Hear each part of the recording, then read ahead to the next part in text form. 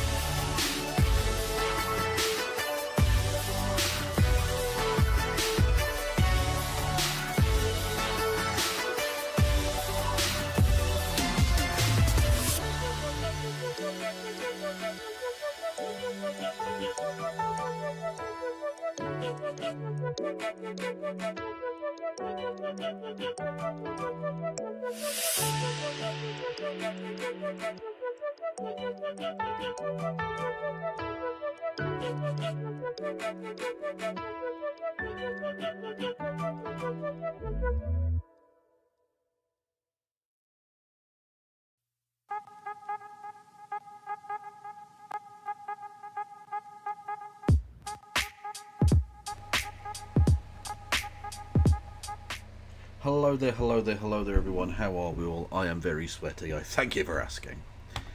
Hopefully, you're having a good day, morning, afternoon, evening. I don't even know what time it is anywhere in the fucking world, except right here, right now, where it's 11 p.m. I'm starting super late tonight for a couple of reasons.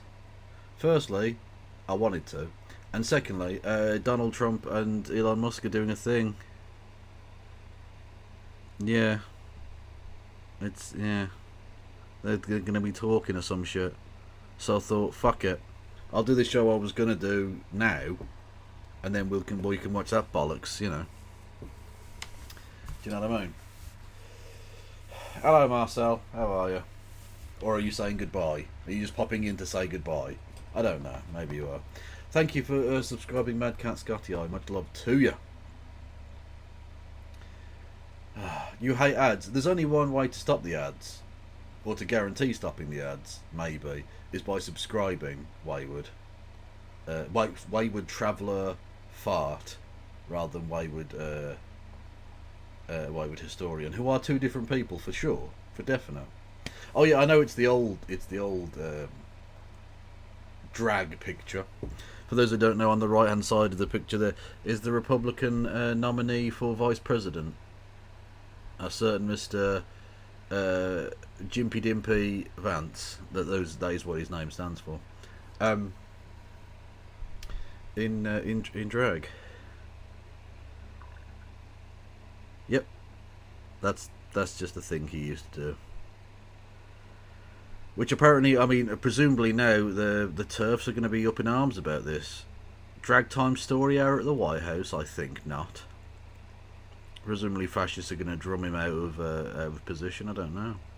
Did they do any vetting on this guy? Did they do any vetting whatsoever? I doubt it. Anyway. If you wanted to. When is this shit interview scheduled to start? In about 2 hours. But Donald Trump is always late, so it'll probably be 2.5 hours to 3 hours, I imagine. Anyway.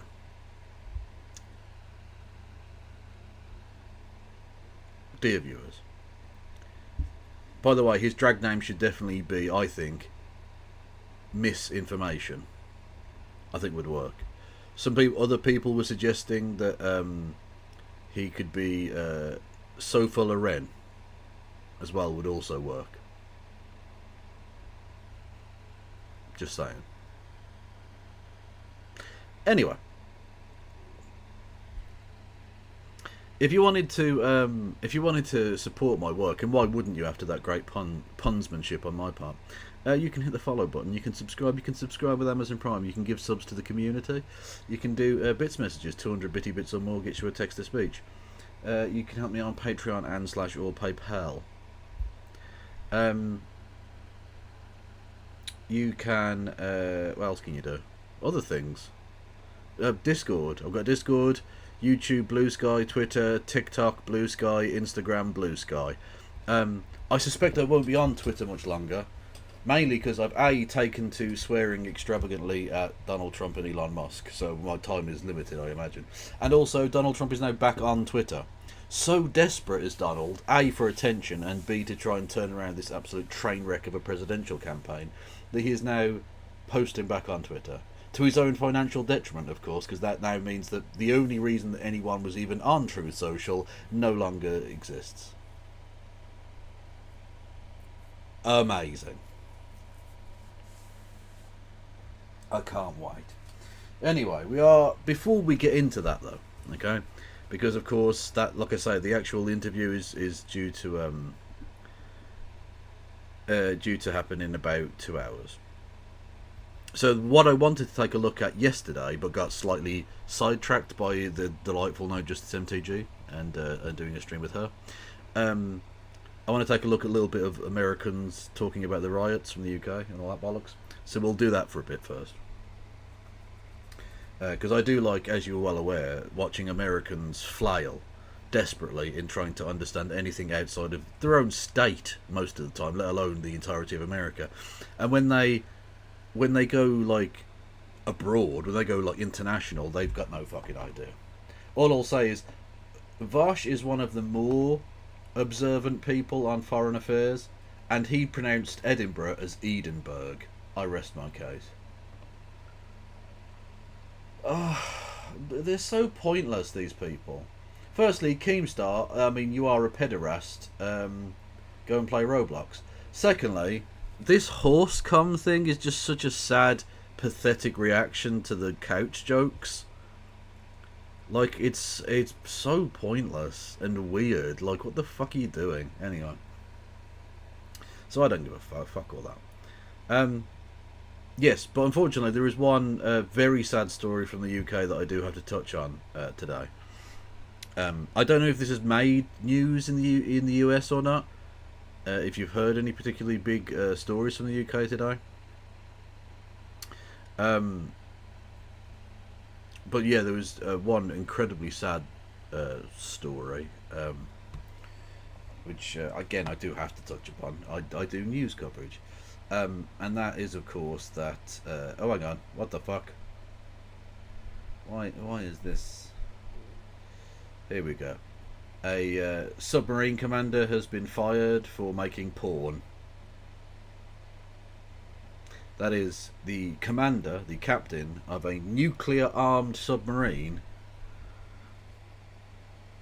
was making smutty films, possibly on board, and has been fired for that activity. That is the big story of the. Apparently, yes, they were making pornographic material on a submarine. It is not a meme. I assure you, that is a real story of a real event that did happen in the UK. We are a serious country. We are as the title of that would suggest, we are a nuclear-armed power. For those who don't know, right? Britain has 4 nuclear submarines. That means 4 submarines that have nuclear weaponry on board, at least one of which is patrolling the high seas at any given time. On aboard one of those, the captain, who literally has the lives of millions of people at his tips, because literally, if he wanted to go mental and fire off all of the nukes, he could kill millions of people. He has that power in his hands. But what he also had in his hand was his cock. And I can't help but feel that, you know, is there an aphrodisiac quality to that kind of power? I imagine there must be. And this man was fucking below the sea, and I kind of appreciate that actually. If I was running a nuclear submarine, I would also be fucking, for sure.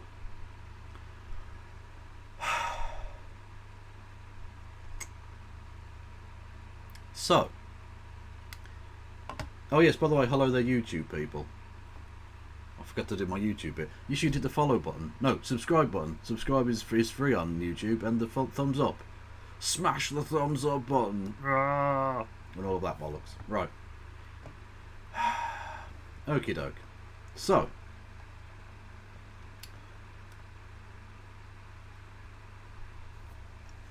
Americans, or I suppose most specifically North Americans, because technically Lawrence Sullivan is Canadian, but whatever. Americans trying to talk about British stuff is amazing, because they, even when they're in the right, they're wrong.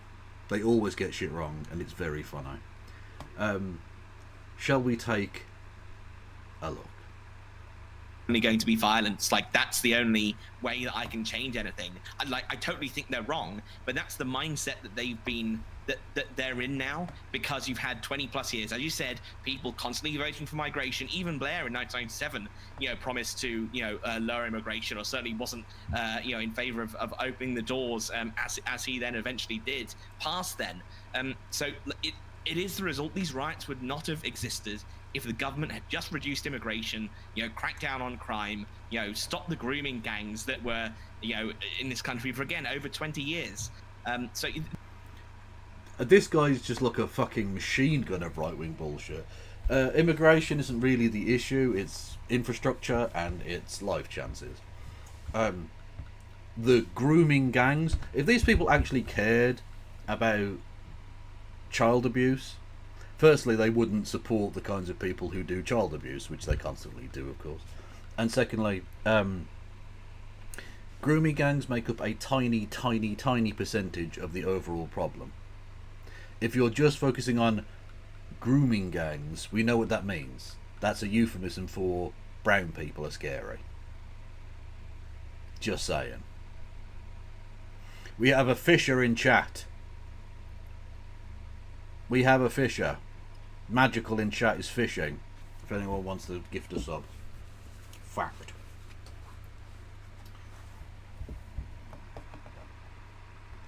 This is all the fault of the government, for sure, and making sure that the people think that they've got no hope. I can't remember who someone said it was the riots, the voice of the unheard, or something along those lines. It was Martin Luther King who said that, and you keep his name out of your mouth, you fucking C word. I think that's pretty accurate to what we're seeing right now on the streets. I think we have just had Destiny join the call. I need to fool around and adjust the video here, and I'm straight booming because it's been a while since I've used OBS. But feel free to say hello, Destiny, and introduce yourself. Wow, hi, what's up? I'm a YouTuber that does politics sometimes. Yeah, everybody has no idea who you are. Yeah. Okay. So, sorry, actually just... Oh yeah, by the way, in case you didn't realise, Joey! Do you remember Joey? Sargon's little gimp. That's him in the top left. With his weird fucking shite beard. Get some help. You should. Thank you, Commie Maybe, for hooking up Magical. Much love. And thank you, Chai to your ex. We are now, dear friends, on a hype train. If we get to level 2 of the hype train, I will finger Joey. Because he's probably into it.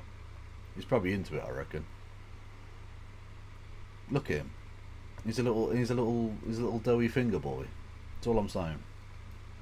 Isn't Destiny a trash fire? Yes, although I suspect he's doing this weird thing where he's now on a kind of leftist tick. He's not. He doesn't really believe anything. He just says contrarian things. Doesn't really matter. Guys, chat. Say hello. I need a moment to figure this out. Hello. So, Too many tech booming. Do we go over the part yet where the starting of these riots was on a fake news event that spread on X yet, or have we not? No, that's not why the riots started. We discussed this at the top of the app. It was because of that. That's completely untrue. Really? He wasn't here for that. Wait, what part of that was untrue? That the riots were started off by a fake news event on X. When did the riots start?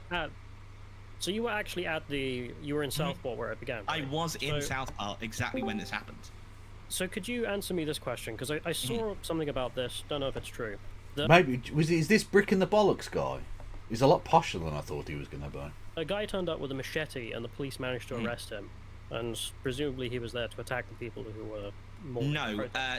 No, Joey, you're an ignorant, racist twat. No, that was another protester, quote unquote. That was another rioter. He just had slightly darker skin than your average rioter. So people went, oh, it's a Muslimic that's come to kill the peaceful protesters. It wasn't. He was arrested with a switchblade, and he was either a white or mixed race guy, but he was on the side of the, on the side of the protesters. Protesters. This has become a good litmus test, everybody, right? If people describe the rioters, the pogrom people, as protesters, that person is fascist scum and can be ignored. If they purposefully go out of their way, not as like a slip of the tongue, but you'll notice he purposefully was going to say something, thought about it, and then said protesters. What they're doing, very ineffectively, is trying to hide their power level. That is a fascist pretending not to be a fascist. It's actually rather embarrassing. Thank you, WYT1, or possibly Whitey. That could also be a thing you've called yourself. I don't know. Thank you for subscribing with Prime. Much love to you.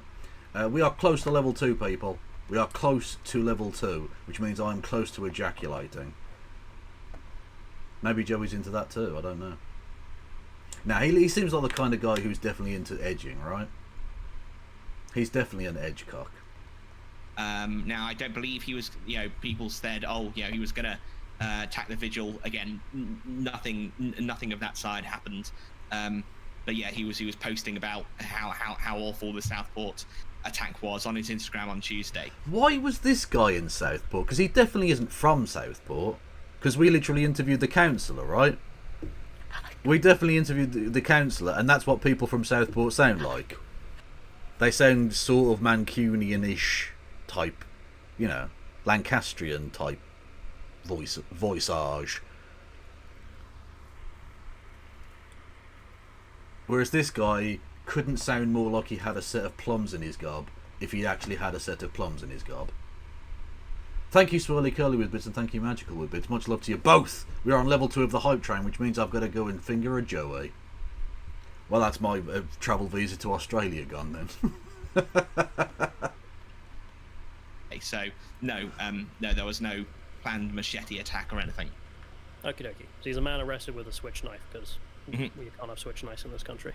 So wait, okay. Basically. Wait. So well, no. It's not just you can't have switchblades, which, by the way, you sort of can't have switchblades unless you have a very specific reason to be having it. Like if you're a tradesman, if you're a craftsman that has a specific need for that, and it's in a locked tool case, you can have it, obviously.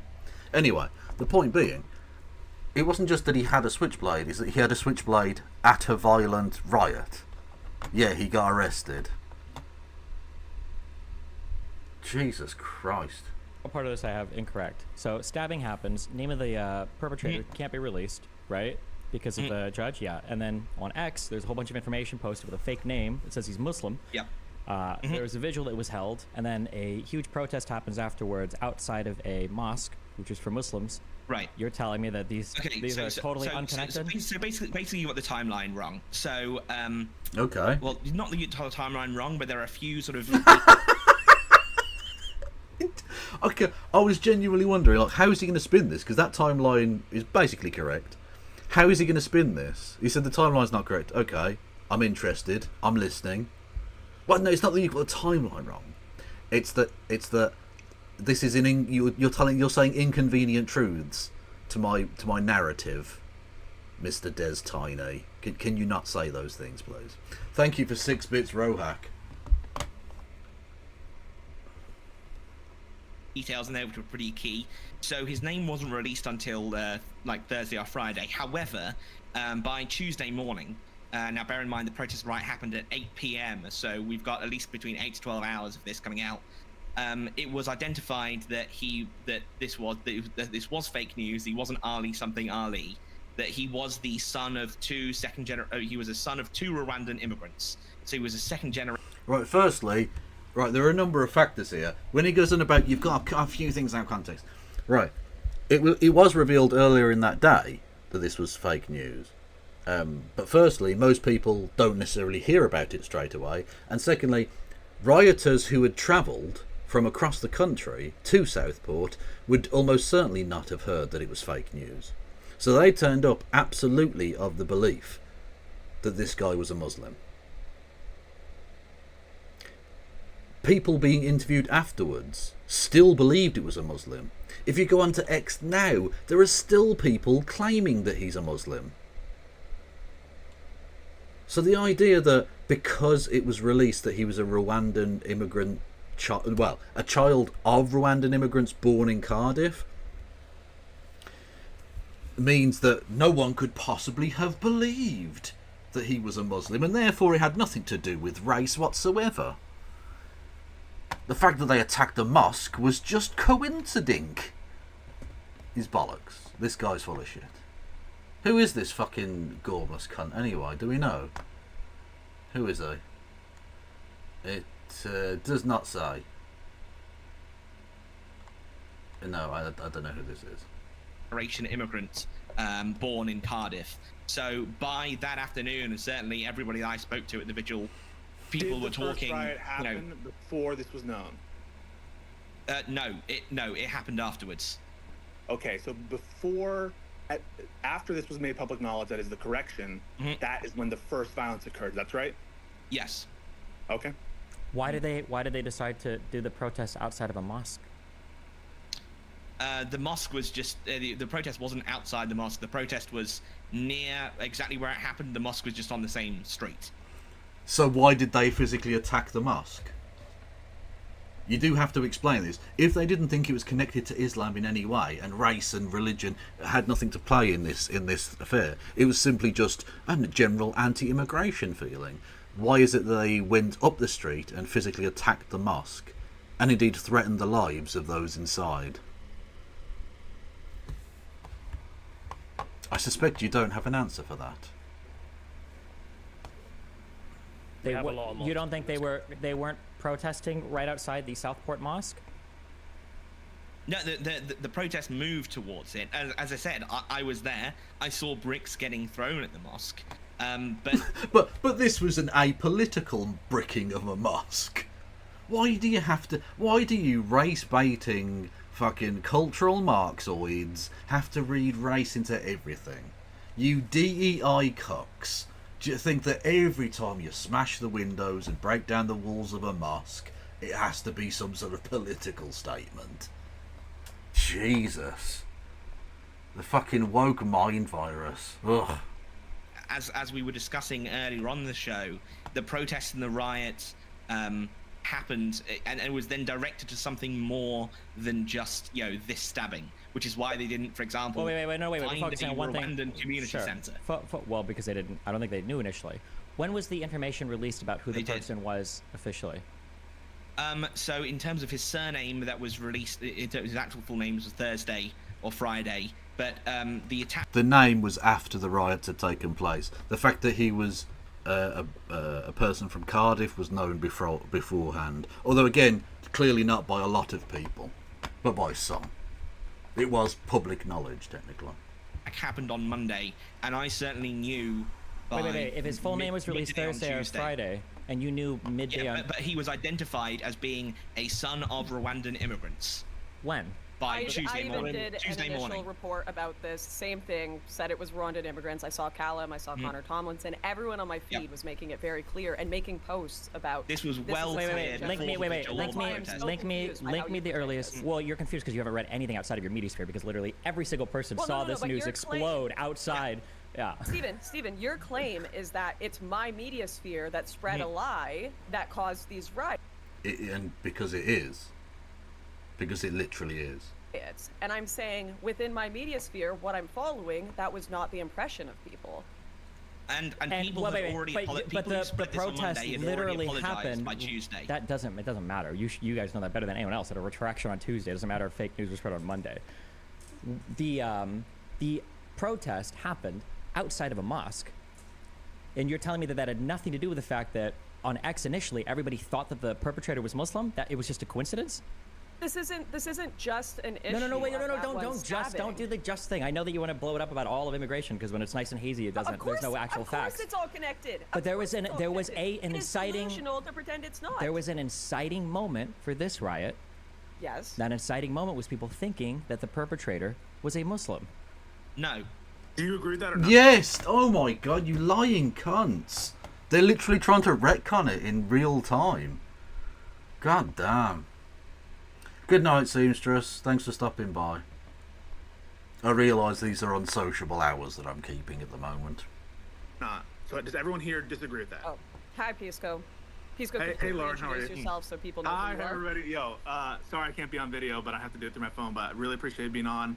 Yeah, I'm a lawyer from America, so happy to discuss these issues. And I know some stuff about immigration in America, so I'm sure the issues in UK are very different. But I try to stay apprised of what's going on there and follow the politics at least somewhat closely. But yeah, thanks for having me on. But my question is, like, does everyone here agree or disagree with what Steven just said, which was the inciting incident of these riots based on a lie related to a Muslim immigrant or not? Well, I No. trust the guy who was there. Yeah, I trust the guy who was So- there, and also what I saw. Wait, What? Hang on, what the fuck? I trust the guy that was there. I've got 10 guys that say that it's something completely different who were there. We literally talked to the fucking councillor. We literally had the councillor on the councillor for the adjoining area, a Southport councillor, Sean Helsel, whoever should go and follow and check out on the various social medias. He's very good. And he said it absolutely was, that they were specifically targeting Muslims. So I don't give a fuck that this one fucking obviously ridiculously biased cunt with no connection to the area travelled there. So it had nothing to do with the Muslimics. We just randomly attacked a mosque. Wait. When you say you trust the guy in there, you understand he has every incentive to lie about it, right? What do you mean? Why would you say you trust the guy? Do you trust all the BLM rioters that were there? Well, that's not even a real statement. I was there to cover Jack it. isn't just trusting the guys there. I've been friends with him for over 10 years, so yeah. All right. Wow! If Lawrence Southern's been a friend with him for 10 years, then he can definitely have no reason to lie about this. He clearly has no bug to bear. He has absolutely no skin in the game when it comes to this. No. Very trustworthy. Very trustworthy. He's a good guy, but Wait. So hold on, just curious, because I don't know his Twitter. If I were to bring up his Twitter account and I were to look, is it going to be filled with wall-to-wall, like far-right anti-immigration stuff, or is it just going to be like, oh, a neutral observer journalist that covers a bunch of different things? Just curious. Jack literally. Okay, then there you go. So then, yeah. So nothing he says, I'm not going to take him. I'm not going to take him at face value because he was there. You can see the videos that I saw. And again, I was also there, and also they literally attacked me for being a journalist afterwards. Who is there? Okay, Jack, So, the question is, what was the inciting incident? Incentive What was to it? not be impressed Yeah. with these people. Yeah. Well, what I was the was inciting literally incident if it wasn't assaulted this? at the riot by them Yeah. for being a journalist. So if anything, I have an incentive to make them look as bad as possible. Jack, what was the inciting incident if it wasn't this lie? Because he was a second generation immigrant, and so therefore What? it's So he wasn't an immigrant then? What? You have a problem with just second generation immigrants? What are you talking about, mate? This is ridiculous. This is ridiculous. connected When to. was the- Well, if it sorry, wasn't for mass what- immigration, he wasn't here. What was? But in this entire. How do you possibly know that? Even if they'd let in one family, it could have been that family. What are you talking about? God, the right wing are such fucking clowns. Event, this series of events, would you agree or would you not agree that it was based on a lie? No. No. No, I don't know. We have all said we don't agree that that's the case. If But you then look at the what protests, else would have started it if not this? so this The, was one the Telegraph report he was a Rwandan immigrant. So what? Do you think your average EDL cunt reads the Daily Telegraph, Joey? Also, Joey, you racist twat. I just want to show you a series that Joey's currently doing. Just in case you were wondering whether he was like a racist or anything, you know. A crazy, delusional racist cunt.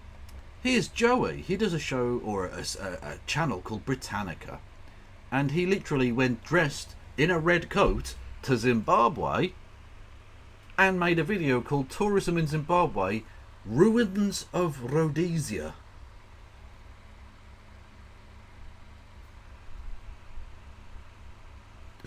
Ruins of Rhodesia. For those who don't know, Rhodesia was the name of the white apartheid state that was now called Zimbabwe when it was that apartheid state. So he's literally saying that the state that currently exists is bad, and the state that used to exist, the racist apartheid state of Rhodesia, was good. Interesting. I'm just putting that out there, just in case you were wondering as to the context of this guy's maybe racial hang-ups. You know.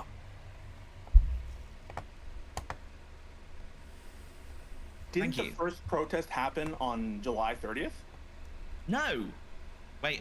Yes. Yes, it did. That's at the time, but that was when this came out. So let me just get the date. So yeah, it was the 29th of July when it actually happened, the attack. Then it was July 30th, which is the next day, at 8 p.m. when the protest happened. But by then, as Callum rightly pointed out, the Telegraph reported that he was the son of Rwandan immigrants.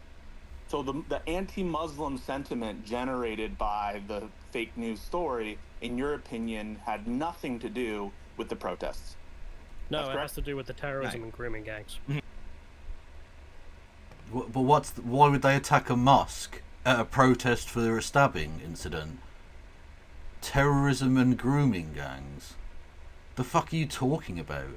Are they schizophrenic rioters now, where they just can't concentrate on anything whatsoever? Why would they attack a mosque at this rally? Grooming gangs, you cunts. Like, I love the fact this guy's going to go about grooming gangs. My man, you know you work with Sargon of Akkad.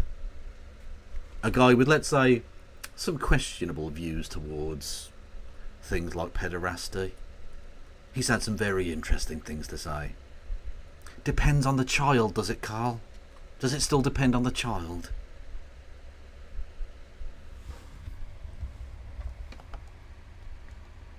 Oh, wait, but those accusations... Hang on. The grooming gangs accusations also relate to anti-Muslim sentiment, correct? Whether rightly or wrongly, wouldn't you agree that the grooming gangs epidemic that you're pointing to relates to Muslim immigrants, primarily? That's the accusation, right? Yeah, so the event is because... Yes, is that yes? But nothing to do with fake news. But does it relate to anti-Muslim? It actually has plenty to do with fake news. They keep massively overinflating the numbers. They keep focusing purely on brown people and not on white people. Surprising that, isn't it?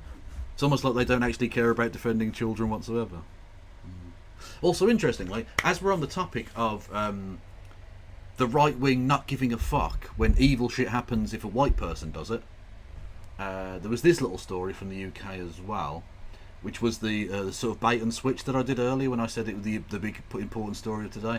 So in Leicester Square, right in the centre of London, the white man you see being arrested there, who I genuinely want to know what was written on his fucking t-shirt, because you can't quite see it. It's very annoying. Anyway, he stabbed a woman and a child in broad daylight in public. And the right wing didn't give a fuck. Especially because the person that stopped them, right, the person that stopped this motherfucker, this evil bastard, was a Muslim guy. I heard a scream, and the moment I saw it, there was one person, roughly around maybe like mid-30s or early 30s, and he was like stabbing a kid. I saw that he was stabbing a kid. I jumped on him, hold the hand in which he wasn't having a knife, and I just put him down on the floor and just hold him and kick the knife away from him. And then a couple of more people joined as well, and we just hold him until the police came. It took like maybe 3 to 4 minutes. Police arrived, and then they just took him into the custody. And the child, just like all my colleagues, they gave him first aid, and in the meanwhile police came as well, and they just gave the first aid. I just saw a kid who was getting stabbed, and I just like tried to save her. You just ran out of the shop and tried to save the child? Yeah, I don't know. It's just, there were how many family members are there, mom. I just saw a kid being attacked, and it's my duty to just save them. Absolute fucking legend. What a hero. What an actual fucking hero. So here you have the exact opposite of what the right wing want to tell you. You have a fucking white evil bastard stabbing 2 people, and a Muslimic immigrant jumping on him and saving those people's lives, because they're both still alive now, at least at the time of recording. They are both still in hospital. I hope they both make full and flourishing recoveries from their injuries. An absolute fucking hero and a legend, called Abdullah. Doesn't really fit their narrative, that one, does it? Doesn't fit their narrative. So I mean, technically they recorded this before this incident took place, but this kind of thing isn't mentioned by the right. They don't want to mention this, because that makes them look like humans, doesn't it? And it doesn't necessarily paint white people in a very good light.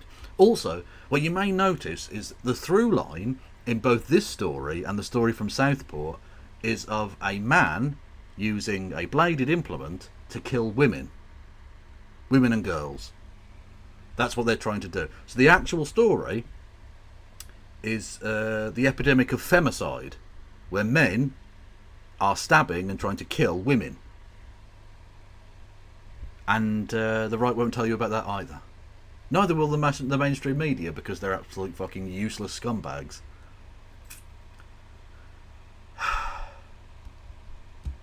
Just saying.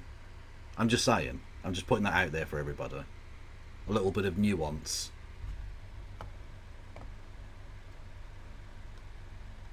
Attitudes. At all. So the event is because he's a son of immigrants. Muslims are also immigrants to the UK. They have engaged in horrific acts. Firstly, most of the Muslims aren't immigrants to the UK. They were born here, Joey. I know as a white person you think you have more claim to it, but if they were born here, they have just as much claim as you. And of course, rape gangs are a much smaller part of the problem than you would like to admit. And you forget to mention that most of the grooming gangs are non-Muslim. Again, what a surprise. These are why these two are connected in these people's eyes, because they're both immigrant groups. So yes, they are against Muslims, but that's because they're foreigners, and the killer was a foreigner, and there's a lot of problems with foreigners in the UK. No. Time out, Joey. He wasn't a foreigner. He was from Cardiff. Because last time I checked was the capital of Wales, which is a part of the United Kingdom. He was a citizen of this country. He wasn't a foreigner. You know who was a foreigner?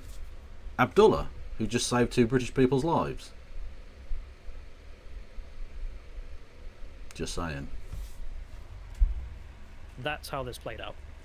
As I said, the protests said the inciting incident for the protests was the stabbing on Southport. But the protests pretty immediately became, and then as they spread across the country, became a wider anti-immigration protest, which is why they attacked a mosque on Tuesday. Oh my god, this fucking twat. What's his name? Sean from, what's he called here? The fucking left centre, ironically, given that he's far right. What's his name?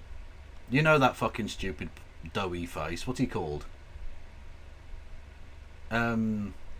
Anyway, it's that guy who doesn't understand American politics, so I have absolutely I cannot wait to hear what this absolute fucking knob, actual justice warrior, that's it, actual justice warrior, yes, fucking loser, absolute loser, Tim Pool's fucking little friend, right? He will not understand anything to do with British politics. He'll just say Muslims bad or trans people bad or something, because that's his entire shtick. Which is why they attacked a corner shop on Tuesday. You know, this is why they've gone after asylum hotels. They've attacked police stations because gone after is an interesting way of torching, isn't it? Gone after. This has become part of a wider anti-immigration protest, and they've gone for all of the things which they see as being part of that wider problem. Yeah. I don't understand how, if you have a problem with like Muslim grooming gangs, why is it that a Christian second-generation immigrant stabbing somebody would cause people to riot outside of a mosque? Could you connect that for me? Because it's all connected. It's all correlated. You have mass Yeah, racist people are idiots, yes. I'm aware of that. immigration occurring, or you have mass Islamization of the UK occurring. Whoa, Islamization, what do you mean by that? Also, Lauren, are you going definitely back on your I'm not far right thing anymore? Because, like, you're definitely doing that, right? You're definitely now just going, the mass Islamization of the UK. What the fuck are you talking about? Whose glasses dude on the right? I don't know. I honestly don't know, but he's a cunt, whoever he is. As a result of mass immigration as well. So protesting outside of mosque is linked to a protest against mass immigration, obviously. And Muslims. Yes, of course. You didn't have a ton of Muslims in the UK pre-mass immigration. No. Okay, wait, but you understand that if you had no Muslims in the UK, this same event would have still happened. Well, yeah, but then they would have targeted something else that was a symbol of foreignness. It just happens to be that... No. So it's, hang on, foreigners. So you're just saying now, no, actually explicitly, yeah, we're just being racist. Yeah. Yeah, it's because they're foreign. We're just attacking them because they're foreign. Is that the only you think it is? Is that is that a problem? Is that the problem there? Yeah. Okay. No, actually, wait. No, you don't believe that. Yeah. This isn't true. That's not true either. Because if you had no Muslims in the UK, you probably had stricter immigration policy, Also much stricter over the years, which probably would have resulted in this family not even being there. Well, aren't these people like literally refugees from? So hang on, whoa. Are you suggesting, Lauren, that no one got stabbed before there were black people here? Because I assure you, they definitely did. There were not huge numbers of either Muslims or black people here in the UK when the Peaky Blinders were a thing. You know that show? That's not like just a made-up thing. That's a thing that really existed. Where in the 1880s and 1890s, because the show is set about 20 years out of date. In the 1880s and 1890s, a group of people from my own neck of the woods here in Birmingham was where it started, used to sew razor blades into the peaks of their caps and run those across the eyes of people who had wronged them in some way, blinding them with the peaks of their caps, hence Peaky Blinders as a nickname. Those were not Muslims, those were not immigrants. They did a lot of fucking horrific violence. Yeah, Jack the Ripper. Although, interestingly, it's thought that Jack the Ripper might actually have been an immigrant. He may well have been a foreigner. One of the main suspects, and the guy I think probably did do it, was actually a Canadian doctor. Ironically, given that it was Lauren Southern here. Yeah, it was possibly a Canadian. So, I'm calling that half French. The French have got to take half of that, I reckon.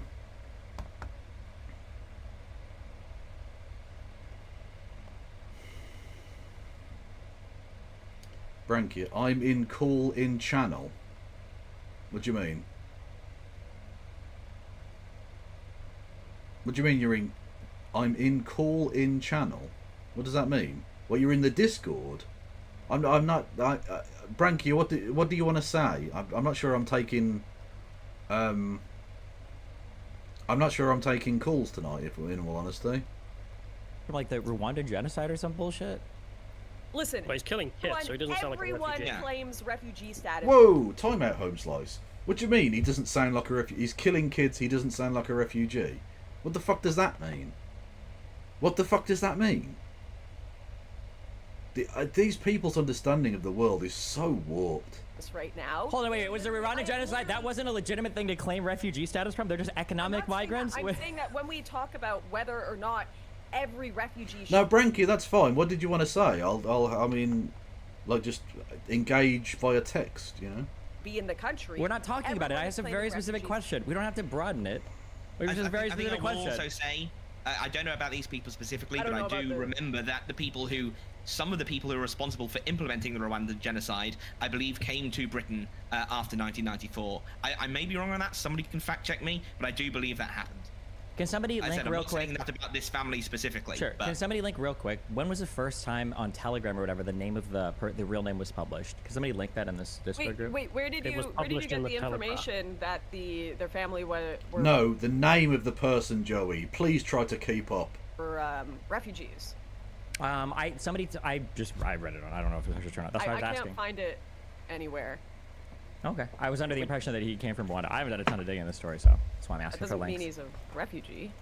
No, but he's not from Rwanda. He's from Cardiff, which is much worse. Honestly, Rwanda needs to take asylum seekers from Cardiff. Well, Newport especially. He's second generation, so he wouldn't be a refugee. Well, doesn't mean his parents were refugees. It doesn't necessarily mean it. That's why I asked. Send it over here if it is, because I can't find it. Maybe it is. Maybe it is. I can't find anything on it. We don't know if he's a Hutu or a Tutsi. Exactly. We do know one thing, right, folks? Wait, but then also real quick, just somebody. I don't know if it's Sarah or Lauren or somebody. Can somebody link the first time in Telegram? I want to see a post on July 30th at Telegram saying that that the guy is not like a Muslim person. Sorry, the Telegraph. Or Telegraph. The Daily Telegraph. Another good on point. July 30th. Another good point from the chat is if they were refugees from the Rwandan genocide, they should have gone home 20 years ago. Why? What do you mean they should have gone home 20? What, is Rwanda perfectly safe now? What does that fucking mean? You're such a racist cunt. Honestly, it's so refreshing to see her just go back to being the real Lauren Southern rather than this fake nonsense of, I'm just a concerned liberal, I'm a centrist, honestly. No, you're a fucking fascist. You always have been, you always will be. You're trash. I mean, don't you resettle? Asylum status, at least in the United States, and I'm sure because the United States has adopted a lot of these foreign treaties, which provide for these procedures in many different countries. It's a pathway to citizenship. Asylum status is you get a green card in the United States, and so just because you're. But hang on, at least in the United States, the United States is very. When we had a bunch of Salvadorians come because of an earthquake, later on they had to get. Can you turn up your mic, Sean? You're very quiet. In the United States, asylum is a pathway to a green card. That's a fact. Not all the time. It's a fact, my friend. It's a fact. Asylum status can get you an adjustment of status, which will give you a green card and give you a pathway to citizenship. Asylum is for persecution, and that will give you a pathway to citizenship in most cases.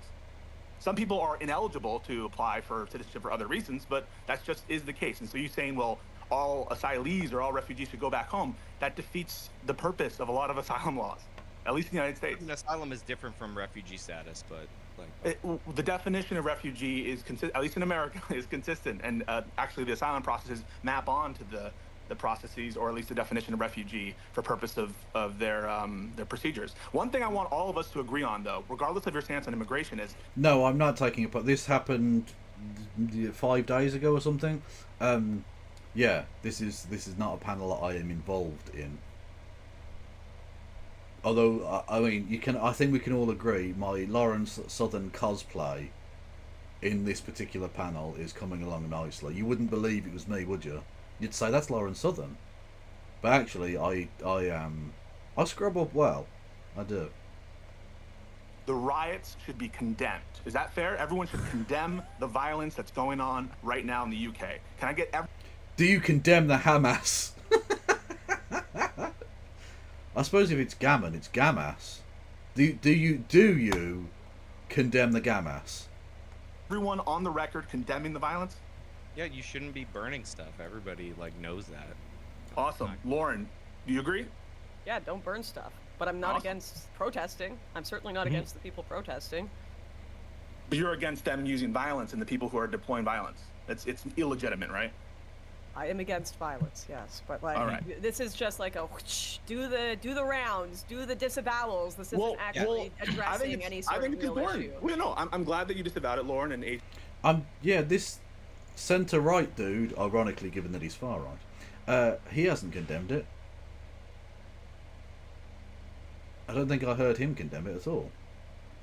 JW, and Callum, you would also disavow this, and Sour Evil Boy, you would also disavow the violence and condemn it. Legally, as British people, we can't support it.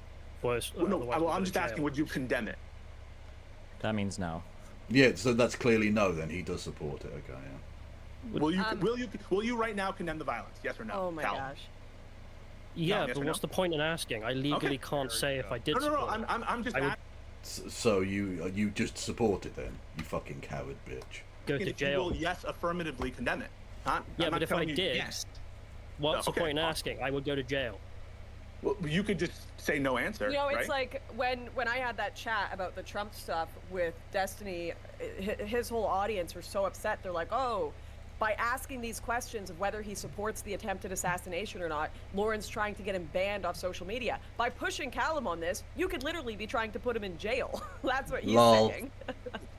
Only if his answer, he doesn't have to give an answer. He could say, I'm not going to answer that question, or that's a stupid question, or, who are you to ask me that kind of thing. There are a lot of ways that he could say, but even beyond if just he disagrees, encouraging he it. literally couldn't. So he's saying it's a pointless question. He couldn't dodge it? He couldn't dodge it. If you had a person on who supported the riots, you can't just sit and dodge the question, because again, they're looking for people to put in jail right now, and we don't have free speech rights. Okay. I mean, I think it would be... Oh, God, they're such little cowards. They're such little bitches. We don't have... Get the fuck, Nick, I'm not playing with all these mutants. They're such cowards, aren't they, these people? Oh, we don't have freedom of speech rights. Oh, no. You little bitch. The thing is, right, he clearly supports the riots. There's no fucking way he... Because if he didn't, he'd just say, no, no, of course not, right? No, I'm not debating Destiny. I'm not debating anyone. I'm watching other people debate. Until I then watch Elon Musk later. Facts. Hello there, No Justice Raiderinos. Everyone go and follow No Ladies Justice. and gentlemen, we got immediately. Victory is ours! I'm Kevin Logan. If you don't know me from No Justice's channel, where the fuck have you been? Honestly. I am the subpar other British person you sometimes hear on that channel, so you know.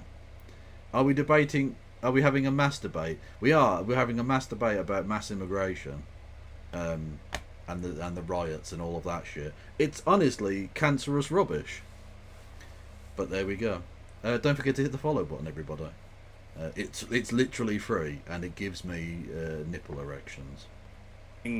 Like, so even I don't if he know, had quite a simple nuanced to dodge. answer on it, Like, no, because maybe he has a nuanced answer on it, which is very possible, where it's like, I condemn this or that, but I support this or that, and that could face jail time, and that's insane. Do you condemn that you could face jail time? I can't answer that question right now. He couldn't say that. He's literally saying that.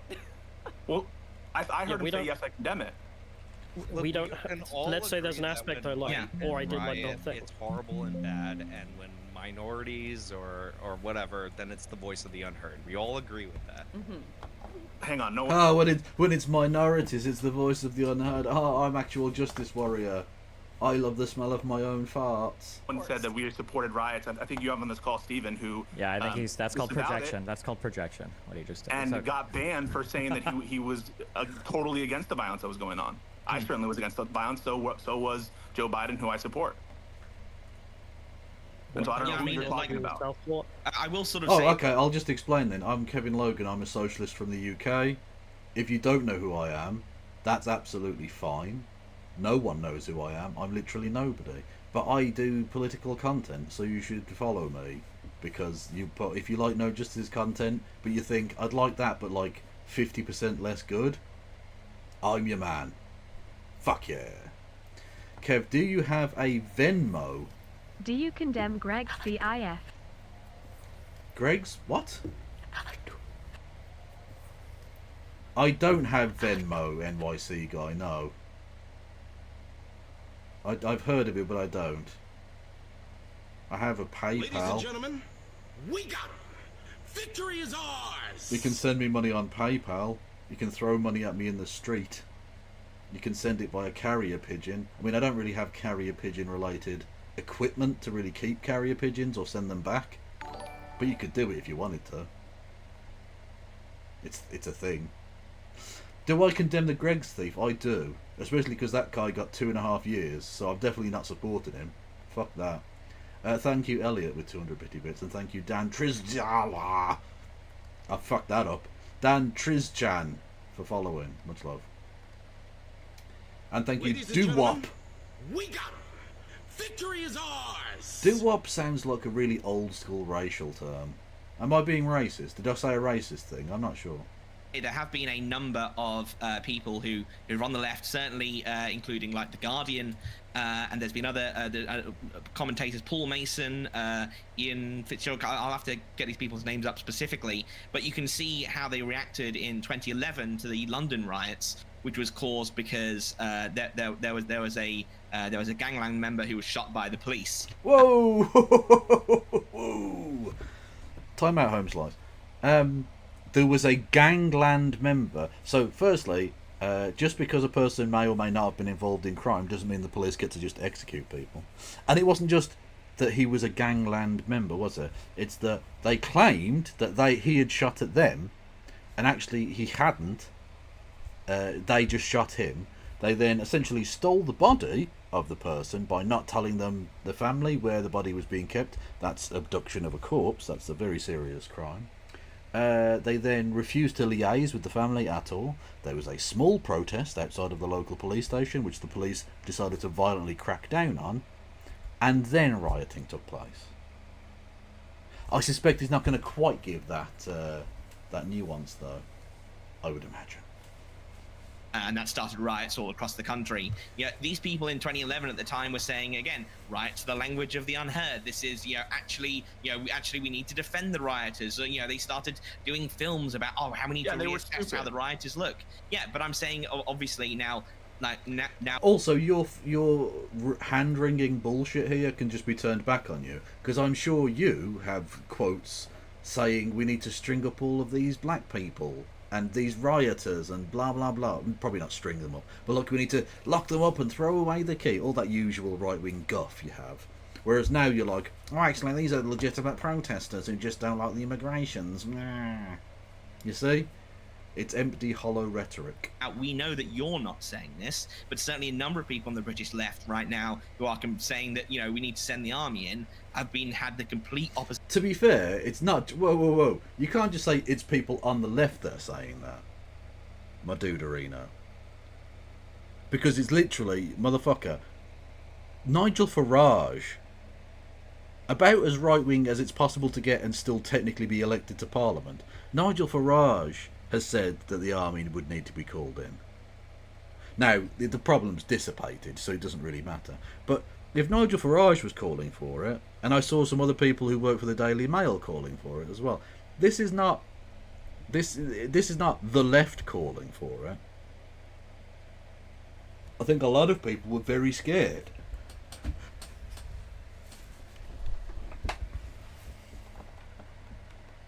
Opposite opinion when it comes to left-wing violence.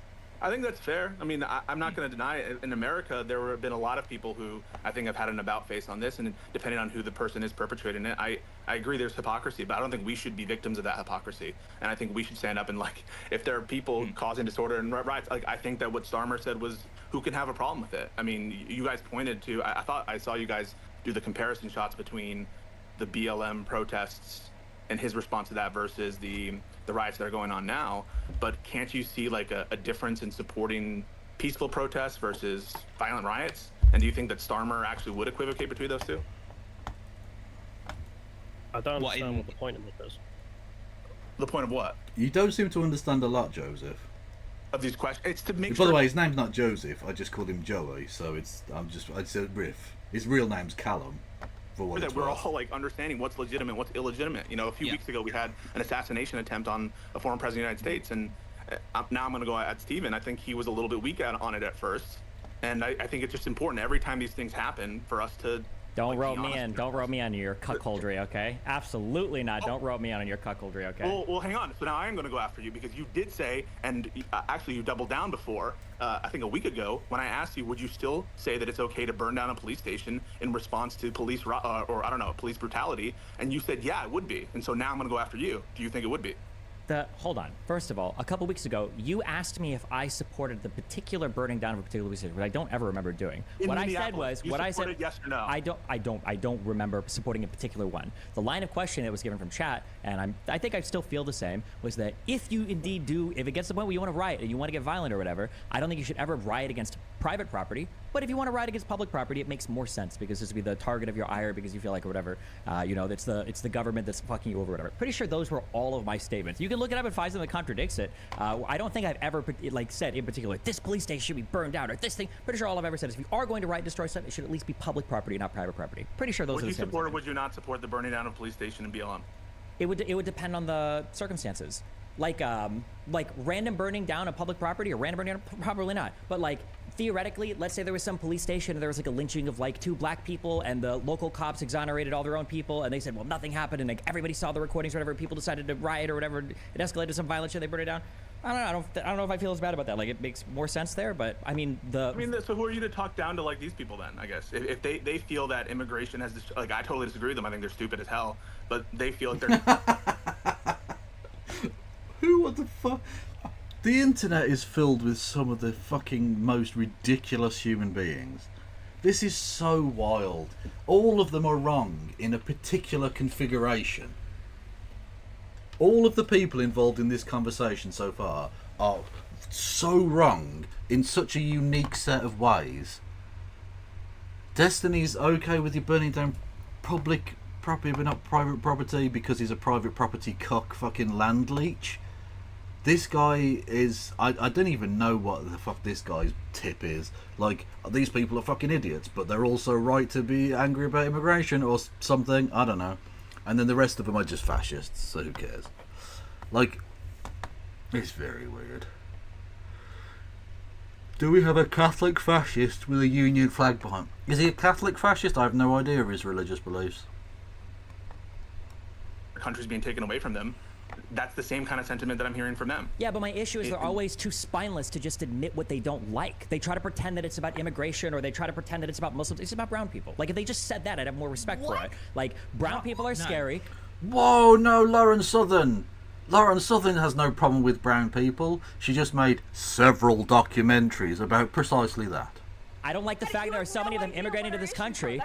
First of all, the article that you linked me says nothing about this person being Christian whatsoever. So it just says that he was originally from Cardiff and that he moved there with Rwandan parents when he was... Oh, my head. My head hurts. My head hurts. My head hurts. Okay, I'm going to have to take my... Cardiff. Cardiff. Cardiff. Cardiff. We're going back. We're going to listen to that again. I need the brain cancer of it. Cardiff. Whatsoever. So it just says that he was originally from Cardiff and that he moved there with Rwandan parents. Cardiff.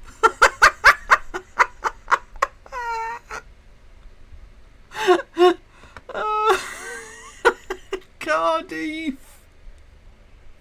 How did you pronounce it that way? That's amazing. Cardiff sounds like a place in the Middle East.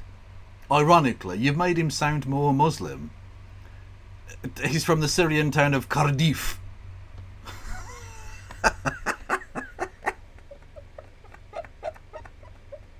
That's better than Edinburgh.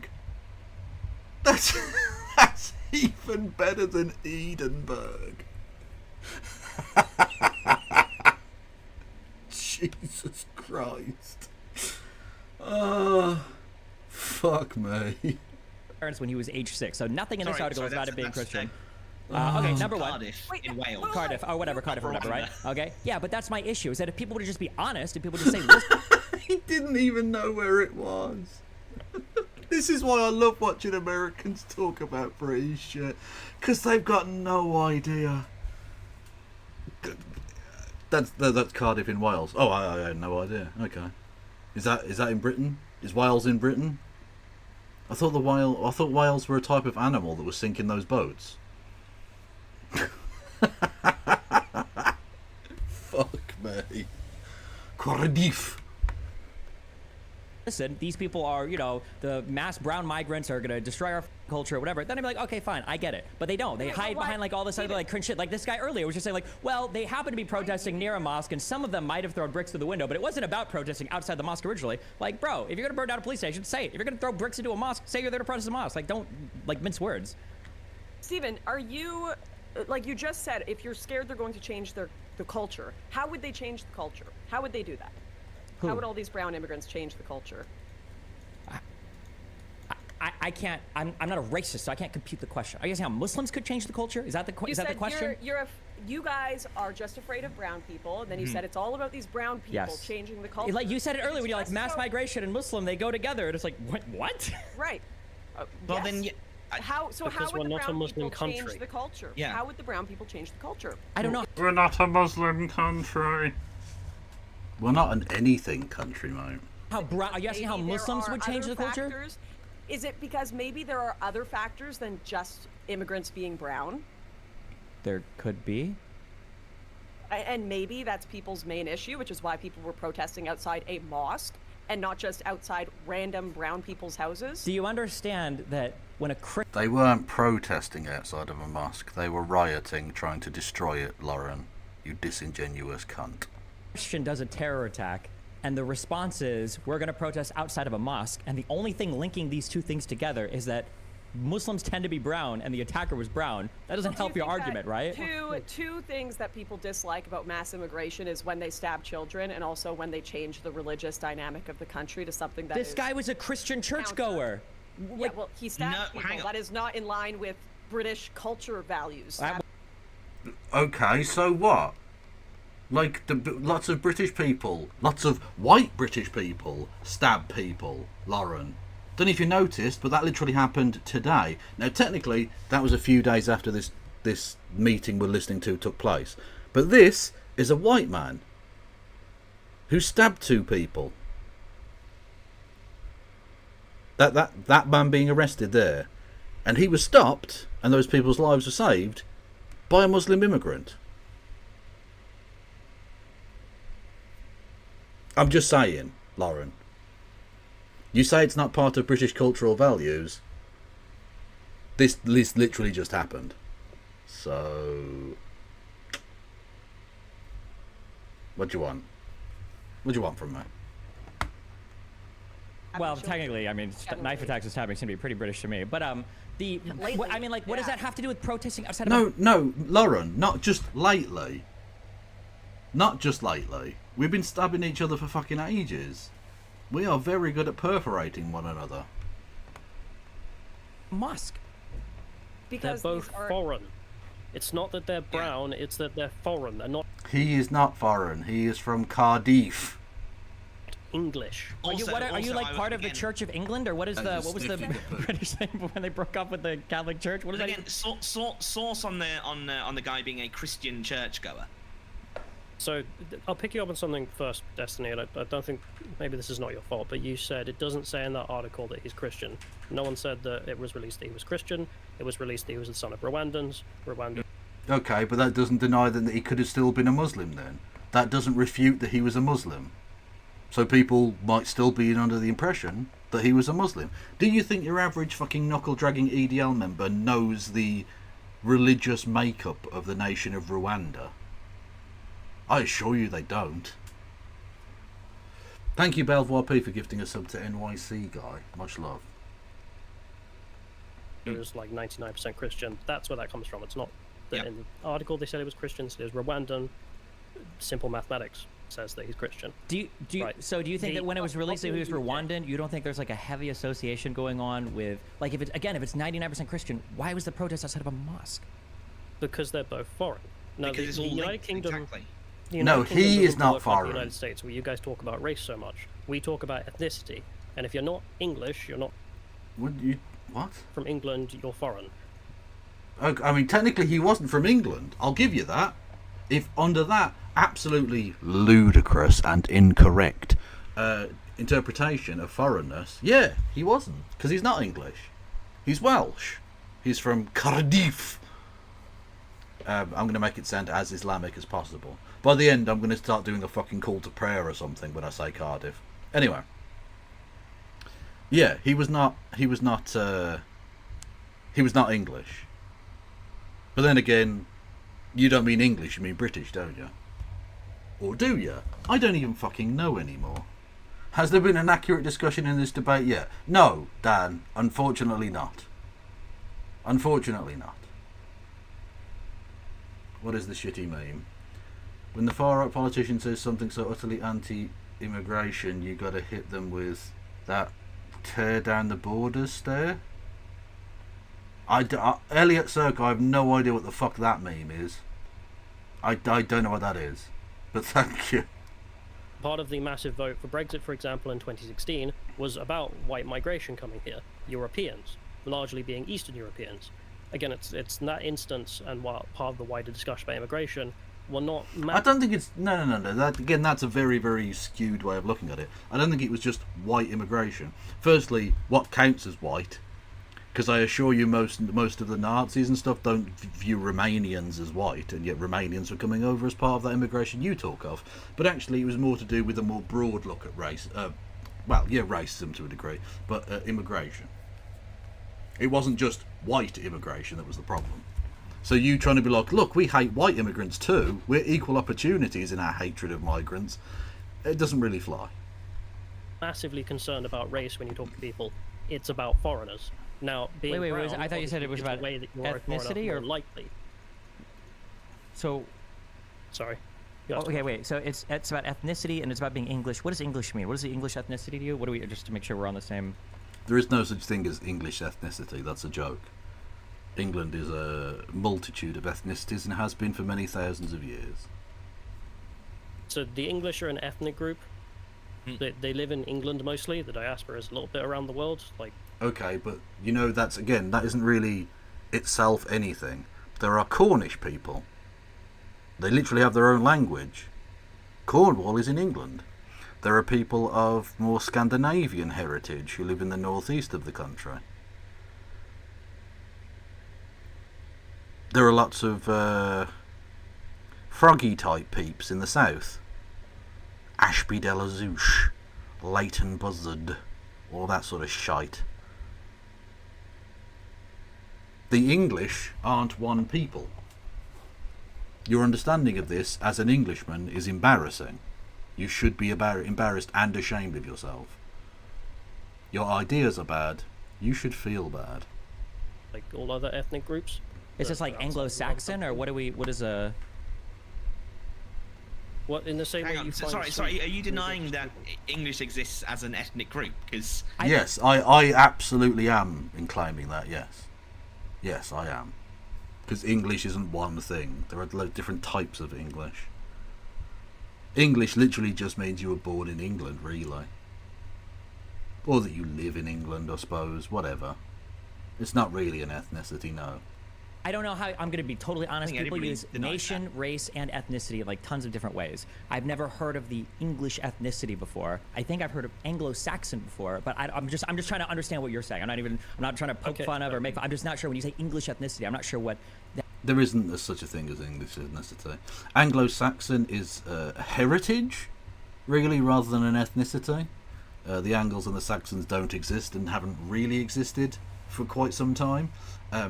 They make up the weird hodgepodge of madness that exists in the UK. Because again, England isn't like some self-defined little thing. When people talk about England, they're often just being racist. They're often just being like weird little Englander pricks. Forgetting, of course, that Wales and Scotland are part of the country. Northern Ireland shouldn't be, but technically it is part of the UK as well, whatever. But let's put that to one side for a second. No offence to the people of Ulster. Anyway. These people are also part of the milieu of the situation. Anyone who talks about the English ethnicity is a fucking joke. Stop it. Get some help. They should, Michael. They should. Thank you, Bilderberg. Much love. 43 months. You are a lunatic. God bless you. That ethnic group, or what you're referring to. I'm just curious if there's like a more particular... Scots are up north. It's not hard. The Irish have their own island. The Welsh are from Wales. This isn't... Yeah. Whoa, the Irish have their own island. You might want to give those counties in the north back then. Just saying. Got the English, Welsh, Scots, and the Irish on this archipelago. So do you guys think that England is Okay, so when you talk about English, Welsh, Irish, or Scottish, do you consider that another ethnic group in the UK? Yeah, I mean, they're all slightly different. Okay, all right, okay. I don't know. I'm just, like I said, I don't know. I love it, right? They're all a little bit different. I love this, right? Because they'll talk about, like, racists will talk about, like, Africa for the Africans, seeing no distinction or difference between the billion types of African there are. You know, the Egyptian is the same as the Ugandan, is the same as a South African, is the same as an Algerian. They're all the same, right? And yet these motherfuckers will split hairs about the difference between, like, a Welsh person and a Scottish person, as if these aren't all just different types of honkoid. These are all just different types of Rits. These are just saltine bitches, all of them, okay? All of them. God damn it. Ethnicity and race, even between Canada and America, I think we use ethnicity and race different. Okay, so are you telling me that when you guys are trying to get the reduction of immigrants coming to the country, do you feel just as strongly about white immigrants, brown immigrants, Catholic immigrants, and Muslim immigrants? So I put in the definition of an ethnic group in the chat if you can. I mean, like as Callum was saying, the Brexit vote in 2016 was driven primarily by, you know, concerns of immigration from the rest of Europe. You know, a lot of people are saying, you know, Poles, Romanians, who were most of the people coming over to the UK. Again, do they count as white? Because the Romanians being considered white would be, I think, news to most people. Certainly Romanians, I think. they're used to the rest of Europe not really considering them to be white. Did they just say that America and Canada are different? I think so. I don't know. Yeah, we can't have these swarthy Swedes. We can only have people from the UK and that one bit of Germany that Benjamin Franklin liked. For work, and obviously it was, you know, people's concern about jobs and wages. Well, of course Romanians are considered white in the US. In the US you'll have to take anyone as white. Because all you whiteoids try and stick together to try and keep the black man down. In Europe we're too busy splitting hairs. I fucking hate people from Wolverhampton and I can fucking walk there. I mean, it would take a while, but I could do it. It's just down the road, and I don't consider them the same species as myself. And yet, you know, most of those fuckers are white as well. Do you know what I mean? And so people were concerned about people coming from Europe who looked, you know, just as white, quote unquote, as you or I. So that's why, you know, that's why. What do I think of the people of Kidderminster? Oh, you can't mention Kidderminster and expect me not to play the fucking pedo finder general. That is a stiff to put. That is an unfortunate timing for that. Fuck me. Thank you. Finder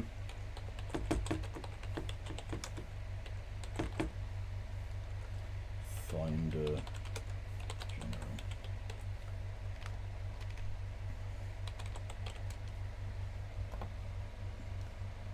Hello, darling. Hang on.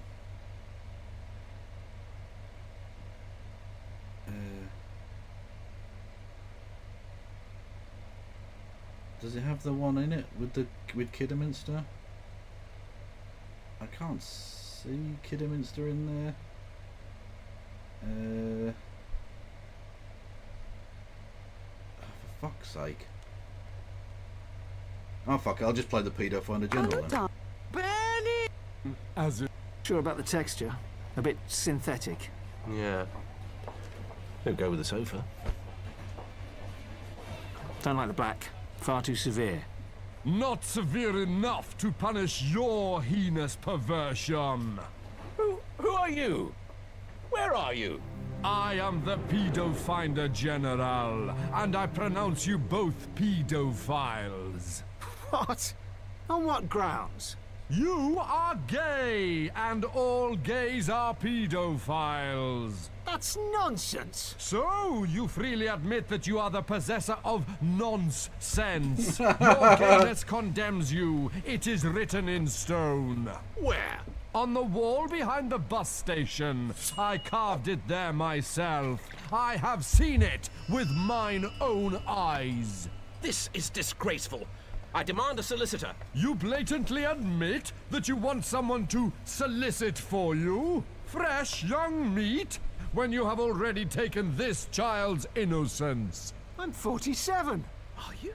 By the powers invested in me by a bloke I met in the pub who knew for definite I find your sort guilty of pedophilia.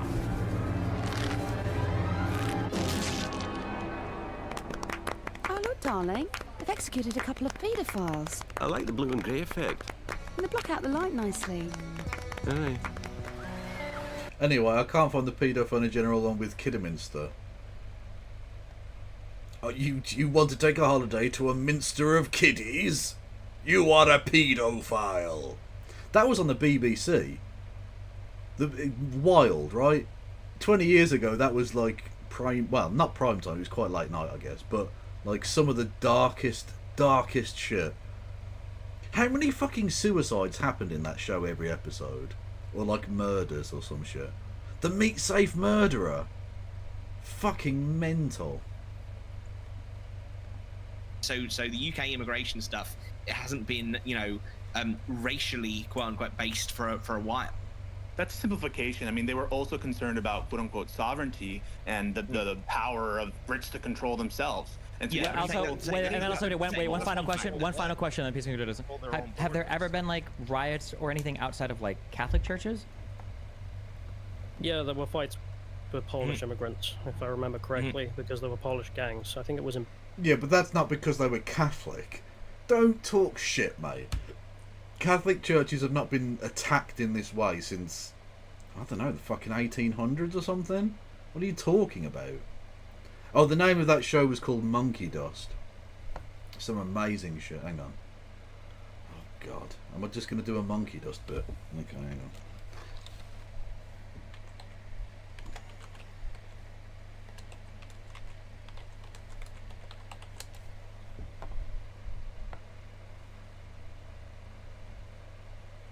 I'm trying to find what bits can I even fucking show.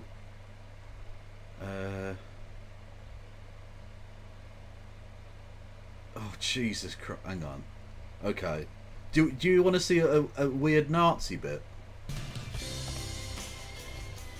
Oh, Grandad, I know you're going to love it here. And after that trouble with your leg, you couldn't stay in the flat anymore.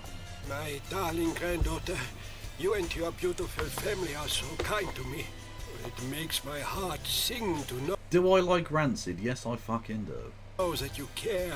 You will visit me, won't you? Oh, yes, Grandad. Every week. We love you, Great-Grandpa. And I love you too, my little munchkins. Shall we go and meet your new friends? Oh, yes, let's. Hello, everybody. I've got a new friend for you. This is Kurt.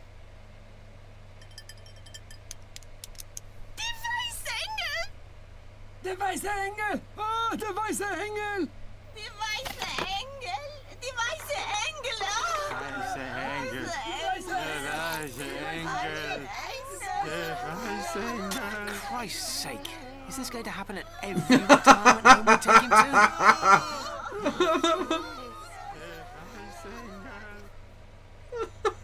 Because he's a Nazi, you say.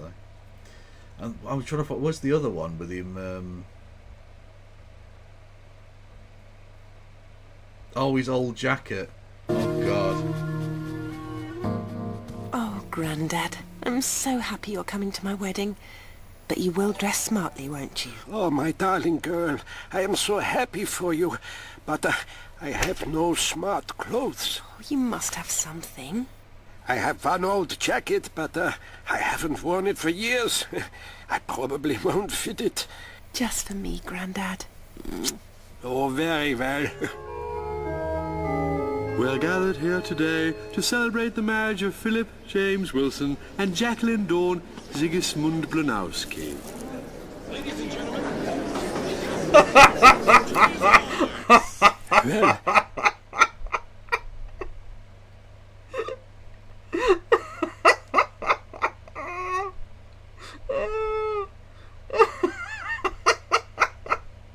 Jesus Christ.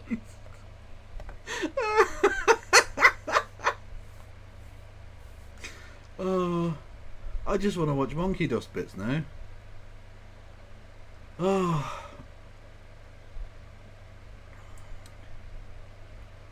Oh. Fucking hell.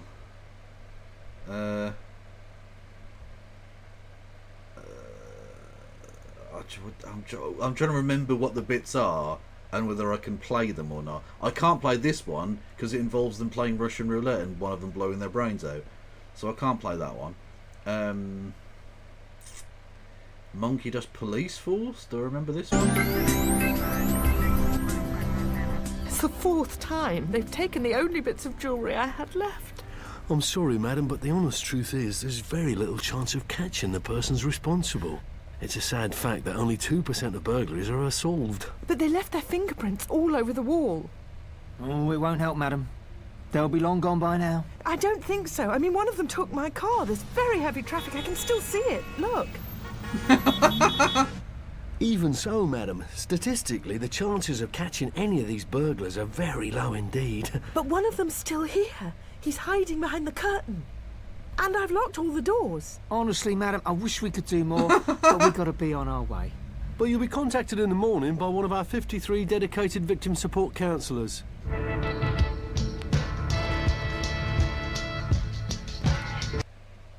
Yeah, that about sums it up, to be honest.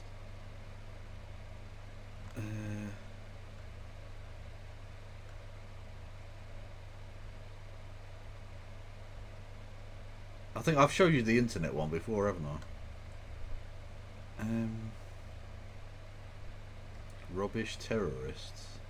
Oh yeah, these lads. That was funny, but I'm not sure I can show you that bit either.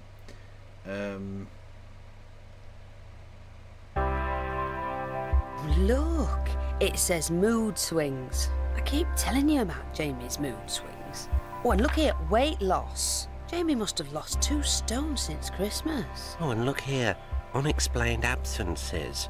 He keeps disappearing with these new friends of his. We've never met them. Do you think Jamie could be on drugs?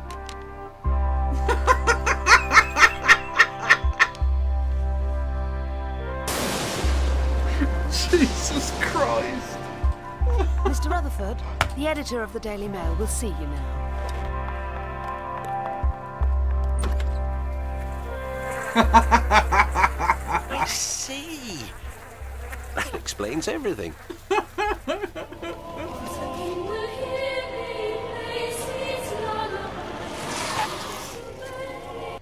Okay, we'll try and find Mr. Hopper. Specifically the meat safe murderer. Meat safe murderer.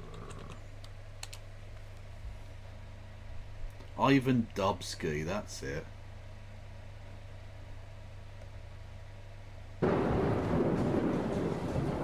Who'd have thought it, Harry?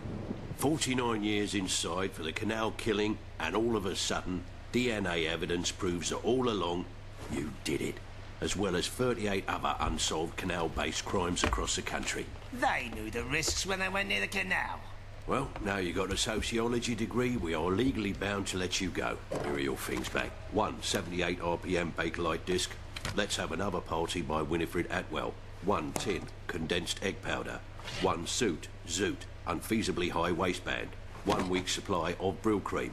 1 hardcore porn mag. Okay, that's me lot screw. I'll be off. Aren't you forgetting something, Harry? It's Mr. Pogo Stick. Blimey, me getaway vehicle. Next. Hello again, Mr. Jennings. Hello, Ivan. Seems after 27 years, you didn't do the meat safe murders after all. 145 RPM record, Puppy Song by David Cassidy. 1 poster, Doctor Who, John Pertwee incarnation. And your space hopper. Ah, see, I told you I never done it. Yes, yes, yes, Ivan. We've heard it all before. Now up you go.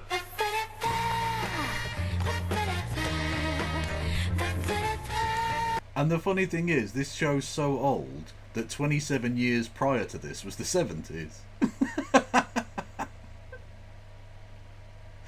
God, I'm old.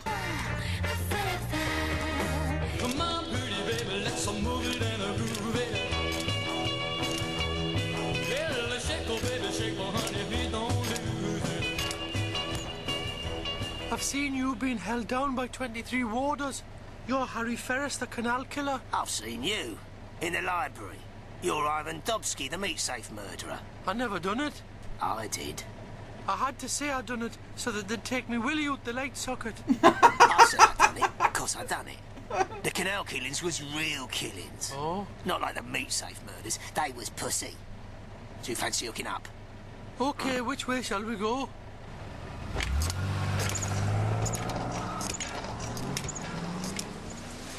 It's nice here.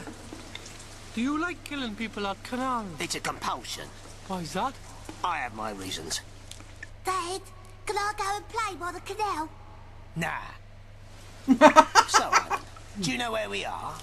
Oh, yes, Harry. At the canal. And do you know who I am? Oh, aye. You are the canal killer. So, do the arithmetic, son.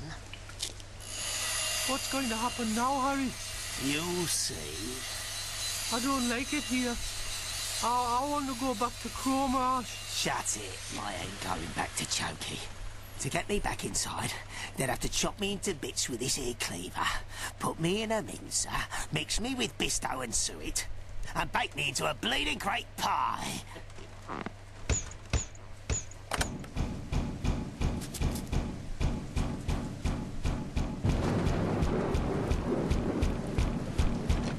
Ivan?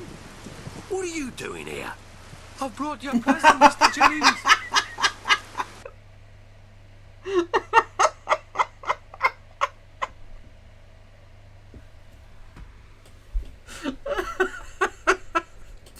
Jesus Christ. Oh, what a TV show. That show was called Monkey Dust. It was the most mental thing that's ever been on TV, and I love it dearly. Oh, fuck me sideways. Yeah, wholesome, family entertainment. Boston. Can you make me a story about like a vandalization or something of like a Catholic church has happened in the last 2 years? I'm just curious. I'd like to see it. You have to go and find it because it was that's about 10 years ago. We're talking now. Yeah, he was also a real suit. Yeah. That's the joke. Is that in each episode you see him get released, and he goes, "I didn't do it," and then he ends up killing people because he's fucking mental. But the discussion isn't about. Look, he might not have done the original murder because one of the jokes is he has to say he'll say "Oh, I had to say I did it so that they'd stop torturing me," that sort of thing. So they clearly tortured a confession out of him for the initial thing, and then, but now he's actually fucking mental and kills people. Is it white or black is our point. And it's obvious that if you're a different skin tone, it gives away more likely that you're a foreigner or descendant of foreigners. That's just how things work. But the idea that it's not about all foreigners is not untrue. The problem specifically. So you are just racist, awesome. With certain communities like Muslims is that their crimes are a lot worse than Poles. So as a friend mentioned. Are they? What? Yeah. The concern with Eastern European migration was wages, jobs, housing, things like this. But when it comes to people from Pakistan, it's about the fucked up views they have about age of consent, for example. The crimes. You should talk to your employer, Carl Benjamin, about that. Are much worse in that particular community, and therefore that's what's caused these tensions. Do you think they should be deported? Yeah, we have a Pakistani rapist who's been here for 9 years after. Do you believe that they should en masse be deported? Yeah. Okay. Okay, because so you're just a racist, cool. You believe so en masse? You believe? Hang on, they're rapists. What? So all Pakistanis are rapists? Is your point? Yeah, you're just a bigot, mate. Pakistani UK citizens should be thrown out of the country. Is that right? I was talking about rapists. No, but just in general, non-rapists. Well, my position is that if they don't have citizenship, we should let their visas expire and not issue renewals of visas or new visas because we have too many immigrants. Should UK citizens who have Pakistani heritage, should they be removed from the country? If they have UK citizenship, you can't legally do it. I'm not asking if you can legally do it. I'm asking, should they be? Should they make it legal to do so? Parliament can make it legal to do so. I suppose they could make it legal to do so. They shouldn't. Should they? Yes or no? I just said they shouldn't. Why not? Oh my god, you are honestly the Rizless fucking king. You're the king of absolute fucking boredom, mate. Jesus Christ. Like, usually racism... Isn't racism supposed to be at least entertaining? You're a boring racist. It's very annoying. Because it would cause chaos and we don't need it. But don't you agree that they're destroying the character of the UK? They're not English. So the problem we have in the UK is the large numbers of people who are coming in. As Lawrence pointed out, Luton, for example, the reason it's changed so much is not because you have 10 guys who turn up who are foreign. It's because you have thousands. Sure, this would reduce a lot of the numbers, right? If you, let's say 80% of them, you get 80% out. Wouldn't you agree with that? The problem we have is people who have come since 1997. It's a very short period of time. Oh, just since Labour? Okay, cool, yeah. Clearly not a political thing at all. About 10 million people. And if you just not allow them to renew their visas or issue new visas for new people coming in, those numbers will get back to levels in 1997. We didn't have these problems in 1997, so we will return to that time in regards to race relations. I'm sorry, is this Pisco talking right now? Yeah, sorry. Okay, who's got the loading screen on? That's Loner Box. He's also... Well, tell him to... Okay, can you shut off your video if it's just going to be that little loading thing? Yeah, dipshit. But I turned it off. It's not off. Yeah, Click the turn off button, dumbass. Alright, give me a minute.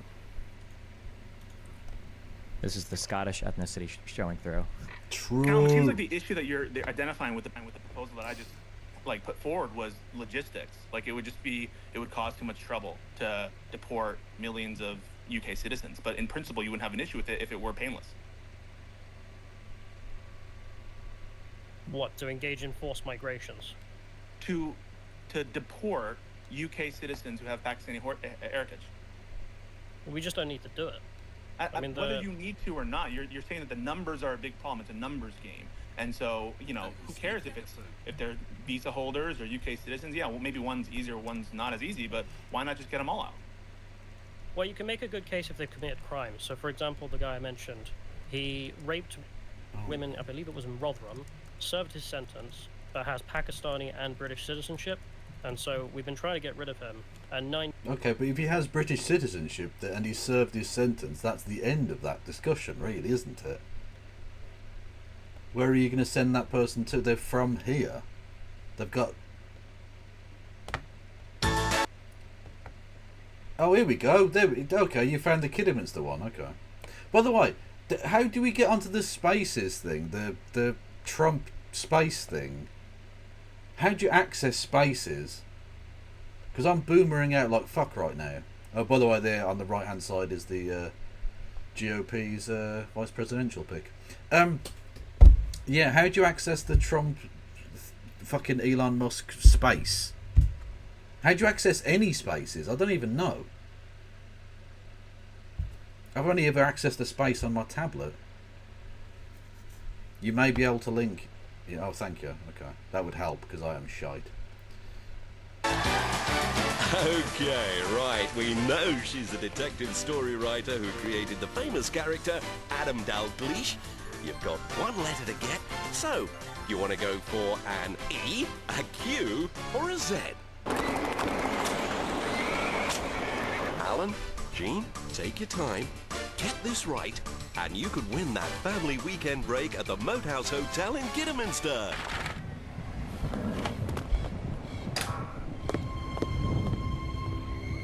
Good, sir. Do you have a... Oh, Jesus, I was all... E, Q, or Z? You've chosen Z. But don't worry, if you get it wrong, you've still got 2 more chances. What's going on? Who are you? Why interrupting my show? I am the Pedo Finder General. Mother Mary, protect us. I've done nothing.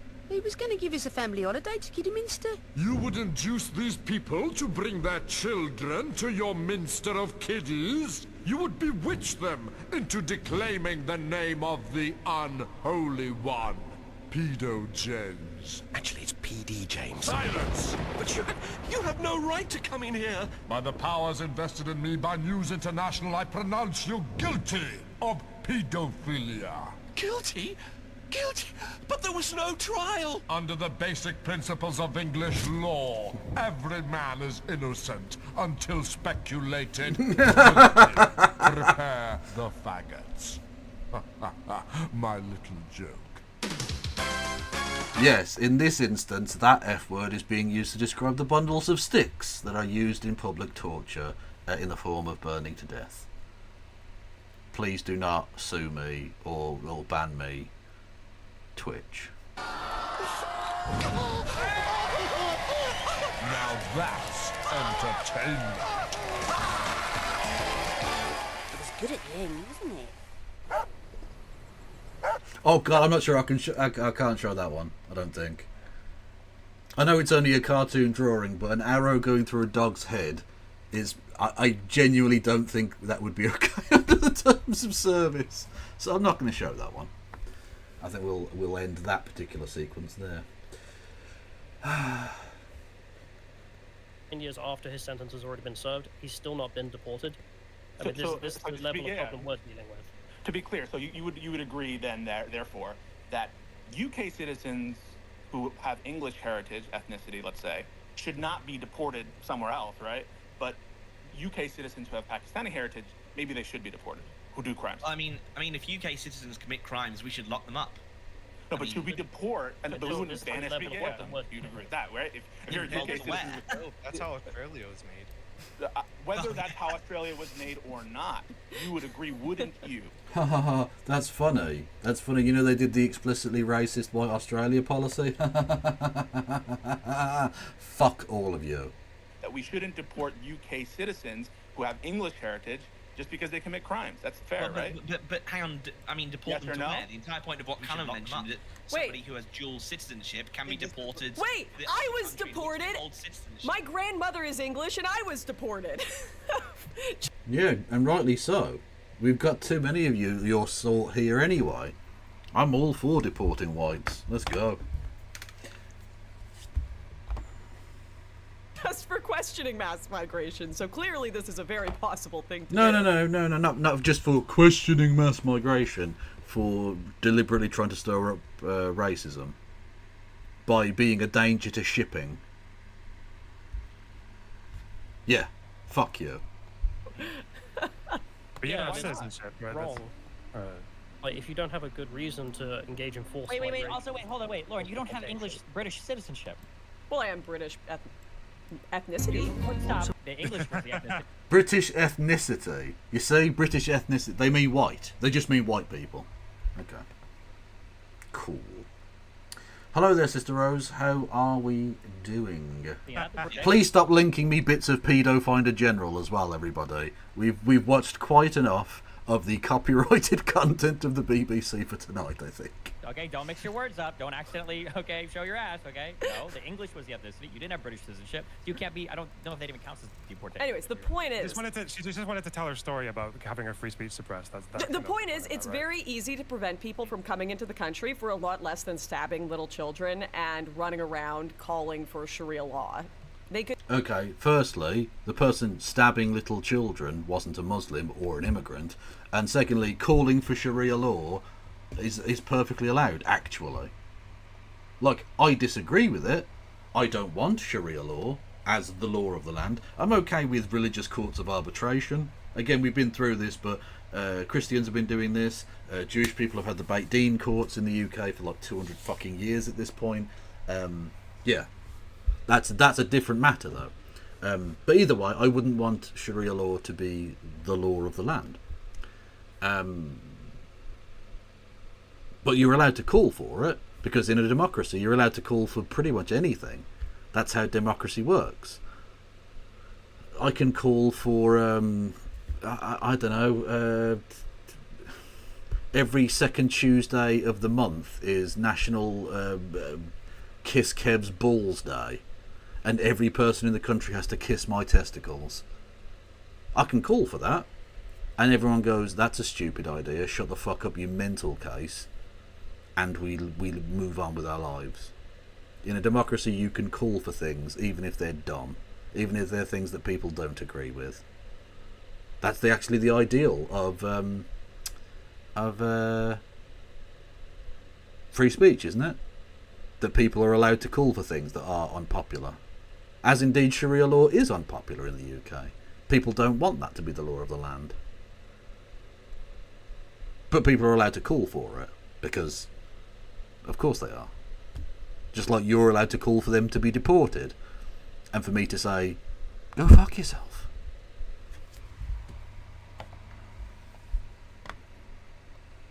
Good name for a Muslim drag queen, Sharia law. That's true, actually.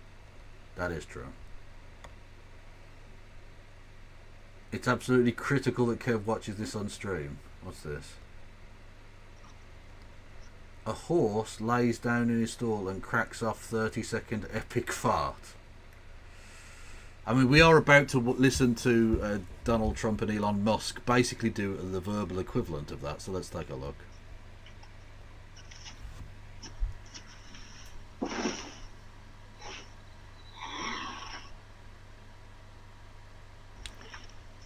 It's not going to fart right in that other horse's face, is it?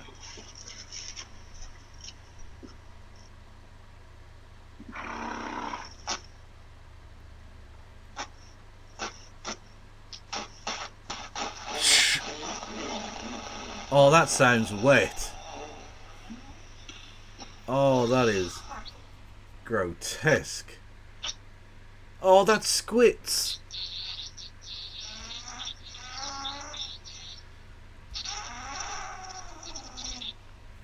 It sounds like the noise a bee would make if it was ejaculating.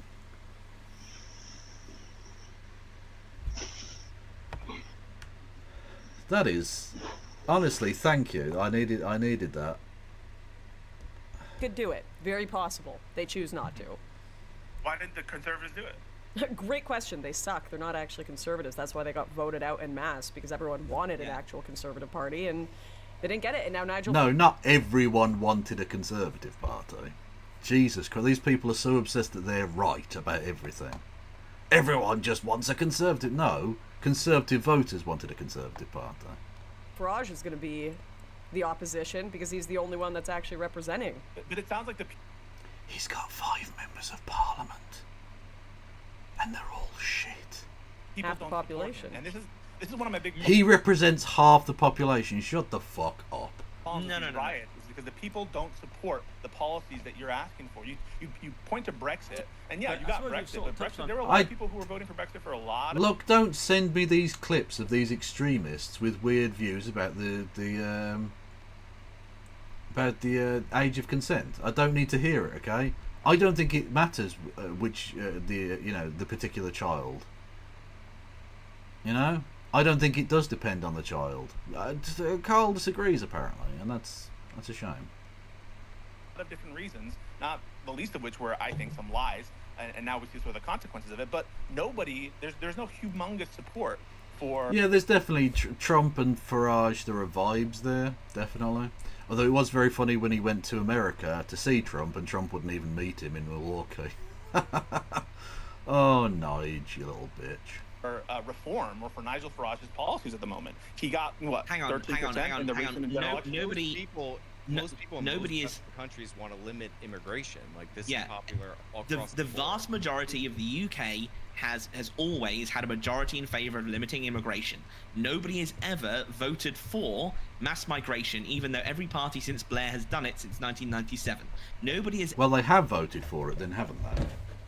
If you know what you're getting and you continue to vote for the same fucking political parties, you basically are voting for that. None of them are have the balls to put it in a manifesto. That is true. They have consistently lied to the British public, but the British public have consistently voted for these political parties. So actually, yes, they have voted for it. Ever voted in favour of opening the doors to the rest of the world? What is the policy of mass Every migration? single time. Open the doors. Motherfucker, we already had 2 more people die in the fucking channel this week. Again, I think that technically happened after this conversation took place, but the basic point stands. We've had loads and loads of people dying because we don't have open doors. We literally have closed fucking doors. Why do you think they are coming here in boats if the doors are open? Every single time a party's won an election since 1997, they have won it on a pledge to reduce migration, or at least, crack down on border security. So the people have overwhelmingly voted for literally my entire lifetime, to shut down migration. And I know you said Brexit was built on some lies. Not shut down migration, to reduce migration. But again, the primary factor driving Brexit was concerns over immigration. That was the #1 thing. There was also the fact that people are dirt poor and will vote for anything that would fuck the system up. Immigration was a factor, no doubt about it. Why people voted Brexit, which is why you saw in various polls, as Boris got in power in 2019, immigration drop as kind of savings because they thought, oh, Brexit is now fixing it, but now immigration now popped up on people's issues again because Boris, ironically, with the Conservatives over the past 5 years, has let in even more migrants than Blair did, almost during his entire period. People have been talking about the Boris wave and the amount of new migrants who've come in literally just over the past 4 or 5 years. Carl claims that Eastern Europeans infiltrated the Labour Party in the 60s and got Harold Wilson to abolish the death penalty. That sounds like a parody or something he'd claim, but he actually says that. Jesus Christ. How many Eastern Europeans does he think were members of Parliament under fucking Harold Wilson? Jesus Christ. He's too far gone at this point. I don't care. You paint it as an all or nothing, but it's not like that. People want immigration to some extent, but not other extents. Just like people want taxes to some extent, but not the full extent. And so you painting it as, well, people are in favor of limiting immigration. Yeah, that's true. Here in America, we have a Democrat and Republican Party who are both running on limiting immigration more. That's true. But no one is proposing things like what Callum is proposing, where we're just getting rid of all of our visa programs. The most that we've done is close down the customs union, right? But no one is talking about the kind of policies I think that you guys are proposing. So the Conservative Just so you Party know as won well, on- just so you know as well, like the Labour Party did not run on tens of thousands net migration or capping or anything like that, and they got the biggest landslide since the 1800s, right? They got the biggest majority since the 1800s.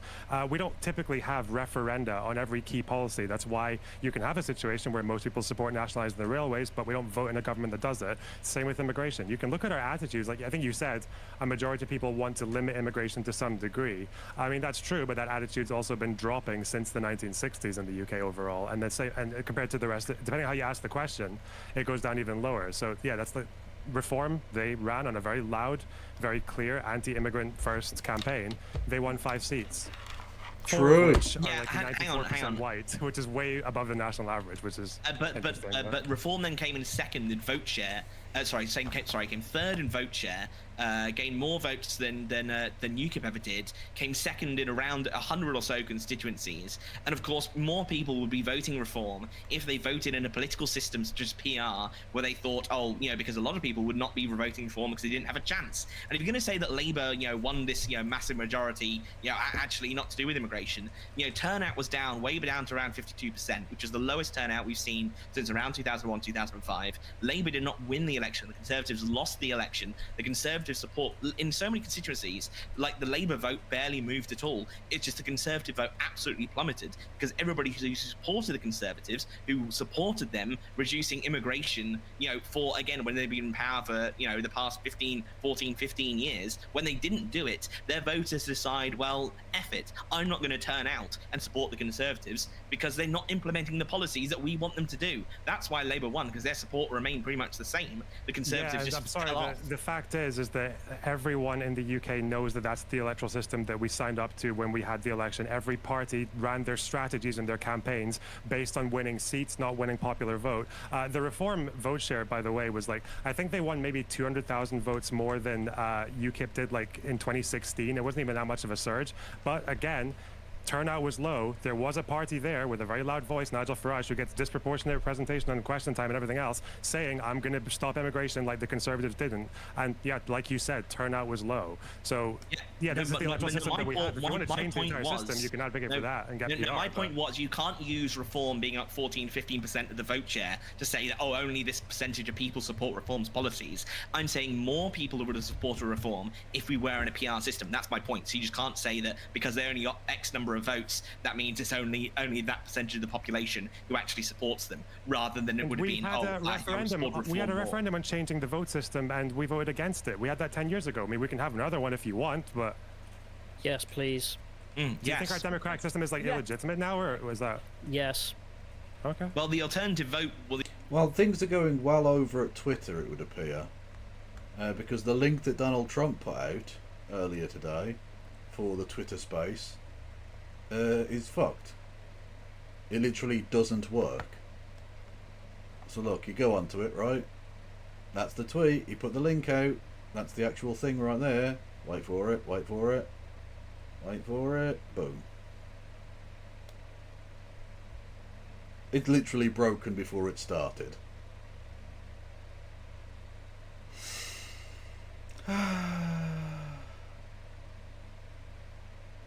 I mean, I at least expected them to try and start before it fucked up.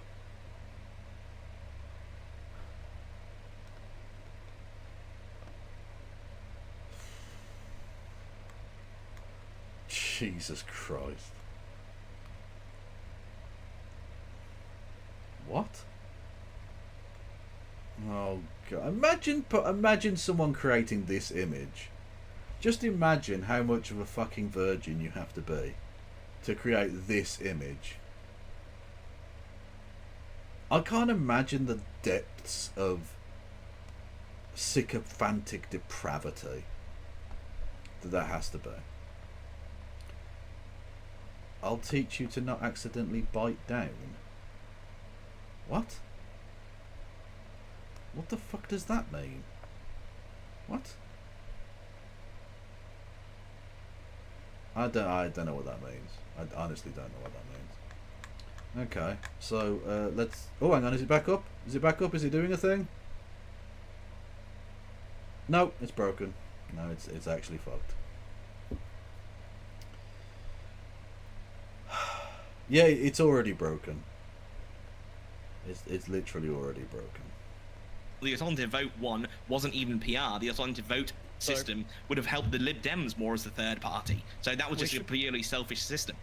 We should probably explain how broken the British system is for the Americans. So you guys get to vote for both of your chambers. You get to vote for the No, you get to vote for people who vote for people who vote for people who vote for people who vote for people.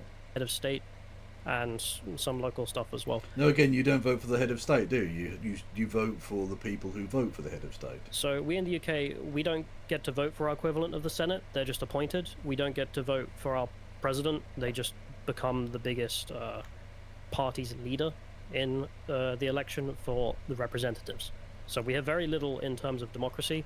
We love the referendum, I'll be honest. That's probably the best time I've ever had in terms of being proud of we had an Yeah, you like the racism, yeah. a democratic system. Since then, they tried to overthrow that referendum, which caused a lot of problems and why Boris ended up winning. So democracy in the UK is kind of a sham. Yeah, that's I mean, it's why. Well, hold on. You have a different. Just because you have a different system doesn't mean it's not a democracy, right? It is a form of democracy, but it's super rigged. I mean, one of the funny things about people rebelling against that is in the United States, for example, you guys are stuck with a two-party system. And that's somewhat tolerable because it's first past the post and you're in the two-party. We used to be there, and it sort of made sense. Again, you know full well of the problems that brings. But in our current age, the public no longer vote as if it's a first past the post system. They say screw it and vote as if we live in a proportional representation, multi-party democracy, because they just want change. And by results, even though Keir Starmer got the most seats, he got 33% of the vote, which is bugger all, especially in British politics. Wait, but I mean, like, So I don't understand. When you say he got 33% of the vote, was this because of how you guys do, like, districting or whatever? Or because in the United States, this exact same thing happens, too. Like, our president that you said that we get to directly elect, we don't really directly elect them. Our states do. That's why Republicans win elections, even though they lose the popular vote over and over and over and over and over again. So, Yes, you have your problems, but we don't even get that access at all, is my point. Can I say something on the build-up to this? Because this was very important, and our friend was bringing that up, which is that in 1997, so once upon a time I decided to sit and look at every election manifesto of the winner of the election, going back over 20 years. Fucking So in 1997, the discussion on immigration used to be, we didn't have a problem with immigration, so they would just talk about what they called asylum shopping. So this was someone who would get to Greece and then claim... Who cares, mate? I honestly couldn't give two fucks. Are they gonna fucking talk or what? Because, like, this is literally broken. Look, I'll reload it again. This is definitely the link that literally the real Donald Trump account put out, right? Jesus fucking Christ. Cats. We can do cats. We can definitely do cats.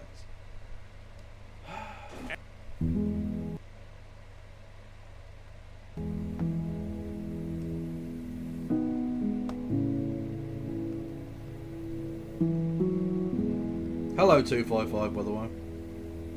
How am ya?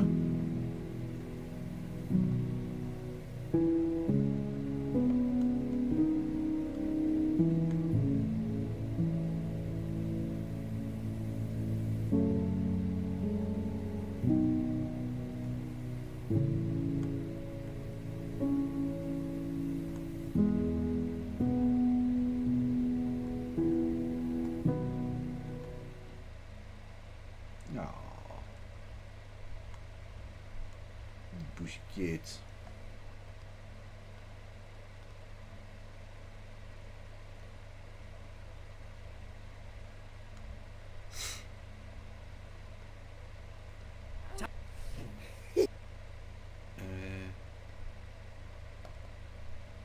Yeah, I'm trying to, yeah, I'm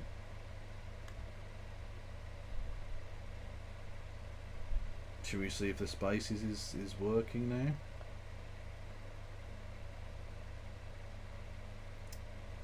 Nope.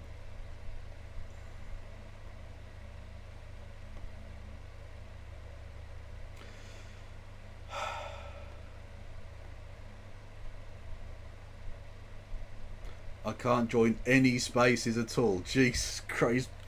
This fucking thing is so busted. Oh.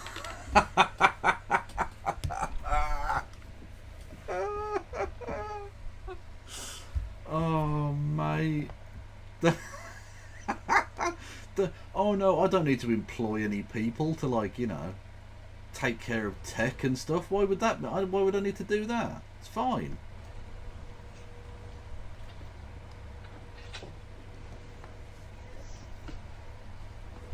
See, cats love boxing. It doesn't matter how big a cat is. Cats love a cardboard box. It's just a fact.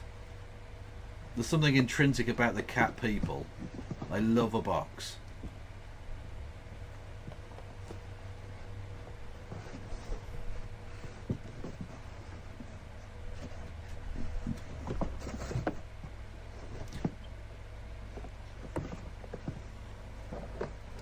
Exactly. Why have trans people killed Twitter Spaces? They've killed Elon Musk's child, and now they've killed Twitter Spaces. Oh, it's a nightmare. Is there any chance this will work?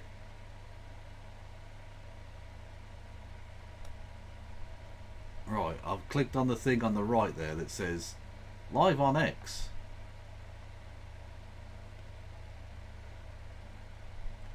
We'll reload and see if it does anything at all. No. No. Is there a YouTube stream of it that anyone can find?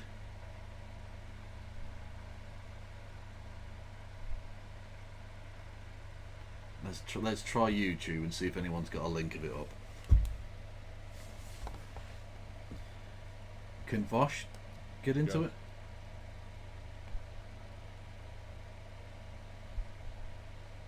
Yeah, Vosh can't get into it either. Look. It's not just me. Live is working. Let's try it. Purple square, purple square, purple square, purple square. Nope. Don't know about that. It's not. It's not working. Tay's on days in his fucking chat. Chocolate. Why is this happening? Chocolate Because Twitter fucking has rain. 4 employees and all of them are ESL. Look at that. Chocolate Rain is in his fucking chat. Chocolate Rain. That's amazing. Good for Chocolate Rain. Do you remember that? That was a meme since before things were a thing. As for why I believe Trump could help realize these visions, it's his track record of cutting through red tape and his willingness to think big. During his previous term, we saw how he could mobilize resources and rally support for major initiatives. He understands that these projects aren't just about technology, they're about America's future competitiveness and not global only does standing. clicking on it open your feed, it also And of breaks course, we your delved Twitter. into Look at this. the If you future of click on it, it opens cryptocurrency your feed. in America. Is this actually Trump the surprised me with thing? his evolving stance on digital currencies. We discussed the potential for a regulated U.S.-backed cryptocurrency that could compete with China's digital yuan. He expressed interest in positioning the U.S. Is this actually the real thing? Is he doing a Twitter space before the thing, or how is what? It says this is live, so I mean, this is an AI crypto scam. I wouldn't be surprised in the slightest.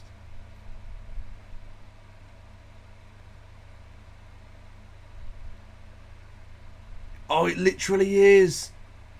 It literally is. So this is literally the Tesla US account, right? This is the Tesla US account. And it says, look, we've got lots of the things. And it's just a fucking... It's literally just a scam. During this unique event, you have 100 million Doge. Have a look at the rules. And it's a proper Tesla fucking site as well. I think, is it? Or, well, unless they've stolen it, the fucking thing, I don't know. technological revolution akin to the early days of the internet. Just as the internet transformed information exchange, cryptocurrencies could revolutionize value exchange. They offer a level of financial freedom and innovation that was previously unimaginable. The annual Bitcoin conference, which has become a major event in the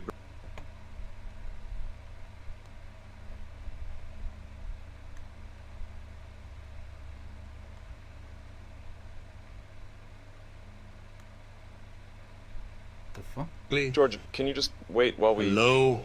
Can you hear me? We can all hear you, George. Can you just hold on for a second? Hilfa, I don't think they can hear me. I can hear you fine, George. Just speak to the I don't think George knows how to use... No, that's... What?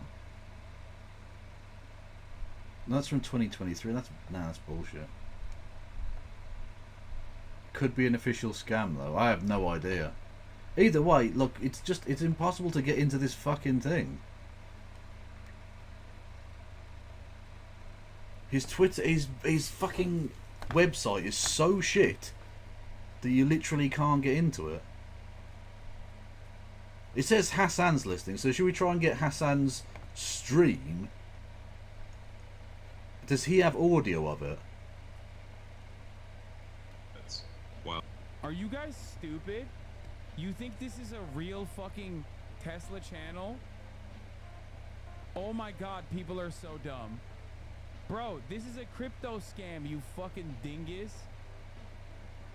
Oh, so Hassan can't get in either. How are you this online to be on my broadcast?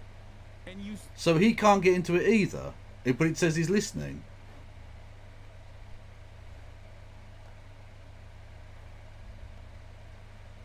No? Hassan is watching the scam, yeah. So this just hasn't worked.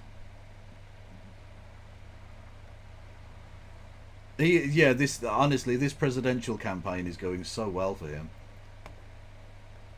Was getting scammed by Nigerian prisons in 2024. I agree. If you had one chance to ask him a question, what would you ask him?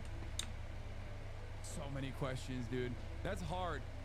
I've never been faced with a decision like that, so I don't even know.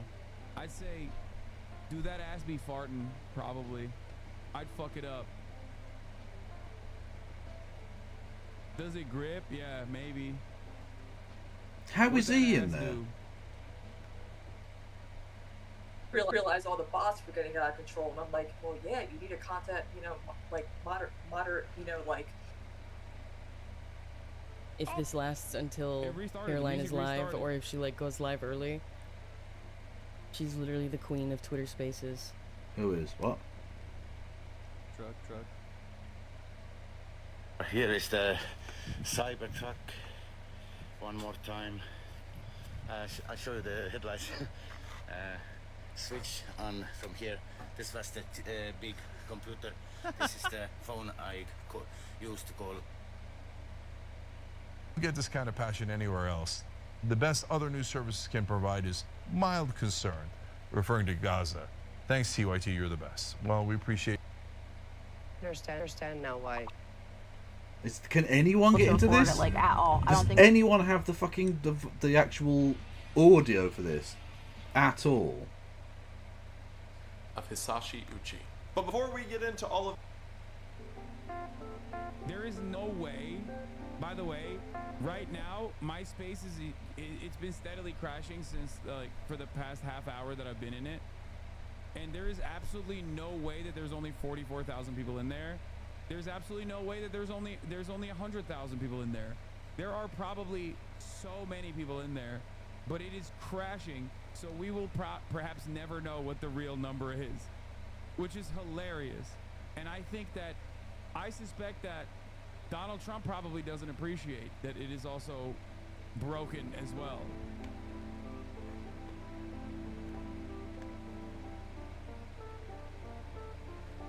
Unable and crash is trending, ain't working for anyone at the moment. Oh my god, I really hope that they don't kick off a new call again. I'm gonna have to go to a new call, man. Oh my days. Look, it's just I can't even get onto it at all.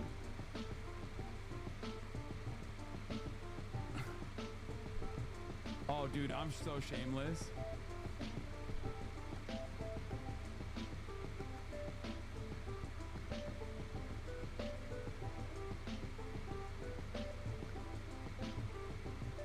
I'm gonna say, I got into the Elon X Trump space 30 minutes prior to knowing it would crash. Come listen along. Literally doesn't work. It literally doesn't work. Hell yeah, baby.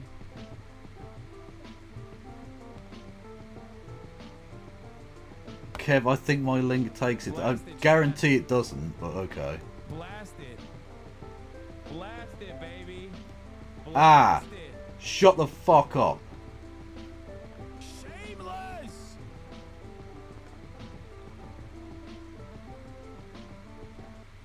Elliot Serco trying to fucking debate me. I'm not having any of it, mate. You've just wasted 30 bits. You've just wasted 30 bits. You dickhead. If you also want to waste bits, you can do so in the following ways. You can give subs to the community, as Sozzled Snake did 36 minutes ago, and I totally missed it. Thank you. You can do bits messages. But if you give any bits and post a link to a certain song, I will actually fuck you up. So don't do that. So yeah, there's you can do that. You can subscribe to the channel. You can subscribe with Amazon Prime.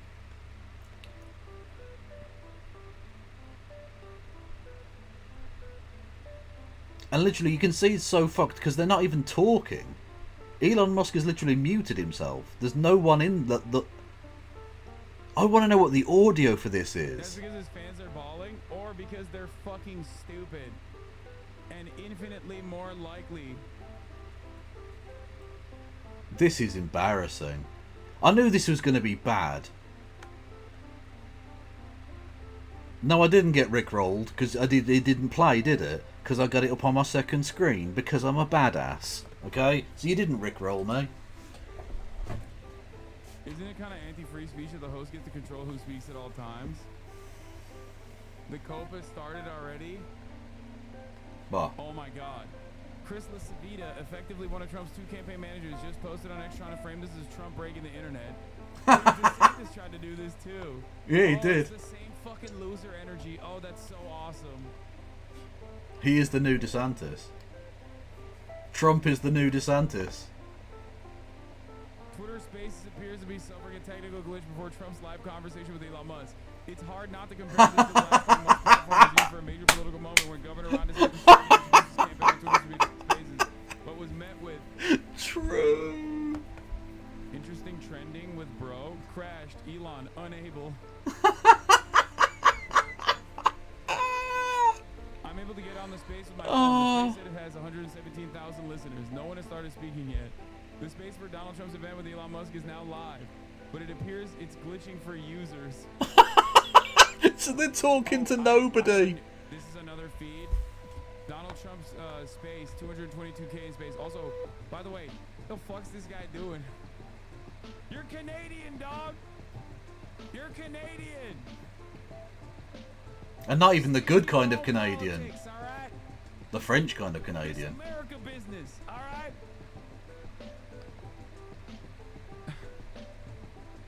How the fuck did he fail to ratio me? That's crazy. I love the idea of Trump and Elon just chatting away and like no one can even fucking hear them. They're just talking to nobody. It's like it's perfect. It's so perfect. I love it. Keep pumping. Keep pumping my reply. Not that it fucking matters. Like, I'm just shocked that he wasn't even able to ratio me to begin with. I found a okay, you know what? A successful debate on this particular occasion from Ripshaft. I found a link that works, Kev, and I went onto it thinking, oh, it's Truth Social. Maybe Trump's got like his side of things technologically worked out. No, it's literally just that post where Elon Musk calls him a piece. Donald Trump calls Elon Musk a piece of shit.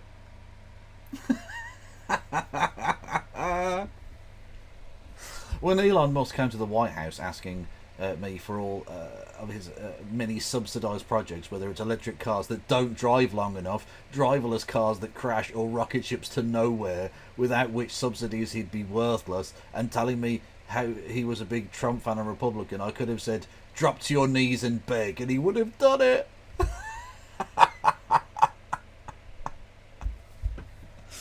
Oh. Absolutely beautiful stuff. Also, he's wearing a fucking Aussie Rules shirt as well. Is that a Collingwood Magpie shirt I spy? Is that a Maggie's jersey? Stay up there with your goddamn healthcare and your fucking... I'm now just watching somebody else's stream. Fuck it. Whatever.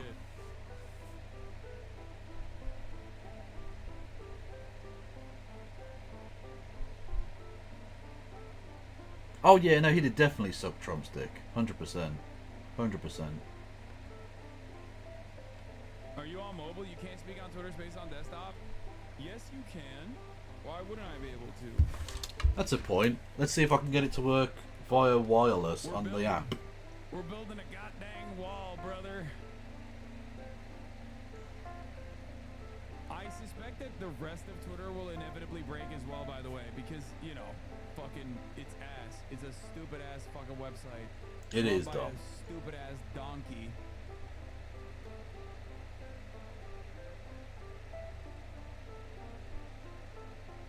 It's taking forever to load everything now. It's definitely slower. Someone is blackmailing Elon Musk. For your information, Elon Musk, if I don't get my account back, I'm sending your dealer's number to Grimes' mom. In case this sounds like a bluff, he lives in the art district and the number ends in 43. Wait, what? No, it doesn't work on that either. Hang on. What the fuck? Can I? Oh shit. I want to show you on the thing that it doesn't work. 1 second. Oh, look on my tablet as well. It also doesn't fucking work. You can see that. There you go. So on the tablet, it also doesn't fucking work. And this is me in the dark. Whoa! Should I just do an entire stream like that?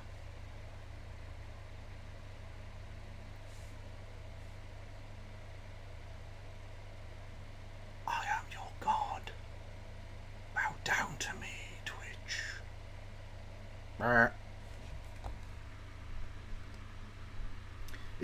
Enough of that nonsense. Right. About that.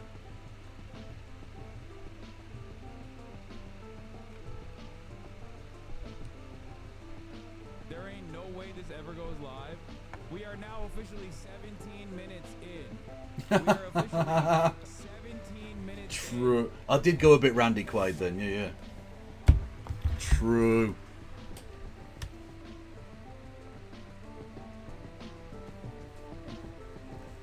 What if Ken Carson just started playing? Just a thought, in my opinion.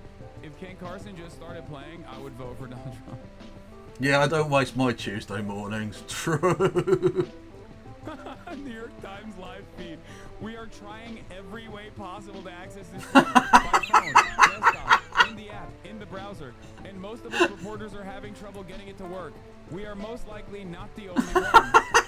It appears crypto scammers on other streaming platforms are trying to take advantage of the confusion ahead by creating fake streams mimicking Musk's voice to persuade people to buy cryptocurrency. It's literally on the front page of the BBC. It's such a fail. Look at this shit. Hang on. Yes, I agree to fucking bits, whatever. Look at that. It's literally on the front page of the BBC. Trump's interview with Musk hit by tech issue. What an absolute fuck up. Oh, it's above the story of the Prime Minister urging Iran not to attack Israel. Like, what the fuck?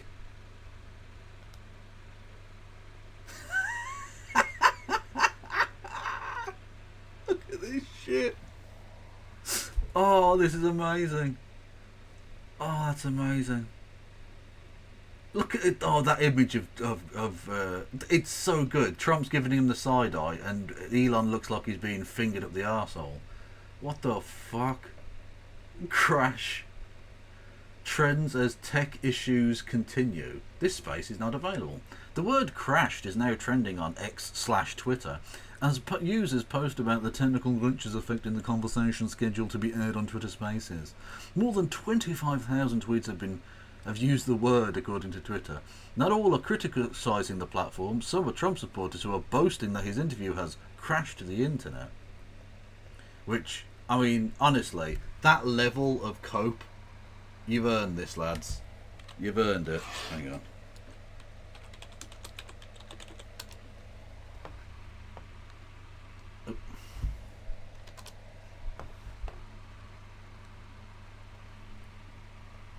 For those Trump fans saying you crashed the internet, enjoy. You are coping and seething. You just can't accept what you're seeing. Yes, you're coping and seething. The truth it is scalding, and now you are molding and coping so hard. Coping and seething.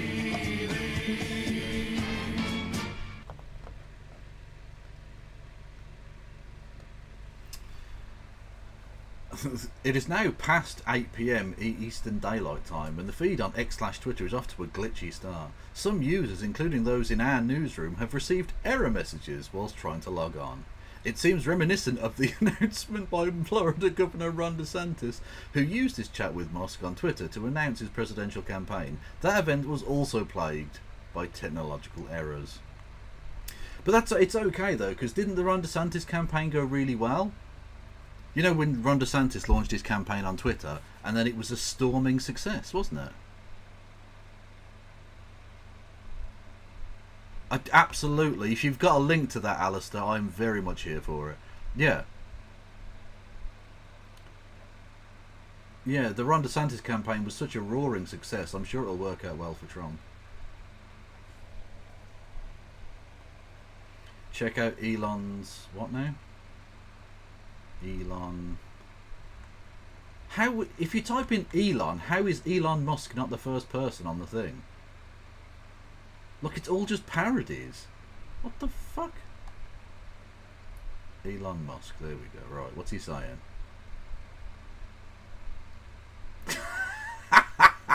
There appears to be a massive DDoS attack on X. Working on shutting it down. Worst case, we proceed with a smaller number of live stream listeners and post the conversation later.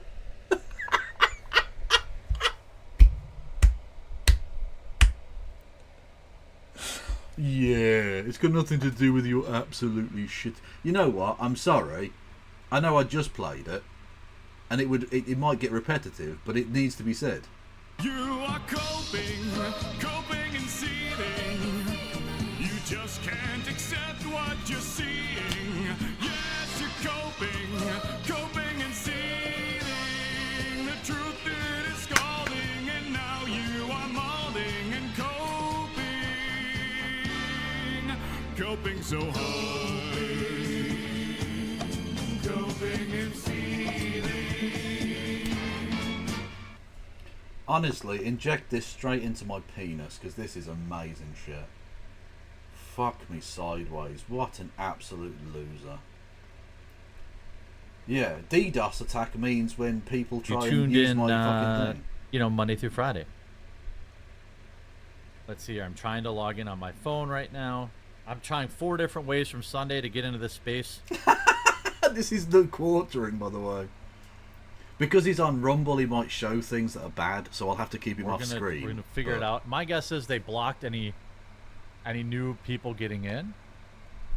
Oh yeah, they're so technologically advanced. I'm sure that's true. Cannot load. There is 120,000 people here right now watching. It's been my dream to be able to build a show with this kind of viewership. Obviously, and we're going to continue to follow this story. I keep refreshing, and we're going to keep you up to date. On what? I'm trying to get in on my phone and on two different nothing. browsers. So we're going to get in if they allow it. If somebody else is streaming it, I'll hijack their stream. Same. Oh, I'm an air traffic controller, not saying anything, but took my lunch to watch this. I already follow you, my brother. Oh, thank you. If you get a chance, click that follow button. Help me reach 250,000 followers here on Rumble. Firstly, shut the fuck up. Hang on. Why 1875? Is it a dog whistle? For what? Pancaking on. Genuinely, I'm not attacking you here. I want to know what you think that's a dog whistle for. What do you think the numbers 1, 8, 7, and 5 in that order are a dog whistle toward? I'd be genuinely interested to hear what you think that is. People. GX3 says, thanks, Jeremy. Keep up the excellent work. I'm in, by the way, right now. Just Music. Okay, it seems like people are getting in. I will also try a third browser to get in. And they're just playing music, so it's 25 minutes in. Please do follow the channel. If anything good can come from this, we can get to know each other in my daily live streams. I already know you. You're a cunt. So definitely, please consider following the channel. Even if they post it late, we will mute it for a second. I mean, we're planning on doing light commentary on this, and based on what they talk about. But I suppose that works out for a lot of people who are actually unable to It worked for access 3 it. seconds. So, no way. We can re-amplify that. But it's late. X is waiting music, not Trump's. Oh, really? Oh. Well. But it's... Well, there you go. The right are absolutely loving it. Tim Paul. Yeah, I mean, I'll bring it to you, but that'll have to be later today. You know, I'll do another stream and we'll watch things. Elon is claiming he tested the system with 8 million concurrent listeners earlier today. He's such a fucking shithouse. He's such a lying prick.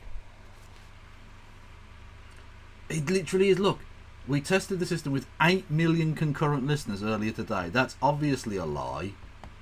Where did you get 8 million people from? What are you talking about? If 8 million people were listening to anything, we'd have heard about it. I'm sorry, I'm playing it again. You are coping and seething. You just can't accept what you're seeing. Yes, you're coping and seething. The truth it is scalding, and now you are molding and coping so hard. Coping and seething. I think I might need to play that again at some point tonight, so I'm just going to keep it there. No, for those who are... I don't know why you would be remotely interested particularly, but no, 1875 refers to the year in which the football team, or soccer team if you're American, I guess, Birmingham City Football Club was founded. The names Kevin Logan was already taken, and KF Logan was already taken, so I got annoyed and just went, I'll just put a number at the end. And 1875 is a number knew I would remember, so I just went with that. It's literally as simple as that. There's no dog whistle there. It's literally just a year in which a thing happened of no particular political significance, really.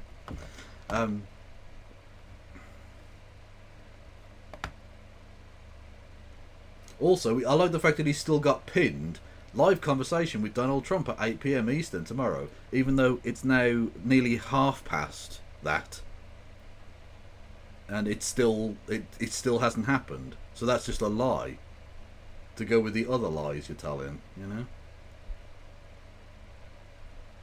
Jesus Christ. Let's have a look what these hang on, what's this? We will proceed with a smaller number of concurrent listeners at 8:30 Eastern and then post an unedited audio immediately thereafter. Yeah, of course you will. Of course you will, babe. Let's try and get in then. Let's see if it works. No. No. Still doesn't work. Still doesn't work. Musk blames cyber attacks for delay. Absolute shithouse. Okay, well, I mean, on the basis that this is definitely not happening then, and we're not going to be able to listen to it, and I don't know when it's going to be up, like, what do I do? I'm not sticking around until like fucking 4 in the morning when he posts his quote-unquote unedited version. Because you know for a fact it's going to be edited like fuck.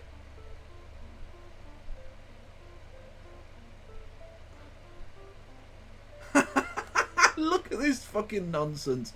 So, in response to the DDoS bullshit, this fucking twat says, it's Dems fighting to quote-unquote save democracy from 2 massive disruptors. And Elon Musk says, yeah. Elon Musk says, yeah. So even though Elon Musk knows that he's sacked all of his tech people, which is why his website is shit and doesn't work, and that's the reason, he's still going to buy into or lie and say it's the Dems doing it. It's the Dems DDoSing. That's what the D stands for in DDoS. Dem. Outside strike. Yeah. Fuck me. Yeah, it is time for the jingle. I'm sorry. Last time now because I'm going to fucking end stream soon. But, you know. You are coping and seething. You just can't accept what you're seeing. How many times do I have to play this before it becomes copyright issue? I don't know. Yes, you're coping and seething. The truth it is scalding, and now you are molding and coping so hard. Coping and seething. Meh. And on that bombshell, I'm going to fuck off. Because it is late, and I am tired, and honestly, there's no way. I'll try one more time. I will try to get in one fucking time now. Last chance, Musk. Does your website work? Oh, hang on. I got in! No way I got in! What are the odds?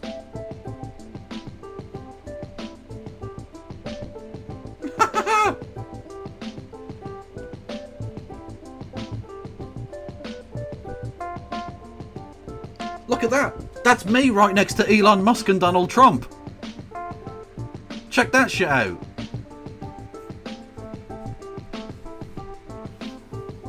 I mean, it's just awful music at the moment, but you know.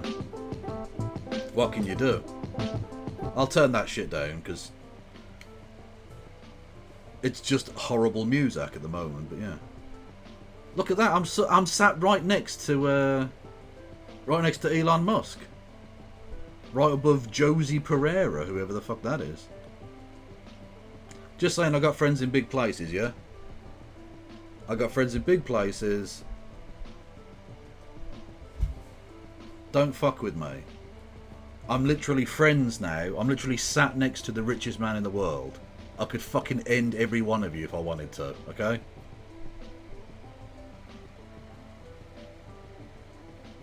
Screenshotter. Yeah, actually I should screenshot that, yeah. And I can annoy Christy with it. Hang on.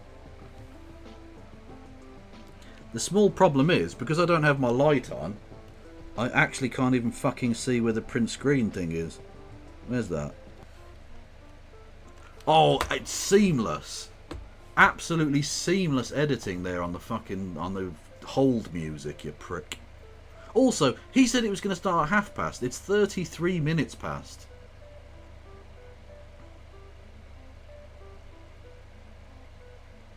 I should do what Hassan did, shouldn't I? And be like, I got in.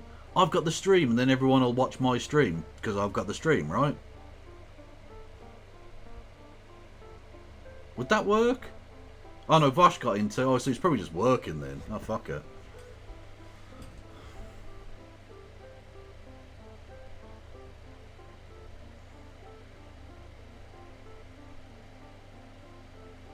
Come on, man. Fucking do something, you cunts. Put it in the title, okay. I'll do that.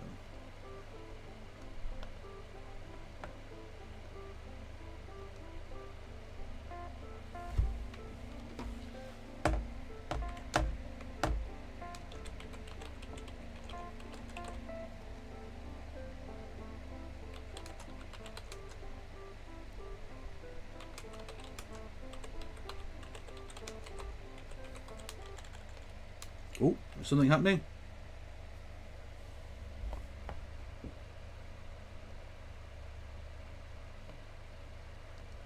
Again, it's an absolute belter, lads.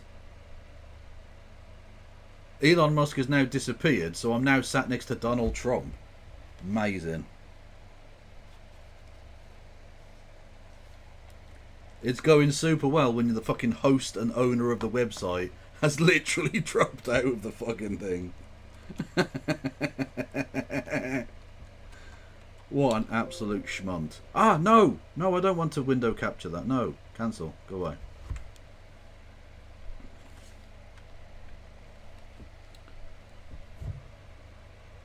Hello? Is anyone there? So the music has gone off, Elon's disappeared, and Donald Trump has muted himself!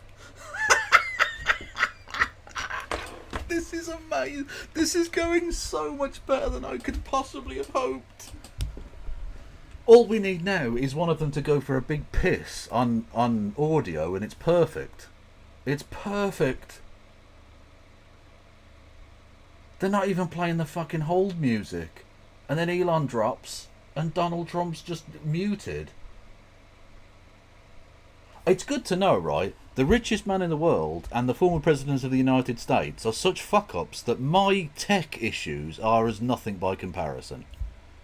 My minor tech scuffery is perfect by comparison to these twats. I can actually, I think, can I put my hand up and apply to talk or something? You can do that in these, can't you? What's this? Manage space. What the fuck is that? That's a heart button. Request to speak. Shall I request to speak?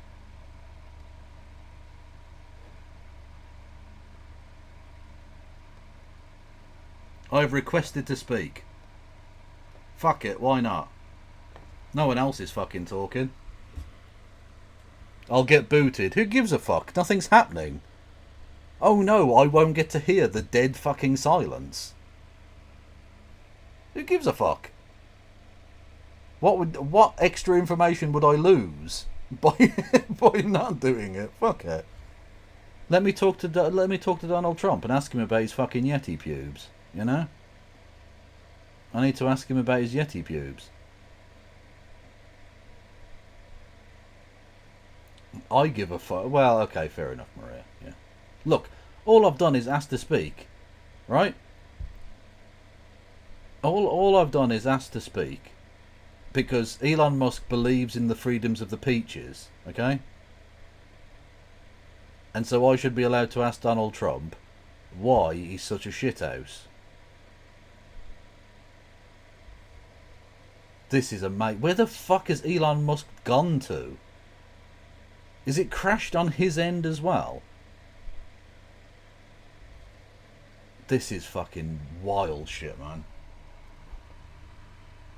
Imagine if they accidentally give me permission to talk. I'm already ban-evaded. Well, I hope they kick me off. Fuck it. Fuck it. I hope they kick me out. Good. Has he tweeted? Donald Trump has tweeted. Yeah, he tweeted out a link to this, which doesn't fucking work. Oh, Elon came back. Elon came back. And now I've been bumped across. I'm not even sat between it. We're now in me and Donald Trump are the slices of bread in an Elon Musk sandwich. And if you want to be sick, imagine that. Imagine that little fucking combination. Amazing. They're both fucking muted. I wonder if either of them know that they're muted. I suspect not. Also, I've noticed My request to speak is being ignored here. I am being silenced by Elon Musk and Donald Trump.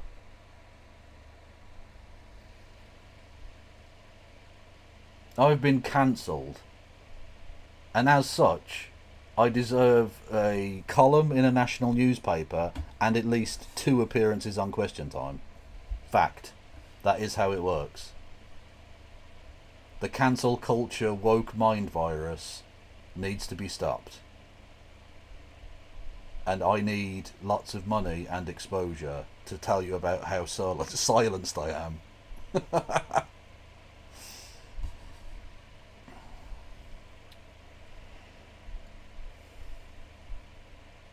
This is amazing. Why the fuck is this? What are they doing? What are they doing, chat? Someone tell me. They're both just fucking muted. It's now 10 minutes past the second start time they gave. They were supposed to start 40 minutes ago. Completely fucked up. And now they're 10 minutes past when they said they were going to start the second time. And they're both just sat there muted like a pair of absolute fucking knobs. Like a pair of absolutely useless fucking gooch infections. Trump needs to get his makeup on. It's just audio. It's just audio. That's all that's happening. Did they pay their Sky bill? Yeah, no, they've got their fucking connection through ET's finger. That's the problem.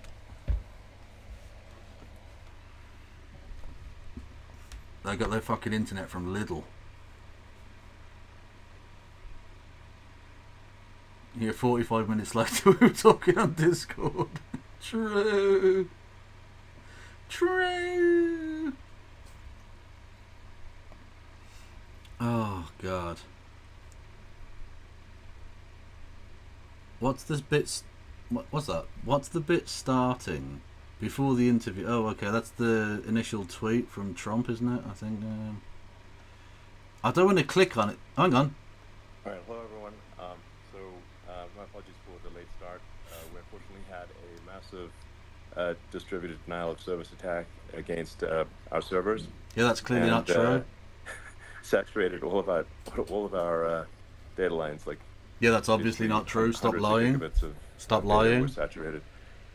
We think we've overcome most of that. Literally, stop lying. So it's now time to proceed. But as this massive attack illustrates, there's a lot of opposition to people just hearing what President Trump has to say. And yeah, he never gets any fucking media I'm coverage. To have this conversation, I want to emphasize it's a conversation, and it's really intended to just get a feel for what Donald Trump is just like in a conversation. It's hard to catch a vibe about someone if you just don't hear them talk in a normal way. And when neither of you talk in a normal way. Like no one's themselves in an adversarial interview. So this is really aimed at kind of open-minded, independent voters who just trying to make up their mind. So you can understand like what is God Almighty? Can you just shut the fuck up? So honored to Donald. Great to speak. We had a great conversation yesterday. As you mentioned yesterday, if we could just record that conversation and post it, it would have been excellent. And I hope we can have something like that today. Well, I think we will. I'm pretty sure we will. And congratulations, because I see you broke every record in the book with so many millions of people, and it's an honor. We view that as an honor. What the fuck are you talking about? You do want silencing of certain voices. Usually those are voices that have something to say that are constructive, oftentimes constructive. You literally called for Colin Kaepernick to be fired. Honor, but congratulations on breaking every record in the book tonight. That's great. Well, thank you. Well, I mean, maybe... so they're just going to suck each other off? Brilliant. I mean, the assassination attempt, which was an incredible thing, and I have to say that your actions that's that amazing. That assassination attempt were inspiring. you instead of shying away from things, instead of ducking down, he literally did duck down. There and saying fight, fight, fight. And I he literally did duck down. I mean, the president of the United States represents America, and I think that is former president. That is America. That is strength under fire. Yeah, and, public shootings are America. Certainly. That's a big part of the reason why I was excited to endorse you as the president of the United States for having another term here. Is that was just incredibly inspiring. But I mean, what was it like for you? Not pleasant. I have to be honest. I said there was blood. I had more blood. I didn't know I had that much blood. The doctors later told me that the ear is a place that is a very bloody place. If you're going to get hit. What are you talking about? In this case, it was probably the best alternative you could even think about, because it went at the right angle, and it was a hard hit. It was very. I guess you would say surreal, but it wasn't surreal. I was telling somebody you have instances like this, or like a lot less than this, where you feel it's a surreal situation. And I never felt that way. I knew immediately that it was a bullet. I knew immediately that it was at the ear. Yeah. And because you heard a gunshot and your ear was bleeding. And I also heard people shout, bullets, bullets, get down, because I moved down pretty nicely, pretty quickly, and we had bullets flying right over my head after I went down, so I'm glad I went down. The bigger miracle was that I was looking in the exact direction of the shooter, and so it hit me at an angle that was far less destructive than any other angle, so that was the miracle. I have the best angles. I don't believe in God. I think we got to all start thinking about that. You have to... I'm a believer now. I'm more of a believer, I think, and a lot of people have said that to me. A lot of great people have said that to me, actually. But it was amazing that I happened to be turned just at that perfect angle, and all because I put down a chart on immigration that showed that the numbers were so great. I love that chart even more now. Maybe it's a sign. Maybe that's a sign. It's an immigration sign. You highlighted a serious issue, and at that moment. The bullet missed your, hit your ear, but missed your head. I mean, the amazing thing is that the sign. I said, bring down that sign on immigration, and it was literally about an eighth of a second where it would be good, and after that it was going to be a disaster, no matter which way you were facing. But it just had that perfect angle, which was exactly at this shooter. Very sad situation. Such a sad situation. As you know, we lost somebody that was great, Corey, a firefighter, a great gentleman, a great.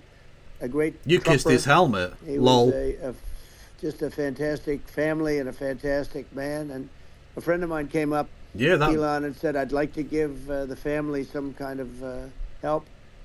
And I said, "That's great." He said, "Do you mind?" I said, "I don't mind at all." And he wrote out a check for $1 million, gave it to the wife. And, wow. If he was around, his mind would really have been blown. My husband back, which is a nice thing for somebody to say, to be honest. Except, of course, she's great. It already the family had been. Is great. And we raised a lot of money for them and for two other gentlemen are unbelievable people also. They were hit really badly. They thought they were not going to make it, and they did. The doctors in the Butler area, I tell you, they were incredible. They saved the two, and they were really hit tough, both of them, equally. And we thought, my first question was, because I heard bullets flying over me, I said, how many people he didn't go to the funeral funeral and didn't go to the hospital for either of those people. Yeah. Just thousands and thousands of people, and there was no land. I mean, it was all people. So I said, how many people have been killed? Because I knew there were other shots being fired. And they said, we don't know yet, but some people have been badly hurt. And I have to give the Secret Service sniper, they call him, or sharpshooter, but sniper, because he didn't know there was a problem. He's an extraordinary shot, obviously, and he didn't know there was a problem. And he was able to pick it all out within 5 seconds. And he used one bullet from very far away, I guess probably about 400 yards. The shooter was 130, but he was on the opposite side of the field, just like the podium. Just two knobs just rambling. The smoke and the flame from the gun, immediately recognized it, and immediately took a shot. And it was one perfect shot from very far away. And if he didn't do that, Elon, he would have. I mean, if he would have, a lot more people could have been badly hurt and killed. So I have to take my hat off to him, because that's also a surreal. You know, he's been with them for 23 years, and he's never had anything like this. And all of a sudden he has to act, and it's a very tough thing to act and to be shooting somebody. But he saw the. He did train to be a sniper. Saw the smoke, saw the flame from the gun, very far away. Obviously he has very good eyes. He's got very good vision, which I assume you have to have in that particular work. Also, why is Nye Bevan looking at the game very quickly, and it was. They say it was approximately 5 seconds from long range, one bullet. If that didn't happen, because the shooter had a lot of bullets, he had a lot of cartridges up there with him. So, well, could have been very... I mean, that's clearly, he was very competent in taking that shot to stop the attempted assassination. But I mean, there does seem to be, some pretty significant failings elsewhere in the system. Like, there's just no way that, like, how on earth does a shooter get on? Oh, here we go, conspiracy theory time. Let's go. That seems crazy. I think most people people are wondering how on earth could such a thing happen. Well, you know, I view it as two ways. There should have been nobody on the roof. There were people, because there were so many tens of thousands of people there. There were people that were seeing him, and there was one woman with a red shirt and Trump all over it, and she's screaming. That guy's got a gun. You know, you saw it probably. There's a guy up there with a gun. I mean, it's like, I guess, I mean, for my part, and I think probably many members of the public are wondering, how the heck are, basically people wondering by it, pointing out there's a guy on the roof with a gun. And they're seeing it, but somehow it's not being addressed. That does seem crazy. Well, they're going to learn from this. The communication between the local police, who sort of had an idea, and then ultimately a man. So he's just doing conspiracy bait then. Could barely do it because he was pulling himself up, and he saw the man with the gun. The man with the gun pointed the gun at him. He thought he was probably going to get shot, but he was like pulling himself up, and because of that, he couldn't get to his gun. And he fell down, actually very badly hurt his leg, his ankle. I hear very badly, but he fell down. And he did, from what I understand, he did say, there's a guy up there with a gun. Did he say it like that? The shooting started very quickly after that. I think it forced the shooter to go maybe quicker. He was supposed to be a very good shot. Yeah. My sons, Don and Eric, they can't believe what happened, but they said from 130 yards, a bad shot. Yeah, they were pissed off because they've got inheritance coming. They said it's like in golf, sinking a 2-foot putt. What? Yeah, it's not a tough shot. It's not a long shot. The Secret Service person had the long shot. He had triple the distance actually. So it was a terrible thing. It's hard. I have to say this about the Secret Service. When I went down. And, I went down based on, I think... You went down on the Secret Service? But other people also, because people saw this happen. You had so many... I mean, I can understand people. Thanking One of the them, miracles was that nobody ran. I mean, if a gun goes off, the crowd control people showed us this. When guns go off, and it does happen in stadiums at a soccer match or some kind of a match, everybody flees. They call it a stampede, like cattle. But everybody... And a lot of people get killed with those stampedes. We had more people than you'd have at... some of these matches or these games, and nobody left. You had a small group behind us in the grandstand, and that was full, and you look at it as it was taking place, and normally they'd be running. They didn't leave. They saw that I was hurt. They saw a lot of blood. What is the and they point saw that of I this? went down, and it's almost like they wanted to be with me. Well, out front, you had thousands, tens of thousands of people. As far as the eye could see, you had people in Butler. As far as the eye that's could not see. true. There are cameras that saw that. And a lot of press too. It was many cameras on watching this. It's what makes it so different, because normally things happen that aren't good, but you never have a picture of it. Here we have all these cameras shooting it. So, sort of amazing. But one of the interesting things was that you didn't have anybody flee. You didn't have anybody stampede. Sure. Nobody. And there were some people behind me, they stood up and they're looking like, I mean, I'll tell you, you want to have them in a foxhole with you. I want to meet some of those people. Because it's so different from what you heard. But you've chosen not to. So I was down, but the Secret Service guys, there were bullets flying right over my head. You could hear them go whizzing, and these guys came jumping on top of me, and a young lady, Kate, would jump. They moved so fast, and let me tell you, that took tremendous courage. Now there was a lack of coordination. There was, obviously everybody understands that that building should have been covered. And I mean, I think that, thing. Looking at the aerial views, that building would be like the #1 spot for a sniper. I mean, it's like if you were to pick what is the favorite, so the goal is to assassinate, what's your favorite spot? That he's building. desperate to get him to say some conspiracy that would have shit. been the spot. It's like you can ask for a better location. It's like no, that would have been the spot. You know what people think is when the local policeman, who, by the way, he really, he did what he was supposed to do. He couldn't hold on. Like he's trying to bait Trump into saying some conspiracy shit, right? Above, this guy standing and there even with a Trump's gun not taking the bait. And when he fell down, again, hurt his ankle very badly, but he was making the call. Musk is so bad that he's the firing took place too crazy for Trump. So what they think is that this guy ran to his site, which he had all planned out with the gun.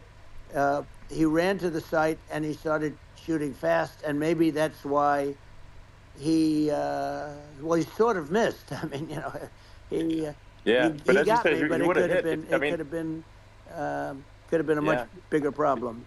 Has Trump developed a lisp or something? If you hadn't turned your head, so there was it was a very near thing. It was a miracle. If I hadn't turned my head, yeah, I would not be talking to you right now. As much as I like you, exactly, I would not. Yeah, I would not be talking. Maybe talking to you from another realm, perhaps. Yeah, that's right. We'd be talking from a different place. But it was a very terrible experience. The Butler Hospital, they did such a great job. The doctors were so good. Everybody was so good. There was a mistake. If somebody knew, because people were hearing, there was just a bad feeling that there was somebody was around. You know that story now. It's been And if somebody could have said, because they've oftentimes said, like there'd be a lightning storm or something. Because I've done, I think over 300. I think I did a lot more than that, but we did a lot. And oftentimes they'll say, "Sir, could you wait 10 minutes, please? Sir, could you wait 20 minutes? There's a storm overhead or lightning or something," right? And that happens often. Yeah, what's happened to you? This would have been a perfect time for that to have happened, but it didn't. It didn't get coordinated. Now it's literally just me, him, and Musk. Well, it was your actions in the heat of fire, and what I found admirable there was that you can't fake bravery under such circumstances. The courage is instinctual, or it is not. It's not a rehearsed action. And so I just want to say that I think a lot of people admire your courage under fire there. We know you like the taste of his dick. Yes, we're aware of that. I didn't think of it. I just wanted to get up, and I wanted to stand up. I wanted to let people know. I felt I was good when they were on top of me, covering me, actually, very much covering me, and very bravely. But I wanted to get up. I said, I want to get up, and they wanted. They have everything there.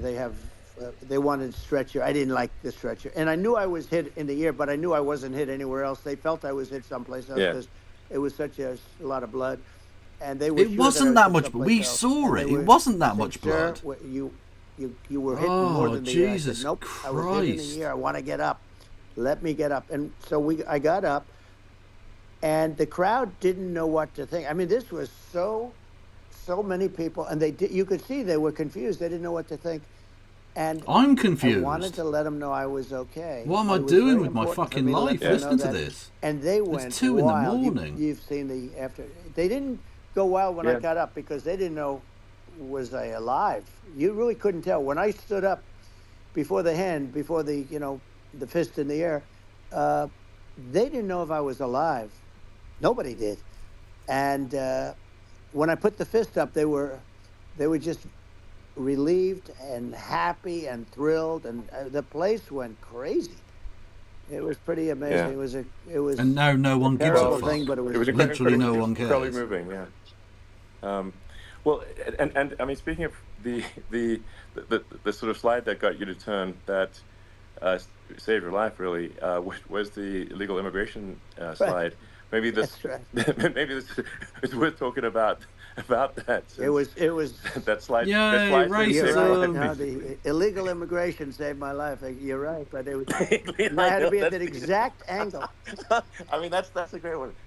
saved by illegal. Oh my God, the dick riding. When you talk about the odds, oh, that's so you had to funny. be exactly at that angle. But the incredible thing is that the chart, I used it less than 20% of the time. It was just a moment. Yeah. It's always on my left, never my right, and it's always at the end of the speech. So here we have it. It's on the right, not the left. It's at the beginning, not the end.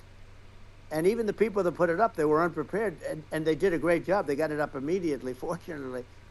But I looked to the right, and the bullet came whizzing by. They've been talking for like 20 minutes so and said nothing. When you think of the odds of that, and you know for fuck's sake, this is normally awful. you wouldn't use it. Normally I wouldn't have the thing, and then it would have been a very different story. It's very much, I say, an act of God. It's a miracle that it happened, and what is wrong with his fucking voice? I'm honored by it. Well, is his dentures not in properly? What were you about to say about illegal immigration before you were rudely interrupted? Well, I was going to say how good the numbers were. By the way, we're going back to Butler, and we're going to go back in October. We're all set up, and the people are fantastic in Butler. It's a great area. Great. These are incredible people.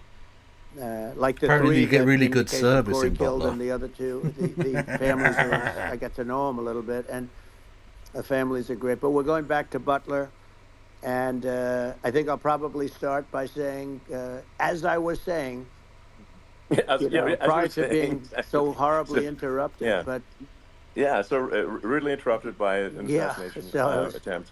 But the chart. Some people have no manners. Elon, the chart was just a chart. Oh my God, Elon, you're such an embarrassing freak.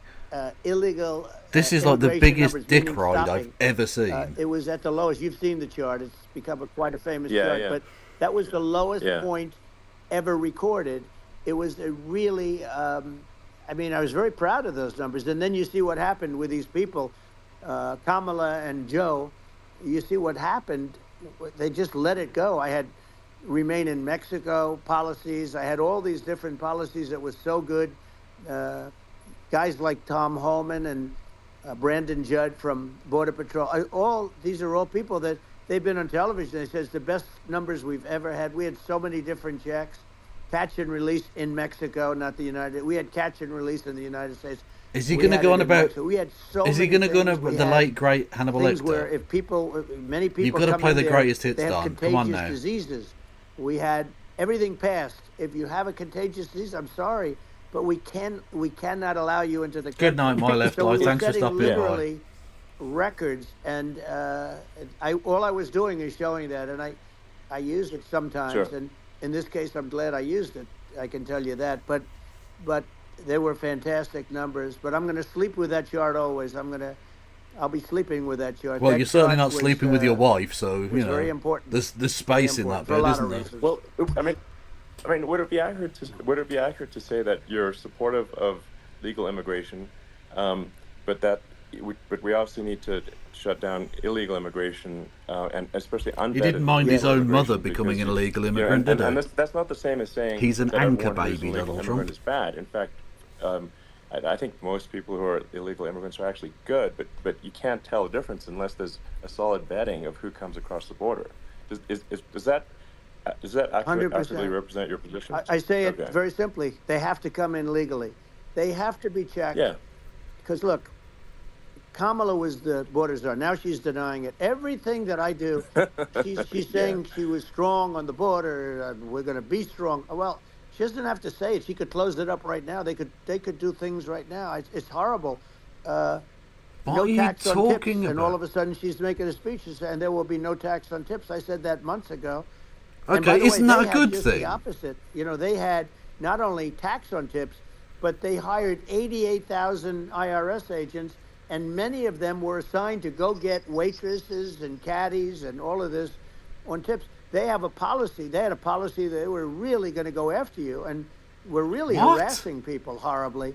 And then all of a sudden, for politics, she says, you know, she comes out with what I said, which I think is terrible. And I think it's also hitting them very hard. These people are fake. Now they're also saying they did a good job on the border. We had the worst numbers in the history of the world, not of our country. In the history of the world. There's never been a country in history that has had a catastrophe like this. We've had, I believe, and I think you believe this too, you know, you hear 12 million, 13. I believe it's over 20 million people came into our country. Many coming based on what? From jails, from prisons, asylums, from mental institutions. There you go. A bigger version of that is insane asylums, and many are terrorists. And I'll tell you what, they're coming not just from South America, they're coming from Africa, they're coming from the late great Hannibal Lecter people. Asia. They're coming from the Middle East. They're coming from countries that are stupidly and horribly bombing Israel October 7th. They're coming it's from just all a over stream the world. of consciousness. And you know, you look at, it's so sad October 7th because it should have never happened. It's so sad when you look at Ukraine. It should have never happened. We have a defective government. These are defective people, and they're not people that should be running it. But where you see it the best is the border, because you have millions of people coming in a month, and then millions she gets up a and month. She tries to pretend like she's Shut going to the do something. fuck She had up. 3.5 years. And by the way, they have another 5 months that they can do something, but they won't do anything. It's all talk. She's incompetent, and he's incompetent. And frankly, I think that she's more incompetent than he is. And that's saying something, because he's not too good. Yeah. No, I think it is essential to have a secure border. I mean, you're really not a country unless you have a secure border. And, so just doing weird fascist shit. You know, awesome. Yeah, absolutely, secure elections, and so it's now he's doing essential to have a conspiracy real border, shit. Awesome. Or we can't function as a country, and our service, you know, our central services are being overwhelmed in a lot of cities. And you can always fuck off back to South Africa. As we were You talking cunt. about earlier, I think having a legal immigration process that is smooth and efficient and done well, and I, you know, speaking as someone who is a legal immigrant, and I think that I'm a white one, so that's okay. Like one way to think of it is, who do you want on your team? You know, who do you want on Team America? And I think we want to just say, okay, we want to let in people who are gonna, you know, be great contributors to our society and to our economy, and you know, and who do you want on the team? And it's not to say that. What the fuck are you like, talking in my about? opinion, actually, I'd say like probably most of the illegal immigrants actually are actually good, hardworking people. That's my opinion. But some are not, and you just have this sort of adverse selection process where, you know, if somebody's, you know, if somebody's like no, Musk couldn't be vice president. He's not a natural-born U.S. has citizen. a career in theft or robbery. I don't understand what's taken them so long to get here, because we're in such a target-rich environment. What are you talking about? Why aren't more people who have a career in, you know, bad things coming here sooner? Because it's a piece of cake to go rob, you know, houses in L.A. or New York, compared to other parts of the world. And I'm so glad I've got my soy in a lot of face places next in to America, these two. if you try to stop the person who's robbing you, you'll be arrested. So it's right. I mean, what's not happening right. What with are you crime, talking about? And our police are so good, but they're not allowed to do their job. But I have to tell you, Elon, I hate to say it because it's such a downer to say it. I hate to say it. I hate it. But you have a lot of people that just shouldn't be. I think it's a much bigger number than you think. They're allowing, again, they're allowing people from their jails. And if you were running one of these countries where they're coming from, you would have had all of them. As an example, Venezuela, their crime is down 72%. They're taking their drug dealers. They're taking, frankly, their prisoners. They're emptying out their prisons. They're taking their criminals, their murderers, they're rapists, and they're delivering them into. He's doing the same thing. Castro did yeah, that, well, he did on They're a not much sending smaller their scale. best. You know, it was a much smaller scale. But this is a massive scale because this is being done worldwide. But here's what's happening: crime all over the world is down. And wait till you see the numbers that we have. You know, this is migrant crime. This is crime that's going to be. Yeah. And I saw so it it's today just in New weird York where somebody racism was there. knifed with raped the girlfriend of a man that stood there watching in New York in one of the shelters, and started pulling out the knives, and bad things happened. I to them. guarantee But that this story is happening every nothing day. like what he These said. are rough people. These are people that are in jail for murder and all sorts of things. And they're releasing them into our country, and they're telling them, if you come back, we're going to kill you. We're going to give you the death penalty or kill you. So they don't want So to you come should back. give them asylum, But these are then. rough people. Yeah. These are criminals that make our criminals look like nice people.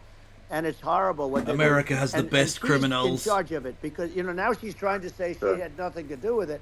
And she's such a liar because she was called the border czar the first day, and it was on the headlines of every newspaper. She's the border czar, and she never even went there. She went to one location which had nothing to do with where the problem is. You know, she went in and out, I guess, because she was getting a lot of pressure, but had nothing to do where the problem is. But she was the border czar, and people can't allow them to get away with their disinformation campaign. Now she's trying to say that she wasn't really involved, and the whole thing is If horrible. it helps He anyone was listening totally to in this, charge. She could this have isn't shut the winning border down anyone without over. him. This He is didn't just know what he was far-right doing shit anyway. for his He far-right wouldn't even know audience. what happened. You could shut the border down. He wouldn't even know the difference. But the fact is that she was border czar. But if you don't have to call her that, the fact is you could just call her. She was in charge of the border, and the border was the worst ever. It's simply not working. No, it's I mean, horrible. whether it's a question of intention or competence, either way, we don't have a secure border, and we have people streaming over like it looks like a World War Z zombie apocalypse at times. And you know, sometimes you got to sort of wonder, like, is it real or not? So because you see things, you're like, is it real? So I went to the border at Eagle Pass, and I saw for myself in Texas, and I was like, okay, it's real. I'm like seeing this in real time. Is that the one where you didn't have a chin? Live. I just flew there one day and just to see, hey, is this made up or real? And I'm just seeing people stream. This is just across a the border. far-right circle, And, Jack. Ignore And I it. have to say, you know, at least the people that I saw did not look friendly.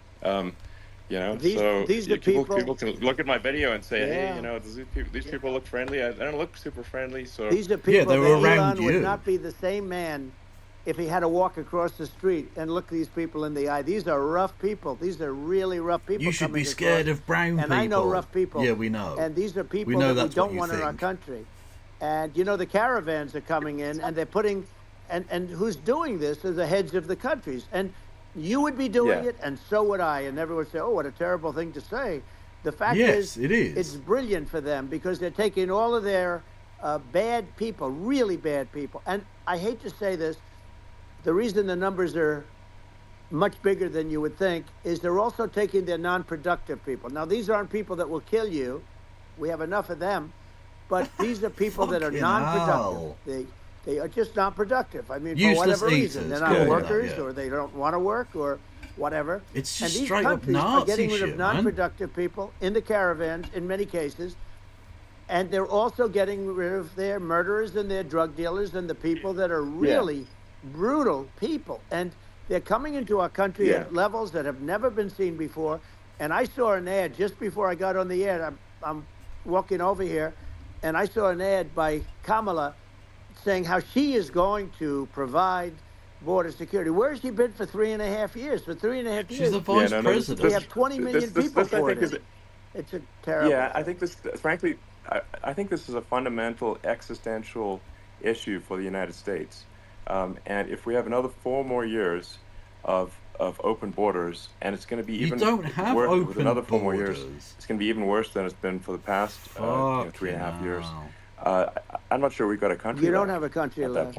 Elon, good. You don't if deserve they one. get in, you will have 50 to 60 million people from all over the world, not South America only. You know, we think of South America. 50 we think to of Honduras 60 and El million. Salvador, Guatemala. and Mexico. 50 the to four. 60 million. But it's not that. It's everywhere. They're coming in from everywhere. And I had to stay in Mexico. Yeah, I think this is a super important point. Like people, it's like basically when I went down there, I was like, well, where are people from? It's like almost no one was from Mexico. No, Mexico less. It's just the border. It's just the border with Mexico. But the people coming in, it's Earth, the rest of Earth, and America is only about 4 or 5% of the population of Earth. Where are you from, It would Elon? only take a few percent of the rest of Earth to overwhelm everything in We're the US. already overwhelmed, Elon. We're overwhelmed. You had to see the news tonight about New York, and I love that place. And what they're doing to it is horrible. What they're doing to it, and all the courts do is they try and focus on Trump. Okay, let's focus on Trump. He's the victim. Nothing wrong. I complain about a He's rigged always the election. victim. Elon, what's happened is unbelievable. You have from Africa, from the Congo, they're coming from the Black Congo, people. and Yeah, 22 black people people, came in from the Congo recently, and they're murderers, and they're dropped. They drop them. They take them out of jails, which is very expensive, to maintain the jails. Although they don't do too much maintaining, I can tell you, but. They take them out of jail, prisons. They take them out and they bring them to the United States. They deposit them in the United States and say, "Don't ever come back, or you're going to be executed." And they don't want to come back. What is any of this based They on? won't come back. Sure. But they're coming from Africa. They're coming from Asia. Yeah, we get they're it. Brown from the Middle people, East. They're coming yes, from South yeah. America. Well, just they're Earth. coming from Rest of Earth, everywhere. basically. And there are a lot of really everywhere bad on Earth. ones. It's just Yeah, with not white people, it's just, we get it's just it. an We get everywhere on it. Earth thing, and it's just not possible for the United States to absorb everyone from Earth or Okay, go back to even South a few Africa percent then. of the rest of Earth. Go on, It's just Elon. not possible. What's stopping Elon, you? we're going to have to finish this up. We're going to have the largest deportation in history of this country, and we have no just choice. fascism. Otherwise, we're going to have a country. Just what fascism. What they've done to our country. Think of it, with in Venezuela and in some of these other countries, Fuck me, crime twice is down spent 50, Venezuela 60, now. 70, 80%. And Just you would be made the up same. You would have. Yeah. I'll tell you what. Venezuela has not gotten rid of all of them. They've gotten rid of about 70% of their really bad people. Their jails are about 50%. He's just making up numbers. Put into the United States. This is number The one. Same with other countries. Sure. Some are at 30%. Some are at 50%. They're all different. But the bottom line is they're all going to be at 100%. Why wouldn't you put 100% of it? And they're doing it right now. Why not do while 110%? this third-rate phony candidate. Don't forget, I beat Biden. He failed in the debate No, you didn't. miserably, and some lost people said, massively. "Oh, What are gee, you it's too talking bad. about? It's too bad he did so badly, or I did well in the debate." The first night they said, "Wow."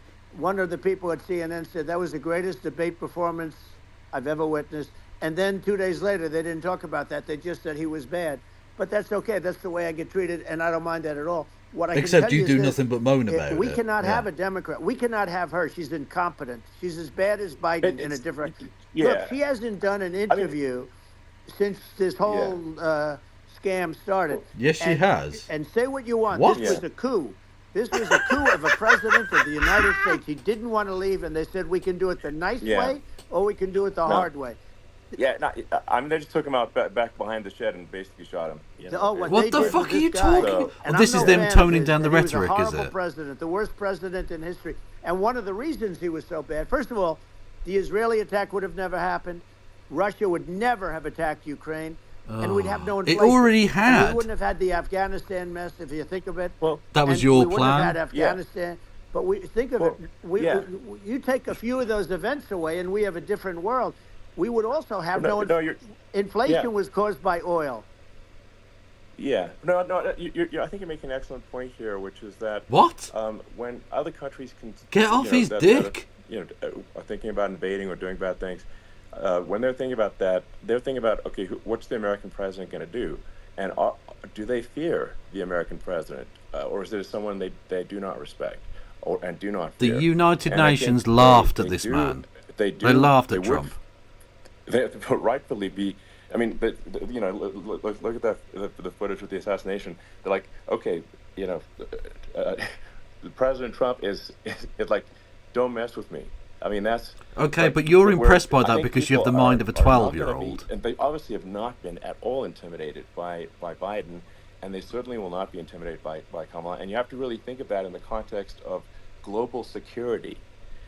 That's that if the American president is someone that, like, evil dictators are scared of, that makes a huge difference. He got on with every dictator in the world. So I had a good relationship with Putin, despite the Russia hoax that lasted for over 2 years. It's just a hoax created by Hillary Clinton and Adam Shifty Schiff, some just bad people. Just he's toning down the rhetoric, though, frankly. the name calling. Schiff is a sick person. He's going to end up probably being a senator.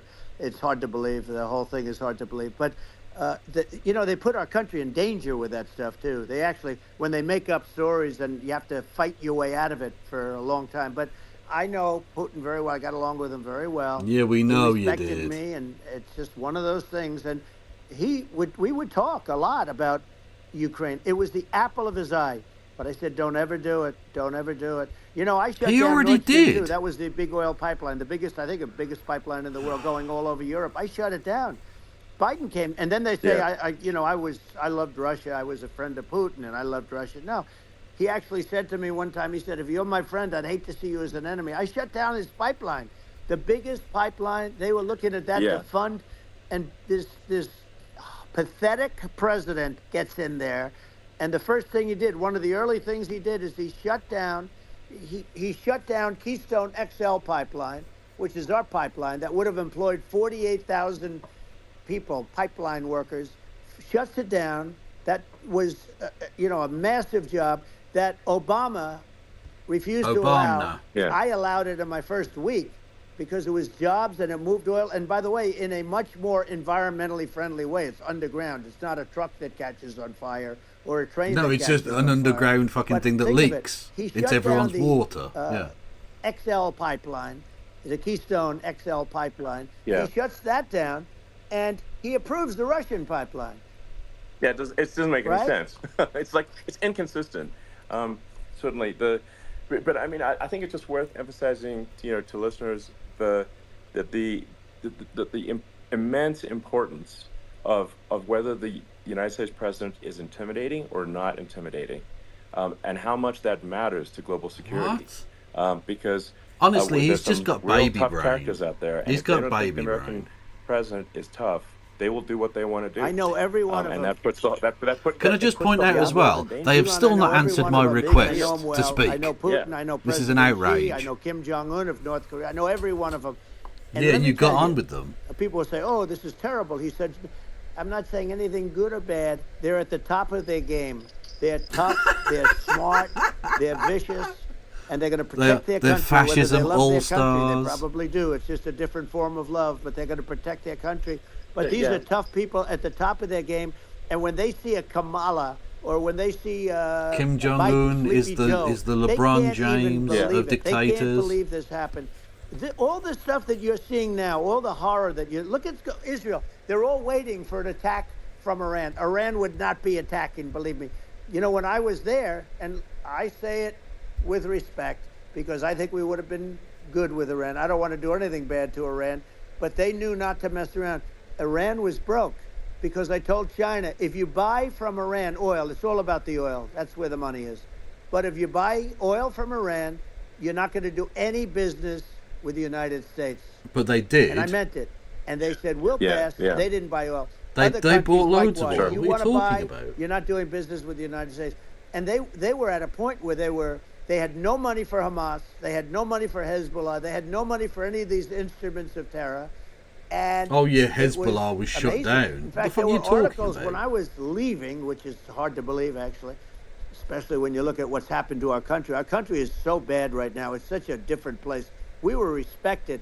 Think of it. 4 years ago, we were so respected No, to a you point weren't. where when I said don't buy oil, they didn't buy oil. But they had no money, and Israel would have never been attacked. It is zero chance. And again, I said to Vladimir Putin, I said, don't do it. You can't do it, Vladimir. You do it, it's going to be a bad day. You cannot do it. And I told him things that what I do, and he said, no way. And I said, way. You said why?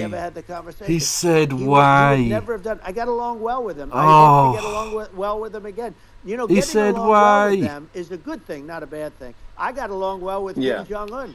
Boom, When I boom, met boom. with Let me hear you say, President well, Obama, just before well. entering, it's a sort of a ritual. And I sat down with him and we talked. It was supposed to be for a very short period of time. It turned out to be a long period of time. I said, what's the biggest problem? He said, North Korea. I had that problem worked out very quickly. It was nasty at the beginning with Rocket Man and, all the different things. Yeah. But all of a sudden I got a call. You dotard. By the way. Yeah, they were absolutely... epic everything. He said Epic that he tweets. has a red button on his Epic desk. I said, tweets. I have a red button on my desk too, but my red button is much bigger and my red button works. And then I called him Little Rocket Man, Little Rocket Man. Anyway, here's the bottom line. All of a sudden I got a call from him and they said they want to meet. They want to meet me. And we met, as you remember, we met in Singapore. We met also in Vietnam. And I got along with him great. Well, at least you eventually went to Vietnam. President Obama, it was 40 years later than you should have, but you did go, yes. Nuclear war with him, and let me tell you, he's got a lot of nuclear stuff too. Exactly. He's got plenty of nuclear. He can do plenty of damage. So yes, I mean it's because people like Kim Jong-un, they respond to strength, not weakness. Well. And he and I had a good relationship. Remember I met him and we walked onto his land. Nobody ever walked onto his land before. I walked onto. I wouldn't say let's bring up Secret Service again. That was cool. When I did that. Elon Musk honestly has the brain of a child. It was really an amazing period.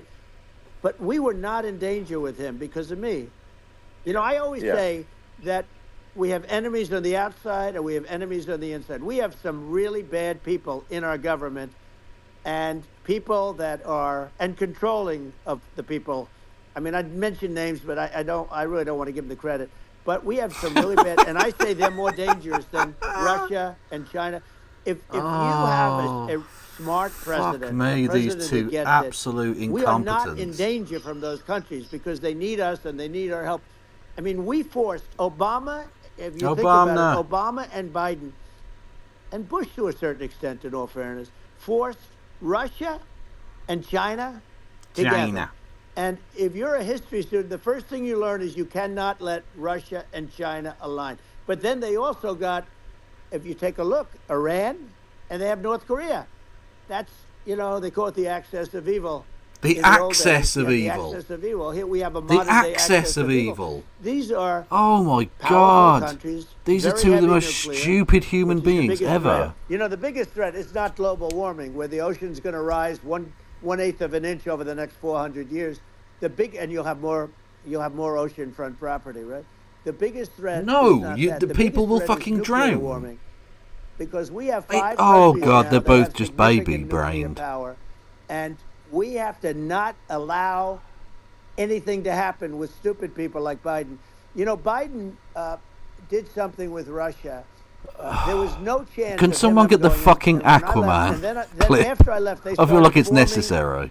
Big armies on the border with Ukraine. Don't actually get it. And I looked at that, anyway. And I thought he was doing that because Putin's a good negotiator. I thought he was doing that to negotiate. But then Biden started saying such stupid things. For instance, he said that it can be a NATO country. Now, Russia, for as long as there's been NATO, has said we're never going to agree to that. And so? We go right up front and say Who that. gives a fuck? And we did things and said things through this president with a low IQ, very low IQ.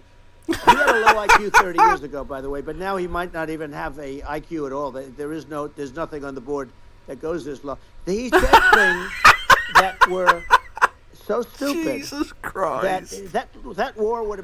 That war had zero chance of happening if I were there. Zero chance. My he was God. saying everything the opposite. Everything the opposite. And it's so sad because many more people have been killed in Ukraine than you read about. You don't read about how bloody it is and how disastrous. Sure. Hey, look, just in the 2 armies, you lost 500,000 people. And well, maybe if Elon didn't keep switching off the fucking Starlink, I don't know if you saw the article, it would be less bad. You don't hear the true story, but Elon Musk has the blood on his hands. Russia's gone. Russia defeated Germany with us, and they defeated Napoleon. They've been around a long time. They're a big fighting force, and it's very unfair. And Ukraine now doesn't have enough men. They're now using young men and very old men to fight, and we're in a very bad position. And I'm not going to blame exclusively, but I can tell you I could have stopped that, and a smart president could have stopped that. It wouldn't have happened. But we had a man that actually made it. It made it more prevalent. It was so bad. The words that he was using, the stupid threats coming from. I'm not opening any Elliot links from now on. He was using. I said, this guy's going to cause us a war. He's going to. You lost your privileges. Let me tell you, it can lead to World War III. That can lead to World War III. The Middle East can lead to. We have numerous places that could end up in a World War III right now for no reason whatsoever. I think you're right. I think people underrate the risk of World War III, and it's just when looking at the risk of global thermonuclear warfare, it's game over for humanity, and it's something that people have, I think, after the end of the Cold War, people have become complacent about, but they actually have forgotten that there are currently a lot of nuclear missiles that have targeting parameters. And some of them are being used by people making porn. We're going to build an Iron Dome. As we found out earlier. Israel has it. We're going to have the best Iron Dome in the world. We need it, and we're going to make it all in the United States. But we're going to have protection, because it just takes one maniac to start something. We're going to have protection, and we're going to have. Why shouldn't we have an Iron Dome? Israel has one. Some other places have one that nobody even knows about, frankly. But Israel has it. We're going to have an Iron Dome. But with all of that being said, to me that's so important, the most important. But with all of that being said, the election's coming up, and the people want to hear about the economy and the fact that they can't buy groceries because they don't have enough money to buy groceries. The inflation has killed them. Food prices are up 50, 60, even 100% in some cases. And this stupid administration allowed this to happen, and it's a shame. And that's the thing that people most care about, in my opinion. They care about the border a lot, and we discussed the border at great length. It's nice to have a forum like this where I can discuss something at length. And by the way, you think Biden could do this interview? Do you think that Kamala could do this interview? They would take a pass on you. No, they could not. So they don't need Elon. They don't need Elon screaming out questions. It's pretty sad when you think that somebody that does this for a living can't answer a question or is afraid to do an interview. And in her case, with a very but this is a softball guy. This guy's a dick rider. It's pretty yes, sad. absolutely. But the big big thing thing but now suck is each the other economy, up. Elon. And as much as I mean, I view nuclear as the single most important thing, but a lot of people don't. A lot of people don't understand that. But it doesn't have to. If I understand it, that's all you need. Because if I was president, you're not going to have that kind of a problem. But the thing that they really is making them angry is what Kamala and Biden have allowed to happen to the economy. It's a disaster with inflation. The inflation, it doesn't matter what you make. The inflation has eaten you alive. If you're a worker or if you're just a middle income person, you can't afford. 4 years ago, 5 years ago, people were saving a lot of money. Today, they're using all their money and borrowing money just to live. It's a horrible thing that's happening, and we'll end that quickly. Well, I think a lot of a lot of people just don't understand where inflation comes from.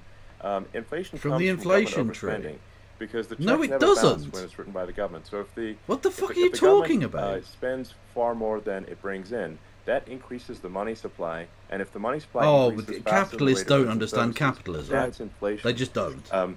So really, we need to have we need to reduce our government spending, and we need to re-examine. I think we need like a government efficiency commission to say like, hey, where are we spending money that's sensible? Where is it not sensible?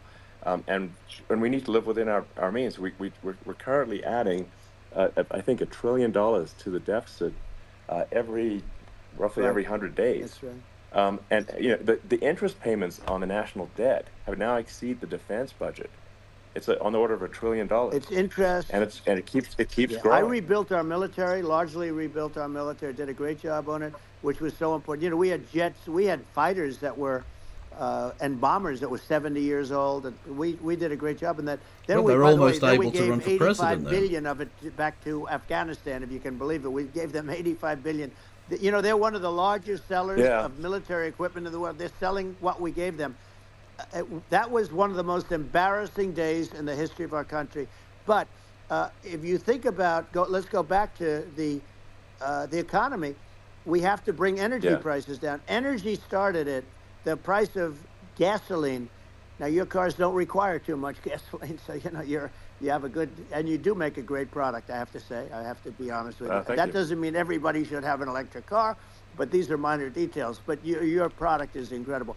But the gasoline, The final Elon, death is sentence the, for the, Tesla. the cost then. of energy. Not only gasoline, it's the cost of heating your house and cooling your house. That has to come down. It's gone up 100%, 150, and 200%. What the fuck are you that talking has to come about? down. When that comes down, and we're going to drill, baby, drill. You know, they stopped drilling, and then they went back to drilling because they went back to the Trump policy. But if they won, the day after they get into office, What are you talking this country about? will go out of business because they're going to go to an energy policy that's not sustainable. Wind and different things. You're not going to have anything. Yeah. And I know you're a big fan of the AI, and I have to say that AI, and this is shocking to me, but AI requires twice the energy that the country already produces for everything. So we're going to have to build a lot of energy if our country will be competitive with China, because that's our primary competitor for this on the AI. You're going to need a lot of electricity. You're going to need tremendous electricity, like almost double what we produce now. But the wind is killing the birds. Didn't you hear? Sure. According to Trump. Going, back to this, like this basic thing, that people try to make it sound complicated, but it's not. But inflation is caused by government overspending. Right. No, it isn't. Would you agree that we need to take a look at government spending, and have perhaps a government efficiency commission that just tries to make the spending sensible, and so the country lives within its means, just like a person. The waste is incredible, and on the nobody military. negotiates prices. You used to have a lot of people making jets, and you end up with two companies, and they'll probably try and merge at some point. I know that, Elliot. Through it. Like Air Force, just a thing like Air Force One. One of the first documents they asked me to sign, a general said, "Sir, would you please sign this document?" And what is it? Air Force One. That's with Boeing, which is basically two planes, two 747s. And the price was $5.7 billion for two planes. Now, now they're highly sophisticated. They're even nicer than your plane, okay? But much more sophisticated. They're very, I won't say what's on it, but they got a lot of stuff on it. Anyway, but it's 5.7. That's a crazy number. It's a crazy number. But I said, I'm not going to pay 5.7. I'm not going to do it. I said, who made the deal? Obama and his people. I said, well, then I know the deal's no good. I'm not going to do it.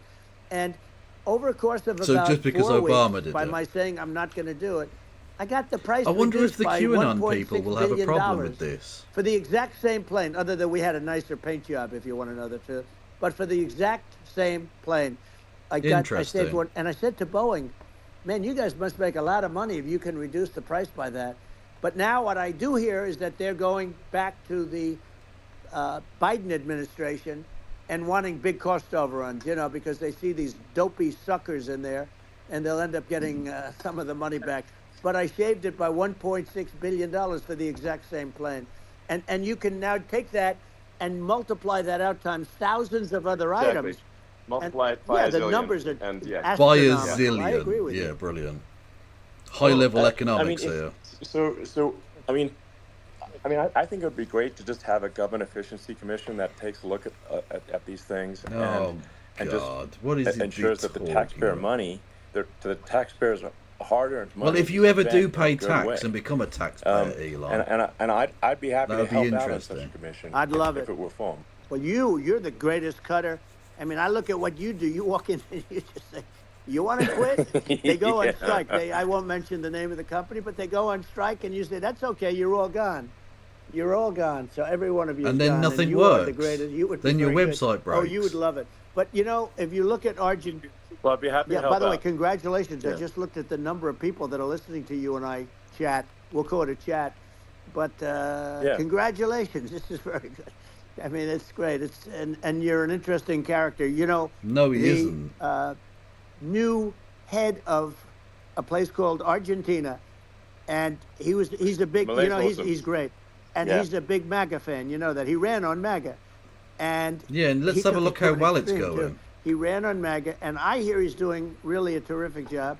It's called Make Argentina Great Again. It worked out perfectly. He came in, he bought a lot of hats, he brought everything, but he's doing a big job. He really cut, And I'm hearing they're starting to do pretty well. Inflation's getting down. You know, they had like 2,000%. And they had inflation like not normal inflation. They had the real deal. But we're going to have that. Yeah, it's going super soon. Well in Argentina. I think we have the worst inflation we've had in 100 years. They say it's 48 272%. years. I don't believe it. I think we have the worst. They don't include a lot of the items that should be included. It's going brilliantly. Millet's doing a fantastic job. It's just from government overspending and not spending taxpayer money effectively, and having just like so many departments you can't even name them all.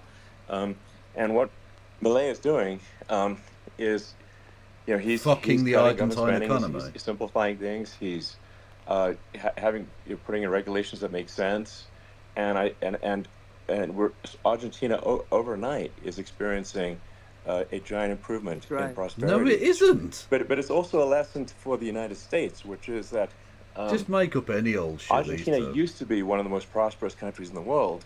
In the 30s, 40s, and because of bad government policy, it ruined the country. And if you take Venezuela, for example, Venezuela should be incredibly prosperous. They have phenomenal reserves of everything, oil, everything, and it should be prosperous. But if the government's wrong, it impoverishes. You literally people. Boasted about cooing so people. I think Shut we the should fuck up. not be complacent in the United States and thinking that and taking our prosperity for granted, because if with bad government policy we can run the country into the ground, and that's just something people should bear in mind. Don't take prosperity for granted. Well, think of education. So we're ranked at the bottom of every list of the top 40. We're ranked number 40, number 38. Norway, Switzerland, Sweden, different countries are ranked good. Actually, China's pretty close to the top. They're a top 6 or 7. Yes, but we're your ranked education at the bottom, is shit. Almost at the bottom, 38, and 39, it got worse 40. under his presidency. In other words, horrible. And yet we spend more per pupil than any other country in the world. So we spend more. And what I'm going to do, one of the first acts, and this is where I need an Elon Musk. I need somebody that has a lot of strength and courage and smarts. I want to close up Department of Education, move education back to the states, where states like Iowa, where states like Idaho, not every state will do great, because states that basically aren't doing good now. You look at Gavin Newsom, the governor of California. He's terrible. He does a terrible job. Republican states have the worst education systems. Of the 50, I would bet that 35 would do great, and 15 of them, or 20 of them, will be as good as Norway. Norway is considered great. You can name them. I mean, they're so good. Some of these countries are so good. And they have departments of education. If you go into some of these really well-run states, we have states that don't know what debt is. We have states that have low taxes, no debt, everybody working. They're really well-run. Sure. And maybe they have certain advantages in terms of location and did he say 55 states? The sun and the water and the whole thing. There are a lot of advantages that some people have. But if you moved education back to the 50, you'll have some that won't do well. But they'll actually be forced to do better, because it'll be a pretty bad situation. But if you think about it, you'll have some of these states. I'll bet you'd have 30, 35 states. It'll be much better. And you know what it'll cost? Less than half what it is in Washington. And these people don't care about the students in these, faraway states. And it would be, it'd be unbelievable. Yeah. I think you're making a good point in that neither of you has made a single good point.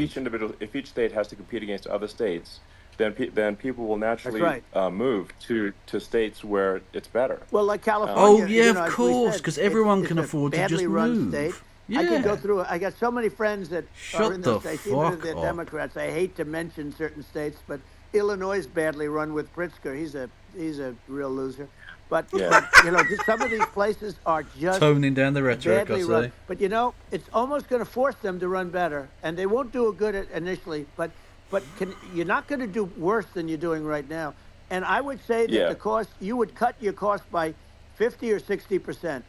And you'd have a little monitor. You want to make sure they're teaching English, as an example. Give us a little English, right? Sure. Right. Yeah. No, but racism as well. Cool. Some of these governors are doing so badly. I mean, they got so many people moving out of their state. They should get U-Haul Salesman of the Year award because they're driving so much U-Haul. It's actually amazing. People moving out. Isn't it amazing to you as a businessman that they can even survive? Like Illinois, so many people are leaving, and you wonder, how do they survive? I mean, how do they survive? The right is getting better at comedy, and the left is scared. I saw when you left California and you moved to Texas. Texas does a great job.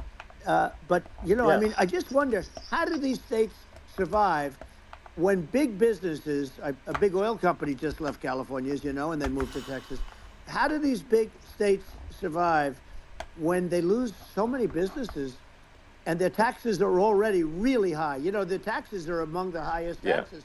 You almost wonder, how do they continue on? And in many cases, the governors don't do a good job in their crime-ridden places. You wonder, how do they continue to just Elon go just on? want to do an austerity of the USA. It's not a good situation. Yeah, pretty much. That's exactly what I think the only thing that's going to force some of these states to change is if they risk bankruptcy and they're not getting bailed out by the federal government. Right. Elon, you've done nothing. Elon, you've done nothing but that in your entire life. You've been bailed out by the federal government, you fucking prick. Also, thank you, Kieran, with 200 bits. And hello there, Kubashi. You should hit the follow button. It's free and awesome and makes you 10% hotter. That's how it works. Don't forget, I always forget to shield properly. Don't forget you can do bits messages, you can subscribe with Amazon Prime. You can give subs to the community. Bits messages, 200 bits or more get you a text-to-speech. Let's go. So what? Is he going to be a great governor? And you have people. I could name every one of them. I got to know every one of these, and some are very good, and some are just horrible. Yeah, thanks. That's deep analysis. Here, as you're saying, like a lot of people are concerned about the economy. A lot of people are concerned about inflation, and inflation is effectively a tax on people that save money, and for people that are working day to day, it's just a form of taxation. Capitalists don't understand capitalism at all. Solve the inflation problem, which no, you won't. People will have a better standard of living. No, you won't. Well, the people that got hurt worse are the people that. Thank you, Kubashi. Much love. Taught to do it all through. Welcome to the Kevolution. And their young life and their whole life.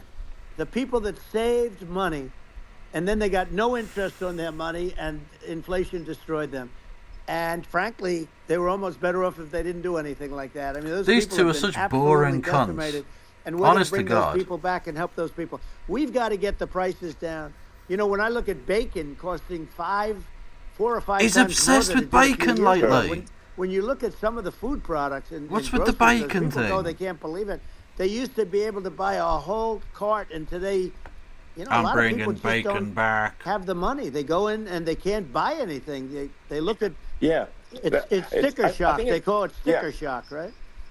I think it really just comes, like I said, I think it just comes down to really, I guess, two things, which is that if you solve government overspending, you solve inflation. Which you don't. For fuck's sake. And then if you deregulate, like have sensible regulations.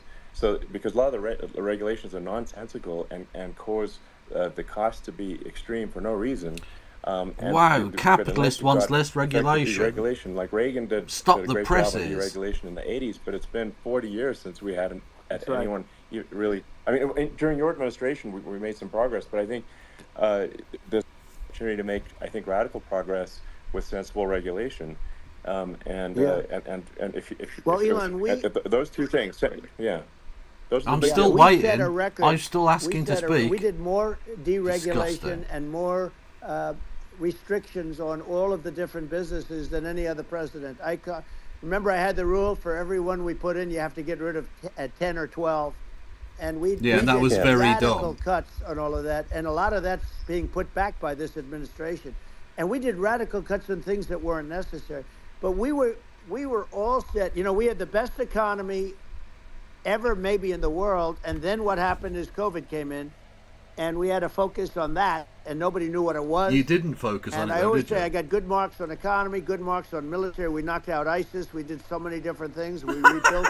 But, I never got the credit that we really deserved on what we did with COVID. We never got the credit. But had that not happened, a gift from China, from Wuhan, came in from Wuhan, the Wuhan labs, and I always said it, and it turned out to be right. But had that no, you didn't. It's conspiratorial bullshit. We were set to start reducing debt. We were going to reduce taxes further. I gave the largest tax cuts, and we were going to reduce taxes they praised the further milieu government. For middle-income people, not only businesses. Ridiculous. But we did it for businesses because they're the ones that. That's why we had the great job numbers. And I showed the actual massive inflation. But we were set to 272% inflation. Reducing debt. And, you know, we're sitting on the biggest pile of liquid gold anywhere in the world, bigger than Saudi Arabia, bigger than Russia. I don't think and we were going to drill, and we were going to make so much money. We were going to supply Europe with oil. I had stopped the Russian pipeline, and we were going to supply them with oil and gas. We were going to Yeah, he massively increased it there. Yeah, massively increased it. The COVID came in, and we really had to divert. Then what happened is when they came in, you know, we kept a lot of businesses alive. If I didn't Let's not forget he killed hundreds of thousands of Americans with COVID. Depression. But the problem is when Biden came in, he got trillions of dollars and just started spending it stupidly. You didn't need it anymore. You know, we got over that bad period where everybody was dying and, you know, it was just not a good period. Interestingly, you know, during his administration, many more people died during his administration of COVID than during my administration. That's not true. And we really got the brunt of it. But people don't realize more people died during his administration than ours. But it diverted us from doing what I wanted to do. But we had the greatest for, you know, almost 3 years. We had the great, and you know that probably better than anybody. So many of your friends said to me, the best years we've ever had in business were during the Trump years. Rich people got very rich. Also said that African American, Hispanic American were so incredible. They were having the best. Asian American women, men, young people without a diploma, young people that graduated from the best colleges, from MIT, from the Wharton School, from all of the great colleges, Harvard. They were doing better, and people without a diploma were doing better, and everybody was happy. And then COVID came, and we had the problem is they spent trillions and trillions of dollars. They wasted. They shouldn't have taken any money, and we wouldn't be having inflation right now, which is killing our country. These two don't understand economics absolutely. at all. I mean, I should probably say something about, like, you know, maybe my views on, you know, climate change and oil and gas. Why? Why should you say that? I think it's probably different from what most people would assume.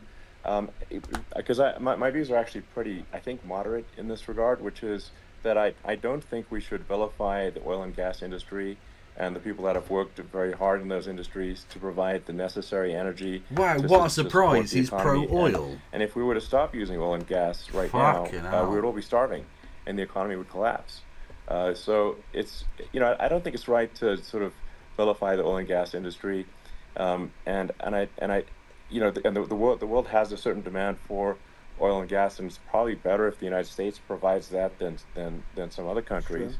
And these it two are would help with such prosperity dullards. in the U.S. And at the same time, also, my view is like we do over time want to move to a sustainable energy economy, because eventually you do run out of. I mean, you run out of oil and gas. It's not there. It's not infinite. And there is some risk. I think it's not. Yeah, you are rather talking down your electric car company, mate. You know, a lot of people say it is with respect to global warming, but I think if you just keep increasing the parts per million in the atmosphere long enough, eventually it actually simply gets uncomfortable to breathe. People don't realize this. If you go past 1,000 parts per million of CO2, you start getting headaches and nausea. And so we're now in the sort of 400 range. We're adding, I think, about roughly 2 parts per million per year. So I mean, it still gives us. So what it means is, like, we still have quite a bit of time, but so there's not, like, we don't need to rush, and we don't need to, like, you know, stop farmers from farming, or, you know, prevent. So people from his having only steaks problem, or his only stuff like that. his only problem with global warming is it makes your breathing a bit difficult. Where, I mean, you have farmers that are not allowed to farm anymore and have to get rid of their cattle, and the whole world is a little crazy. But it's largely taken its lead from us. I do say, though, I've heard in terms of the fossil fuel, because even to create your electric car and create the electricity needed for the electric car, fossil fuel is what really creates that at the generating plants. And, so you sort of can't get away from it at this moment. I mean, someday you might be able to. But I do hear we have anywhere from 100 to 500 years left. Much of it hasn't even been found yet. Yeah. But there are tremendous, like Anwar. I got Anwar in Alaska approved. Ronald Reagan couldn't do it. Nobody could do it. Everybody tried. Nobody could do it. I got it approved. The first thing that Biden did was unimprove it, to get rid of it. Unimprove it. Ended it. Unimprove his it. secretary went in and she ended it. And what a disgrace. That's Anwar. That's bigger, or they think it could be bigger than Saudi Arabia in Alaska. Could be bigger than Saudi Arabia. But they went in and they terminated it, and I'll get it going very quickly, because not only is it big for Alaska. I mean, no, you won't, because you're going to lose. That for the United States, I mean, that is, they say bigger than Saudi Arabia or the same size. And I think he means the amount of oil, not stuff. literally the size. And, they end it. So I think we have, perhaps hundreds of years left. Nobody really knows. But during that time, something will come around that will be very good. Yeah. Well, I mean, my estimate would be, a little more aggressive than that. But it's not the sort of like we're all going to die in 5 years stuff. That's obviously BS. But I mean, my view is like if you just look at sort of the parts per million that increments every year, you get sort of when capitalism sends its people, it's not sending its best, is it? I mean, I think some of that it's problematic if it accelerates. If you start going from 2 or 3 to say 5, and then there may be some situations where you get just a step change increase in the CO2, and I think we don't want to get too close to 1,000 ppm, because like that's actually Trump probably has 5 years. That's true. Yeah. To breathe, like just existing in 1,000 ppm CO2 is uncomfortable. That's like that's considered like an industrial hazard. Right. Just so it's. Well, so are your cars. That's actually, you start getting headaches and stuff. So it's even without global warming, it's not comfortable to live. So you don't want to get too close to that. But I mean, I think we've got. I think we want to just move over, and like, and if I don't know, 50 to 100 years from now, we're I don't know, mostly sustainable. I think that'll probably be okay. So it's not like the house is on fire immediately, but I think it is something we need to move towards. And on balance, it's probably better to move there faster than slower. But like I said, without vilifying the oil and gas industry, and without causing hardship in the short term, I think this can be done without but people can still have a stake, and they can still drive gasoline cars, and it's okay. It's like, it's not.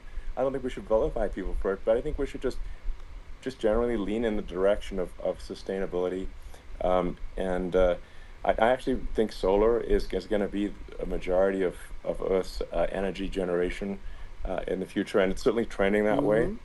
And so you get the solar power, combine that with batteries, so because obviously the sun doesn't shine at night, and then you use that to charge the electric cars, and you have a long-term sustainable solution.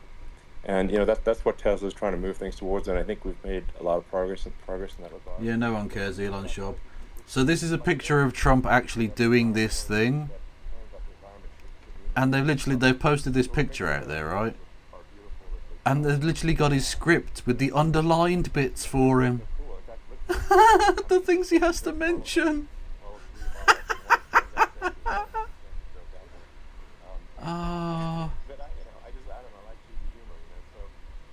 Yeah, we fucking know, Elon. Jesus Christ, he's an idiot.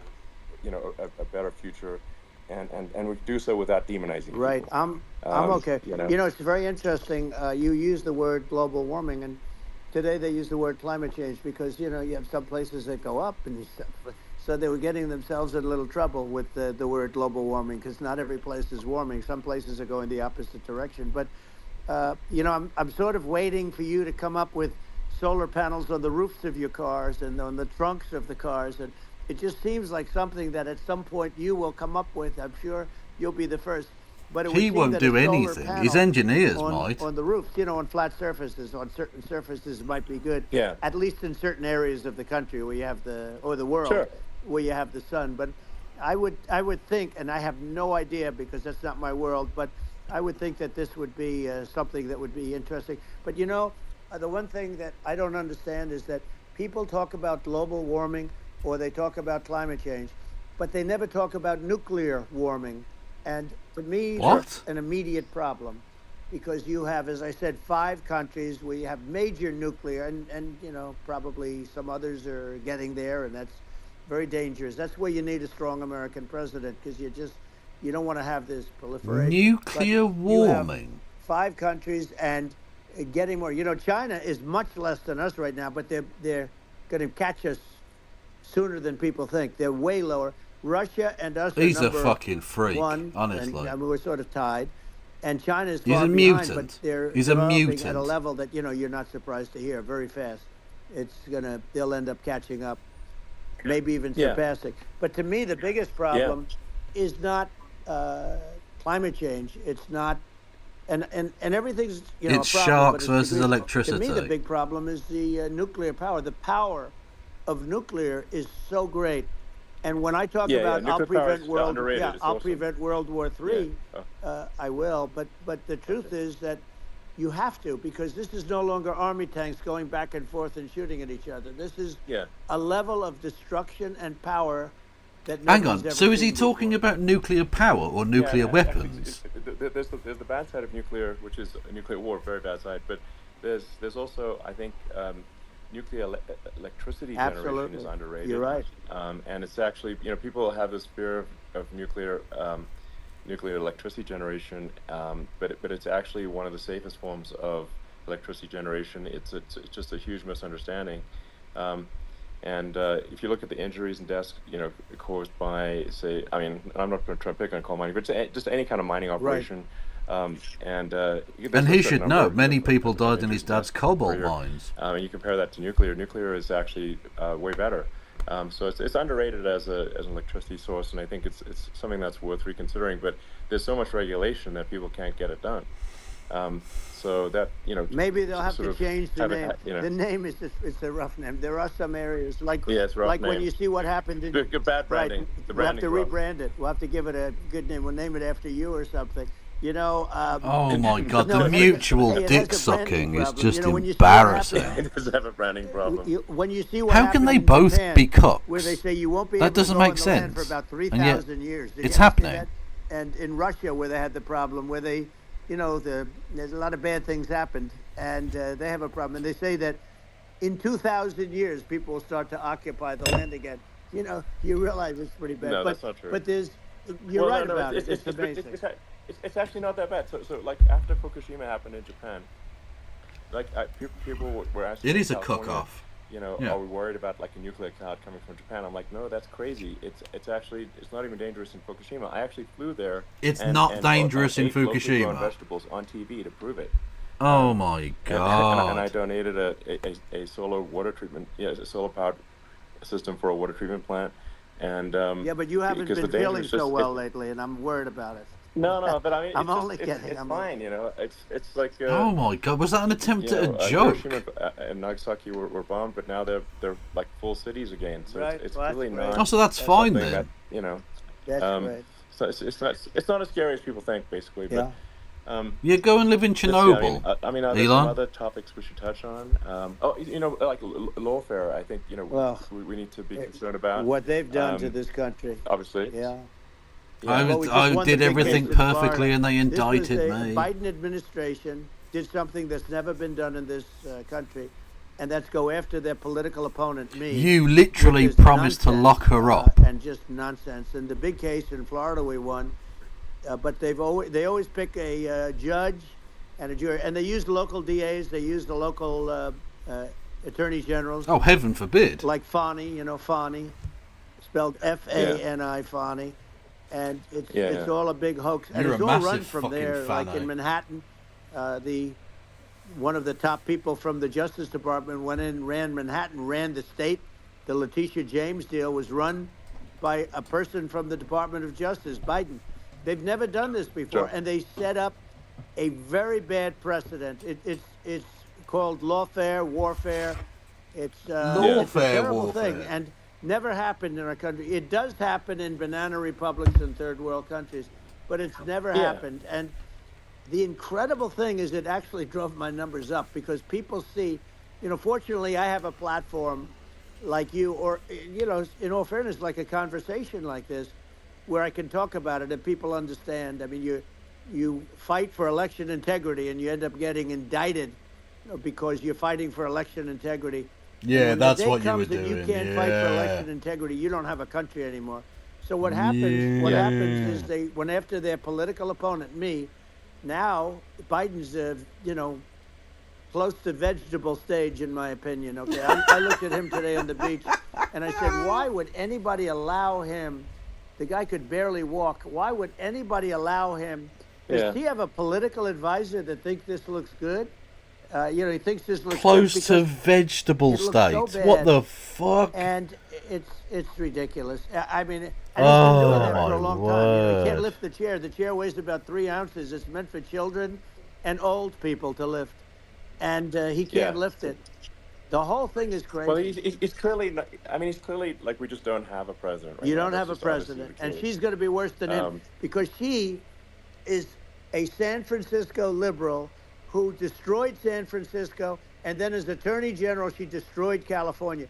You talk destroyed. About location, California doesn't even exist anymore. anymore. The water and all. There's nothing better than California. She has destroyed that. She was the original DA. She was the original in San Francisco. She was the original Attorney General in California. What she has done to California is, well, you know better than I do. You just left California for a lot of those reasons. And what she's done with crime, with cashless bail, where you kill somebody. I mean, we have you kill somebody and they let you out right away. I mean, you I don't think they do. And then they never find the people unless they kill again, and then they let them out again. Our country is becoming a very dangerous place, and she is a radical left San Francisco liberal. Fuck and yes. Now she's trying to protect. Now she's looking. Let's get on the coconut she wants train. To be more Trump than Trump, if that's possible. I don't think it's possible, but she wants to be more Trump than Trump. Yeah. I want a wall. I think that's. She wants to release all the prisoners that are in detention, and some of these guys are really bad. And Hannibal Lecter. That just came out today. She doesn't want to build the wall, even though the walls work. Walls and wheels. In your business, everything you do is obsolete. Almost, well, not the tunnels, but everything is obsolete. Even your rocket ships, they're like a month later, they're obsolete. You find a better way to. The only thing that's not obsolete is a wall and a wheel. And the wall, I built hundreds of miles of wall, and that's why it fell we had down such good in the numbers. wind. I was going to add 200 miles. We bought it. We could have flipped it up in 3 weeks, and they sold it for 5 cents on the dollar. That meant, I said, wow, that means that they actually do want to have open borders. She wants to have open borders. What the and fuck now is she's he going talking like about? Tough on the border. It's such a lie. Yeah, this is simply not true. This is simply not true. No, and everybody knows it's not true. It's a disgrace that she can say it. No, obviously, what's happening sort of overnight. They're still not responding to me. They're not letting me speak. And making I am being silenced. Like a moderate, when in fact she is far left, like far left. Worse than Bernie Sanders. She is considered more liberal by far than Bernie Sanders. No, she's isn't. A radical left lunatic. What the fuck are you talking about? And if she's going to be our president, very quickly you're not going to have a country anymore. And she'll go back to all of the things that she believes in. She believes in defunding the police. She believes in no fracking, zero. Communism. Now all of a sudden she's actual saying, communism. No, I will, Let's go. I really want to see fracking. If they got in, the day she got in, she'll end fracking. And by the way, if people didn't think that, the lunatics that really believe in that, they won't vote for her. Like the Palestinians and Israel. She is so anti-Israel, and she's bad for both. Biden actually did something that was impossible. Both sides hate him, both sides. That was a hard thing to do, unification. What the fuck are you talking about? Netanyahu came to give a talk to a joint Senate and House sitting, and I was there, and Kamala stood him up. What does that say? I think it's highly disrespectful. And I say, if you're a Jewish person, or if you believe in Israel, if you're a person that, is a very pro-Israel, if you vote for her, it's worse than Biden, and Biden was bad. But if you vote for her, you ought to have your head examined. And you see tonight, I mean, as we're doing this, I'm seeing reports. I just want to point out both of these motherfuckers have done like anti-Semitic hundreds and maybe conspiracy thousands of bullshit. rockets. Their Iron Dome, as they call it, as we all call it, but their shield that they build, that can be swamped. We'll use the term that's appropriate. Yeah, her husband is Jewish. They swamp it by shooting enough missiles. You know this better than anybody. By shooting enough missiles, they Why can't would he defend know themselves. They just obliterate the whole place. And that's what some people think they're looking to do. And we have no leadership. There's no respect for the United States of America with these people.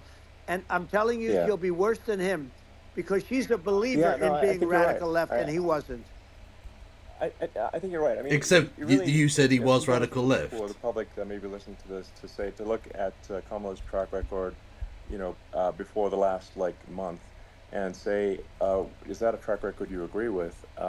And I think if you're an independent moderate, you definitely would not agree with it.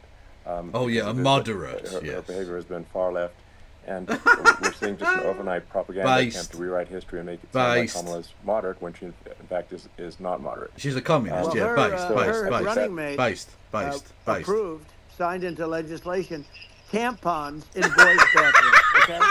Now that's all I have. Tampon team, let's go. In boys' bathrooms, and that means she believes in that too. I mean, she picked this guy.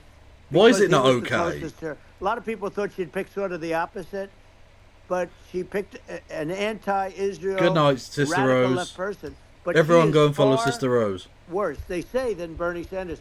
If we have her as a president, if we have a Democrat at this moment as the president, I don't think our country can survive. Good. Fuck yeah. I think it's a massive. I think we're in massive trouble, frankly, with the Kamala administration, and that's my honest opinion. And again, you can always fuck off back to South Africa, mate. Go for it. Really, it's essential that you win for the good of the country for this election, and I'm just stating my opinion. Now, the fact that he's doing campaign events on Twitter, it's over. It's over. The EU Commission, saying, to not have disinformation on during this discussion that we're having, and there's a lot of attempts to do censorship and to force censorship even on Americans. You do censorship on your platform now. You what do you think about that? Well, I know the European Union very well. They take great advantage of the United States in trade, as you know. Good. We, through a different forum, NATO, we protect them, and yet if you build a car in the United States, you can't sell it in Europe. You just can't sell it. It's impossible. Get wrecked. The same thing with our farmers. Our farmers find it very difficult to do business. We have a deficit with them of $250 billion. Owned. Which people don't know. It sounds so nice, the European Union, but let me tell you, they're not as tough as China, but they're bad. And I let them know it. And that's probably why they notified you. Exactly, they're censoring me. Our country well. They won't even defend them. They won't even answer me. With Ukraine, I've been silenced. silenced. We're in for $250 billion, and they're in for about $71 billion, and they have the same size. If you add up the European nations, that in terms of an economy, it's about the same size. When you say as us, and they're in, and they're in much greater risk. They're right there. We have an ocean separating us from. In this case, the enemy would be Russia. Used to be for the Soviet Union, but let's assume they're close enough. And what happens is... What? Does he think the Soviet Union is still a thing? I think even less than that. Billion. And we're in for about $250 billion, and it could be a lot higher than that. Lol. And I say, why aren't you going to equalize? Why aren't they paying what we're paying? And they're in much more, it's much more important for them because of the fact that, they're right near there. I mean, they're all sort of in that location. We're not. But they're all in that and location. I did it with NATO. There were only 7 countries that were paid up in NATO out of 28 at the time. And the United States was subsidizing NATO. tremendously subsidizing NATO. And Well, to be fair, it is your club. I said, you got to pay up. If you don't pay up, we're not going to defend you any longer. I took a lot of heat. But you know what happened? Billions and billions of dollars came flowing in. And, yeah, you know. I think a lot of the public isn't aware of the fact that the United States pays a disproportionate share of the NATO expenses. And then we get taken advantage of on trade. Good. So think about it. Yeah, well, I mean, the point of NATO is defending Europe, and it's it's like, then okay, well, why is the United States paying disproportionately more to defend Europe than Europe? Because we fucking own you bitches. And that is an appropriate thing to address. Until you sort out the fucking tea in Boston Harbor, savings and everything else, we're gonna fuck you. Mean, honestly, look, there's nobody that feels worse about the Ukraine situation than I do, because I know it would have never happened. I know Zelensky. He was very honorable to me, because when they went with the Russia hoax, and they said I had a phone call with him, he said it was a perfect phone call. It was a great phone call. He said it was perfect. And, you know, said, he was very threatening. He said, no, it was a very nice phone call.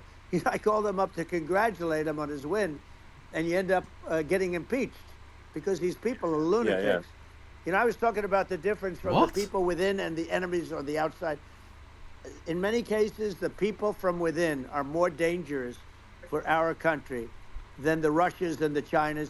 If you have a smart president, you're not going to have a problem with them. You're going to do things. Yeah. Now, they've taken advantage of absolutely. us incredibly, but you're going to do things with the right person. Yeah, well, I think it's obvious that you're a believer and an advocate of free speech, because during obviously your first not time as president, you were attacked relentlessly every day, often very unfairly with with false attacks, and you didn't try to shut down the media. You didn't try to inhibit. Deep throat him, Elon. Well, the good thing is that work the shaft. You and I have, and some people, very few, we can get the word out. Although sometimes it's hard because they don't want to print it. You know, like we're having a great conversation right now. Kamala wouldn't have this conversation. She can't, because she's not smart. You know, she's not a smart person, by the way. She can't have this conversation. And Biden, we don't even have to talk about it. What the fuck are you talking about? He couldn't have this conversation. He would have given up on the first half of a question. He would have walked out. He would have said, "Where am I? Where am I going?" So anyway, but no, he wouldn't have. This is wild. Not a lot of people would have this conversation, but you know, we cover a lot of territory. But the beauty is that you know, we can have a conversation, and I'm able to get it out without, because I get treated unfairly. This is a really big point. You can actually have a conversation with you. Yeah, it's nice, isn't it? And you can't have a conversation with Biden or Kamala. It's like it's not possible. That's yeah, because you're just a weird fascist. Like an NPC, so it's just impossible. Well, but think of it. We need a man or person who's unbelievably sharp in order to stop all the nuclear danger and all the dangers that I'm talking about. And I got along with all these. You know, I got along with Kim Jong-un. We had dinner. Yeah, we know you did. Everything. And he really liked me, and I got along with him really well. By the way, he's the absolute boss over there. You know, a lot of people said, "Oh, do you think he really?" That's for sure. Let me tell you, I saw things that you don't want to know about. He is the boss. But you know, we had a good relationship, and he doesn't like Biden. He considers him a stupid man. He said he's a stupid man. Well, he called you a dotard. But, you know, in this country, you're not sort of allowed to say it, but I guess you are. You should be allowed to say it if it's true. But we need smart people, and we need people that have an ability to lead. And she doesn't have that ability. Can you imagine? Now, you know Chairman Xi very well. Can you imagine her and him negotiating, or even standing together? It is, the whole concept is ridiculous. This is such a weird little circle. But she's getting a free ride. I saw a picture of her on Time magazine today. She looks like the most beautiful actress ever to live. It was a drawing, and actually, she looked very much like our great First Lady, Melania. She didn't look. And she also won't like Camilla. touch you. That's right. But of course, she's a beautiful woman, so we'll leave it at that, right? What? Well, what? You know, maybe like I think part of what people in America want to feel excited and inspired about the future. They want to feel like the future is going to be better than the past, and that America is going to do things that are greater than we've done in the past. Well, that's not going to happen. That make you proud to be an American, and excited about the future. They want the American dream back. They want the American dream back. More important than anything else. It's like You don't have that today because the people, they've been just sucked. They see incompetent people running our, you know, the Biden thing is very interesting. People just Can he found him to ever be finish a incompetent. fucking sentence? And when I debated him, I was like, is this for real? It was. Yeah, He's so desperate. He's absurd. so desperate to have but, him I back. think there are like some grand projects that we could do. I mean, He's think, so desperate to have Biden back we as the could candidate. build a base on the moon. We could send American astronauts to Mars. We could We build could high-speed fire you into the connections that sun. are, Yeah. more advanced than anything else in the world between our cities, so people have fast transport. It's possible. How's that to Hyperloop solve getting on, traffic Elon? tunnels. We've already made great progress in Vegas doing that. No, you didn't. It failed miserably. And you shut it down. Things that are exciting and inspiring and make the future feel like it's better than the past. Well, I saw what you did in Vegas, and I'll tell you, it was amazing. I got to see, I took a big glimpse at it, and it's incredible what it's incredible. And you could do that all over. You could do that all over. Yeah, he could fail to build a tunnel You don't even everywhere. need much structure, assuming you're in the right area. No, it's straightforward. It's amazing. I think we could do some things that like China's got incredible high-speed rail between its cities, but I think it's actually possible with tunnels if with deregulation, with an ability to actually, where it's like legal to actually do the tunnels, then you could have high-speed tunnels that are actually better than anything else in the world for high-speed transport between cities. And that would be something. Well, why haven't you done that then? Americans can say, "Wow, okay, we've got something." Because your one failed. Anyone else in the world? That's the kind of thing that makes you proud to be an American. And much safer than surface trains, where there is a danger there. With crazy people, it's much safer, much better. And it's sad because I've seen some of the greatest trains. I find it fascinating, and I've seen the systems and how they work, and the bullet trains they call them, I guess, and they go. In Japan, unbelievably fast, unbelievably comfortable, with no problems. We don't have anything like that in this country, not even close. And it doesn't make sense that we don't. Doesn't make sense. Well, you had 4 years and you didn't do anything about it. I'm kind of hopping on the excess regulation, but I think something that I think people can generally understand is that what happens with laws and regulations is that there's more and more of them every year, and unless there's a process to clean them up, eventually everything becomes illegal, and that actually it slows down the development of new technologies. Oh, please fuck off! I think there's room for some reform at the FDA for improving the speed with which we approve drugs that could help save lives and improve people's lives. And I worked very hard on that. We got that down to the lowest number ever, and we got therapeutics approved in the FDA that people can't even believe the speed. But I took them on. I don't think they like me too much, but I got things approved in the FDA at numbers that they wouldn't believe. And stop it. It's a very bureaucratic. This group. is fucking Actually, it's awful. A fine group of people in many cases. I don't know how much longer I can listen to this. It's fucking rotting my brain. Regenerons for so many different things that were really Thank you, amazing. But the Executioner, FDA for resubscribing. Much love. It's 12 years to get a product approved. I got it down to 4, and I got some things done very quickly. But it's really something that is going to have to be worked on because it takes too long. It just takes too long. Yeah, it just takes too long, and you end up in the same with the approval, but it just it takes years instead of something that I think could potentially take months, and that improves people's lives. I think I just wanted to hop on this point that there has to be an active process for reducing rules and regulations, because otherwise you've already said that. We know. You get hardening of the arteries, and eventually everything's illegal or takes forever. Everything's illegal, and then we just ossify as a society. We can't make any progress, and it's a really big deal. Elon, just getting back to the FDA for 1 second, I got something done called Right to Try. This is where you can go in and, if you're terminally ill... So one of his advisors just tapped him and pointed at the paper and said, mention that one, mention that bit. We have the best doctors, the best labs in the world. We really do.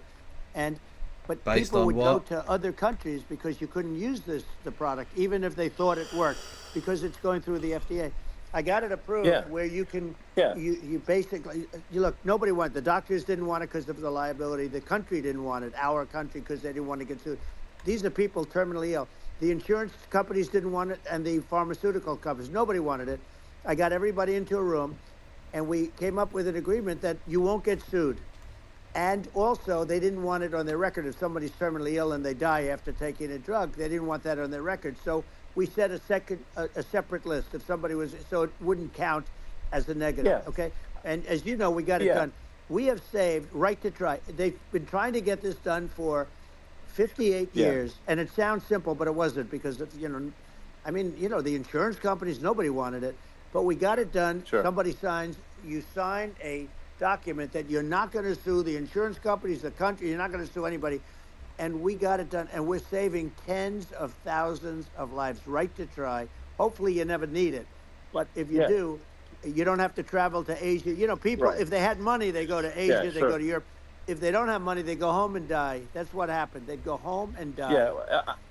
Well, I mean, and actually, to give Europe some props here, it's like if a drug is approved in Europe, which has a crazy amount of regulations, it should obviously be approved in the U.S. Yeah. I mean, they get more regulations than we do. So why would a drug be approved in Europe and not in the U.S.? That's crazy. Well, we did it. We did something that really, they've been trying to do it for 50 years, and they just couldn't get it done, and I got it done. And it's really something. But you're right. This is really, some people go to Europe really because boring. a drug isn't approved here, but it's approved in Europe, and it's a drug that, generally speaking, would work. It's pretty crazy. Absolutely, you're right. And I think so long as people are properly informed of the pros and cons, and like these are the risks, this is the risk, and like you make your own decision. Yeah. That makes sense. Well, I think just in sort of closing up, and by the way, I'm looking at the numbers. You get a lot of people listening. Honestly, I've switched off. I'll be honest with you, chat. I have switched off. Like I don't know what the fuck. I couldn't give a shit what they're saying. That number? It's crazy. It's amazing how you can see that right away. How many? What is the number? Wow. What is it? Oh, he's now just chatting to someone next to him. Well, wow. I think in terms of people that's bigger than you said.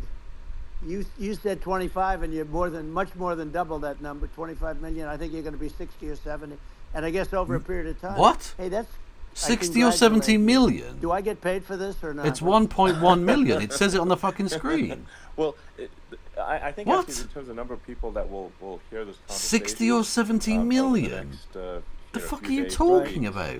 It's going to be hundreds. That's what they say. Yeah, that's good. Well, look, it's an honor.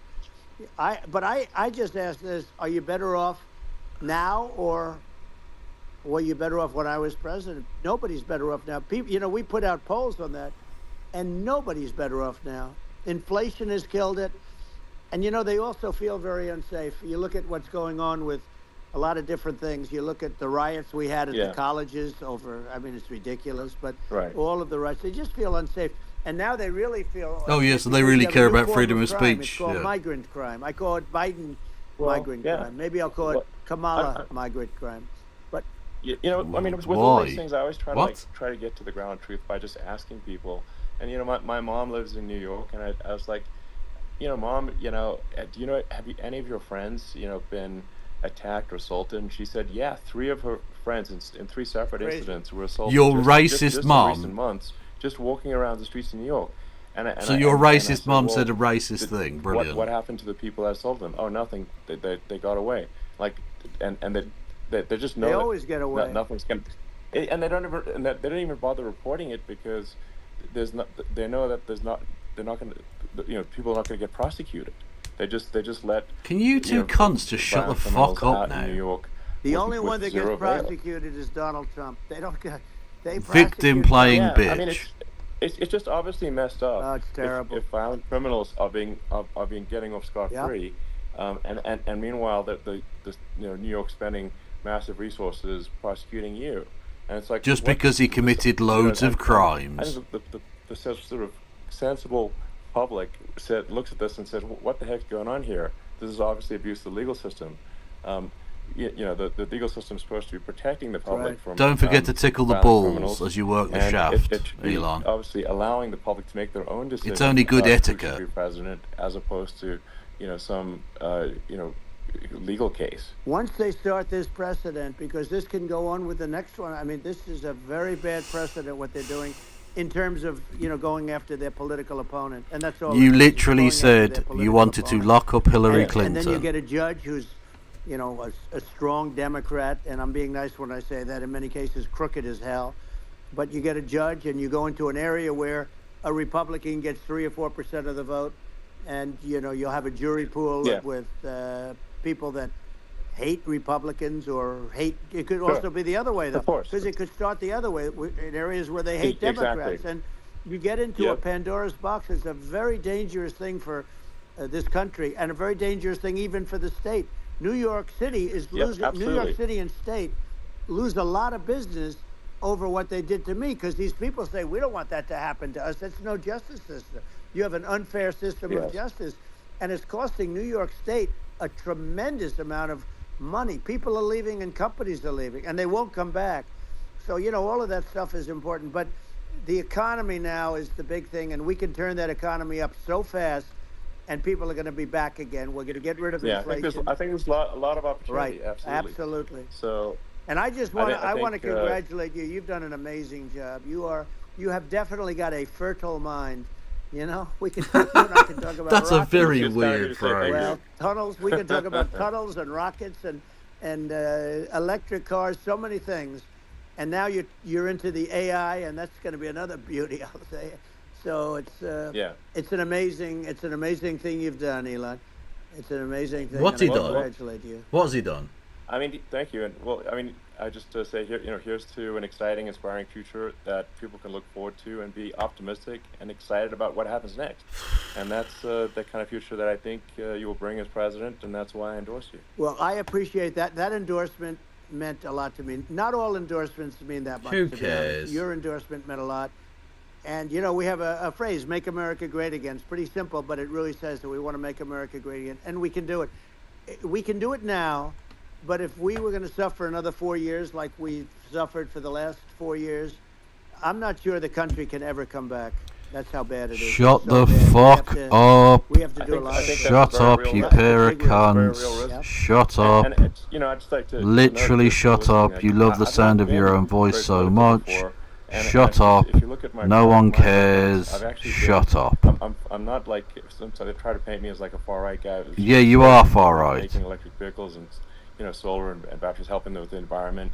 And, you're a far right lunatic. You've been talking about fucking race war all week. I supported Obama. I stood in line for 6 hours to shake Obama's hand when he was running for president. And wow, you're a dick rider for both presidents. Yeah, brilliant. Who cares? I call myself, historically a moderate Democrat, and classical liberal. Like we're really at a critical juncture for the country, I think a lot of people thought, the Biden administration would be a moderate administration, but it's not. And obviously, commie Biden. We're just going to see an even further left administration. Yes, let's fucking go. Honest opinion. I mean, her dad is literally.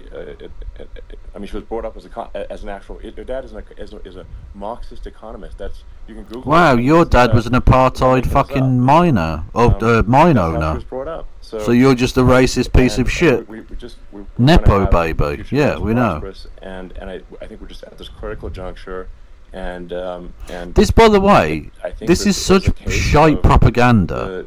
These two are not convincing anyone. Is going to at a fork in the road, and and I think it will take the path, like you are the path to prosperity, and I think Kamala is the opposite. Jesus Christ, the dick riding. I act like crazy, and I've also experienced private welfare myself, but I'm just trying to victim playing bitches again. I've been really active in politics before. Shut the fuck up. Point out that my track record historically has been moderate. Shut up.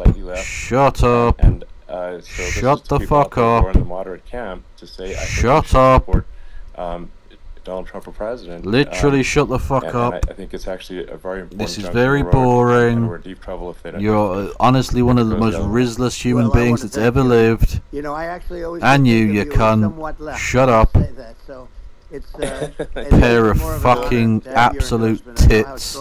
Shut up. But you know, when you think of her, you fucking hemorrhoidal ruptures. 15 years ago, I had a great friend, Bob Tish. He said it's the greatest city in America, and now it's almost not livable there. And California, Shut the likewise. fuck and she up, was involved in the destruction of San Shut up. Francisco and the Shut up. destruction of California. Shut up. And she will be involved Literally in the shut up. destruction of our country if people are so unwise as to elect her. And I hope that doesn't happen. And I hope the elections are going to be run honestly. Oh, for and fuck's we're going to turn sake. this country around. We're gonna do things that, and we can do it fairly quickly. And we have to get rid of the criminals that have been, given to us by other countries as they laugh. They laugh at us. They think we're stupid to accept these Well, people. you These two are stupid. Radical, Yeah. stone-cold killers in many cases, and terrorists. And they're in our country by the hundreds of thousands. Yeah. And we have to take them out. Yeah, I mean, if I could summarize it, perhaps. Oh, they're still going. These two cunts won't shut up. Most people in America would agree with, which is that we want safe and clean cities, we want secure borders, we want sensible government spending. Sorry, I apologise to Tits. Restore both the perception and reality of respect in the judicial system. Just, stop the lawfare, and I think that's like. And how are those even right-wing positions? I think those are just. You've been talking about race war all week. Would you agree with that? 100%. I don't understand. The whole. They call it progressive. They don't like the word liberal anymore, but call it liberal or progressive.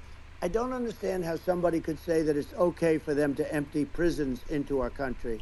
Because it isn't happening. Crime rates all over the world are going way down. Oh, for fuck's sake! What we'll do is if something happens with this election, which would be a horror show, we'll meet the next time in Venezuela because it'll be a far safer place to meet than our country. What okay? the So fuck you are and I you will go and talking we'll have about? a meeting and dinner in Venezuela because that's what's happening. Please, Crime please, rates coming both of you down, fuck and off to our crime Venezuela, rates going yes. through the roof, and it's so simple. And you haven't seen anything yet because these people have come into our country and they're just getting acclimated. Hello, darkness, and my they don't know old about friend. Being politically correct law enforcement or I've lack come of to law talk enforcement. with you and our again. police, I have to just end with this. We have great Because police. We have great law envisions enforcement, but they're not allowed to do suffering their job. They have to be able to do their job without being left it destroyed. Absolutely, and it's absolutely demoralizing if you're a police officer risking your life, to arrest violent criminals who could kill you and do kill you sometimes,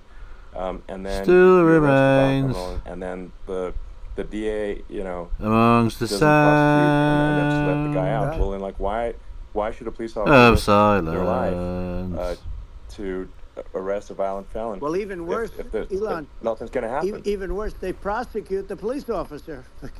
They go after it and they prosecute the police officer and they take just because they're killing people. He loses his family. He loses his house. Don't talk about losing their family. That's a thought it was sore very spot with telling, Elon. Incredibly telling that when there was that case where sort of a gang of thugs beat up police officers. I think it was in Times Square in New York, and then nothing happened to those guys. They were the when you lied about him being an immigrant, and I think a bunch of them were given free tickets to California. Well, what is I mean that is a gross indignity against the United States, and that's how. I mean, this is insane. Like, have we lost all pride? How can such a thing be allowed to occur? I've never seen anything. We see where they get shot. All around me are familiar faces. But I've seen them get shot. Worn out but I've never seen where these guys are standing in the middle of a big street. Everybody watching them, and they're literally boxing, like punching. It's a very, very police officer. There were two of them, and yet about 6 of these guys, and they're punching the hell out of them. And in their own country, they would be dead if they did that. They'd be shot. Yes. They would be shot instantly. And, they come from these countries, and it's taking them a while to realize that we don't do that in this country. But in their own country, if they stood on a street and had a fight with a police officer, they would be shot. There's no political correctness. And it's such a sad... So he just wants people, private citizens, to be murdered by the police. Cool. We don't do anything about it. Yeah, we just cannot have a situation where our police officers are beaten up on camera, by a gang of illegal immigrants, and then nothing Which happens wasn't to- true. to You're still these fucking guys lying the about that. cops. I mean, and they're let out. This is Well, unacceptable. we're going to change it, and we're going to get them out of the country. You know, when I first got involved, they said you couldn't get them back to these countries. Oh, for fuck's sake, shut the fuck Honduras, up. El Salvador, some others. Oh. You couldn't get them back. And I said, really? Oh, you can't get them back. Honestly, I've lost Obama, you IQ couldn't points get 'em back. listening They'd to put this They'd fly conversation. them in, and they'd put planes on the runways in these countries, so you couldn't land a plane. They'd bring them back. And the general told me, the generals told me, "Sir, we can't bring them back. The countries won't accept MS-13 gang members. They won't accept it." And I said, really, how much do we pay these various countries in They're terms still of fucking economic aid, going. which is also somewhat ridiculous. And the answer was $750 million. I said, good. Tell them they're in default. They're delinquent. We're not paying them anymore because they won't accept it. And you know what happened? Notice that they're losing viewers, by the way. We would be It was at honored to take them 1.4 back. million at one point. It's now just gone down to 1. But it's one of those things. And we got it back. We took in so many. You know, the MS-13 is probably the worst gangs in the world. They're the most vicious, violent. We took them out of here by the thousands. I don't know, the American police are pretty and bad. The countries took them back. And because I said, you're not getting any more economic aid. And once I said that, they were nice. They wouldn't take them back for Obama. They wouldn't take them back for anybody. And now we have a problem because we have this guy, and they don't take him back anymore with Biden because they don't respect him. It's just gotta be done. We just can't have. Shut the fuck up. Whether they're citizens or not End the citizens, conversation. It's they dead. don't prosecute citizens either, not just illegals. So Much like all of your marriages, it's over. You can't have violent, repeat violent offenders that are not that don't get incarcerated. That's right. Because they will obviously, by definition, continue to hurt people. And I think where part of this comes from is that there's, and I do sort of consider myself liberal in some ways. I mean, you're a fascist, fascist, Elon. For people, obviously, you want to have empathy for people. I totally agree with that. Well, like your own daughter. But you also have to have empathy for the victims of the criminals. And if you just have empathy for the criminals, it's actually shallow empathy. It's not real. You're not thinking. You have one layer deep. Just shut the empathy. fuck up, You mate. got to say, like, what if you don't incarcerate this person? Who are they going to hurt? Who are they might kill someone. They might rape someone. If you don't incarcerate them, you have to have empathy for This the is victims. this is just And there's a drivel. lack This of is empathy just for the racist, victims of the fascist criminals, drivel and all the too much time, empathy for the criminals. It constantly. doesn't make sense. That's why you want to have deep empathy for society as a whole, not shallow empathy for criminals. Right. And we have to give our police officers the dignity and the respect that they deserve. And we have to let them do their job. They can do a great job, but we have to let them do their job. It'd be And good we if they don't did do a that, good job, but they don't, do they? It's going to all disappear. There's never been a society like this where you're allowed to do anything you want and nothing happens. And I'm talking about Nothing violent happens. crime. Nothing and it's happens going to get at more all. violent because these are really, really violent people. And we're going to get them out of our country. And we're going Bigly. to get them back to where, because they were sent What here about by if they're the presidents Americans? and by the various people that run those countries. What And about I if know they're every one of Americans, those guys. Donald? And they're smart people. And they're streetwise people. And they really think that the USA is stupid. They think we're run by stupid people, and they happen to be right. But when I was there, we had no problem. We took out thousands of MS-13 gang members. We brought them back. And now, again, it's the same old story. We don't do it. And they actually gave them a big increase in aid. They raised it up to billions of dollars, and they get nothing for it. So, you know, I hope everybody's going to vote for Trump, and we're going to get this country straight. Yeah, I And think didn't Elon's need- been I'm like, divorced I 3 or 4 times, I had a very think. nice life. I didn't need to go through court systems and go through all the other stuff and run at the same time. I had think to run. Elon might be the I had to most go through divorced man fake ever. Trials with, Just in a some general cases, sense. corrupt judges, totally corrupt judges. I didn't need it. I had a nice life. I have great locations. I have beautiful oceans that I have places. This was And a family but I that felt hates it was you. important. And if I had to do it over again, you probably think I'm crazy for doing it, actually. But if I had to do it over again, I would have done it over again because this is so much more important than me or my life. This is We're going to save this country. This country is going I'm beginning down. to feel a little And bit these like people are Marlon bad Brando people that we're running against, and they're liars. They make statements. in They do things that are so bad. Is it Full Metal Jacket? They're going to make a strong border. They say they've been great on the border, Amazing that and they've Trump been the has worst not in walked out of history. this interview They say already. they're going to stop crime. True. Thank you, Kieran. Enjoy your sleep. It's so incredible. It speaks for itself. Like it's gotten to the point where people just don't even bother reporting crime in a lot of cities because they know nothing is going to happen. Oh, they're just. This is just. Oh, so Apocalypse Now, yeah, where he goes mad. So it's just where like he my literally values loses his fucking mind. People out there like the things I think I'm beginning to really. We've got to have safe cities. We've got to have secure borders. To really and associate with that character now. Deregulation and so we yeah. can have a prosperous future, and then we want to have some exciting, sort of moonshot projects that people can get. They're still fucking talking. And they're not saying anything of note or words, but they're still fucking talking. I'm pro-environment, but I'm not against. I'm not like. I'm sorry. Did Elon Musk start running for fucking president? Who gives a fuck what you think, you cunt? And but I do think we want to move, at a reasonable speed towards a sustainable energy economy. Those are my values, and I think no one cares, Elon. No one gives a fuck. So I mean that's why I'm supporting you for president. Well, I appreciate. We're going to give incentives. Well, hang on. He's already said he doesn't support the country, not to leave our country. Renewable resources and stuff. We're giving tremendous incentives. The fuck are you talking about? Companies to build here, not to build in other locations, and we want to create jobs. And again, it's about the American dream. You don't hear about the American dream anymore, Elon. You don't hear. You're the American dream in the truest sense. But you don't hear about the American dream anymore, and you're going to hear about it. He's the African American dream. They need that incentive to go out and do it. From Africa, and they're going to love their lives. I mean, they're going to look forward to getting up in the morning and going to a job that they love, not a job that they can't stand, or not any job at all where they have no money. Where they can Elon qualify for a cabinet position? I'm not sure if he can. No, we're going to do. He definitely can't be president or vice president. We had a great economy and all of that. We rebuilt the military. We did so much, but I also learned. You can enter Congress. I learned the good people. I know that. The smart people, the dumb people. I don't the think people you that will, can do but... things. The people, you learn.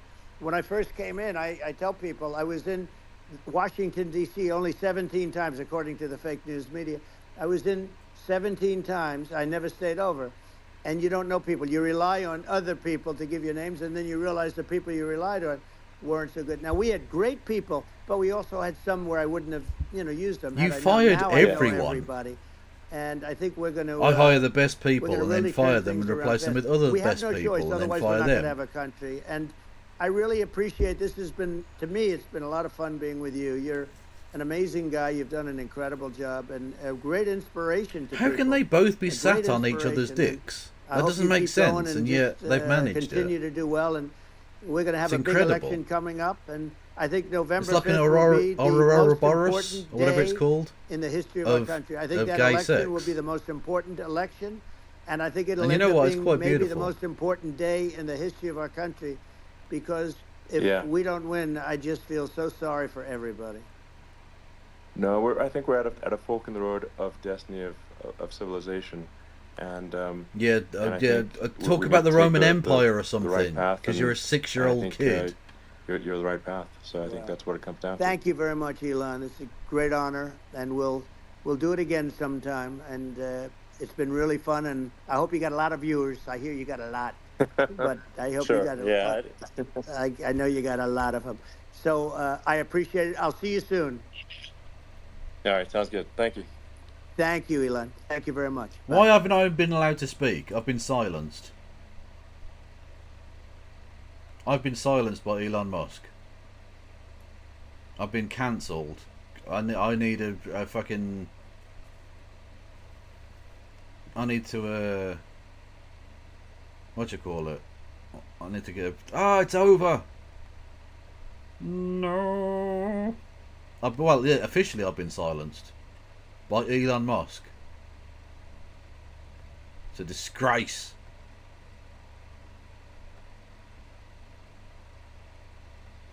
We need to get a hashtag going. We need to get a hashtag going. Free Kev Kev. free Kev from the restrictions on his freedoms of the speeches. Kevin will not wished. Fact.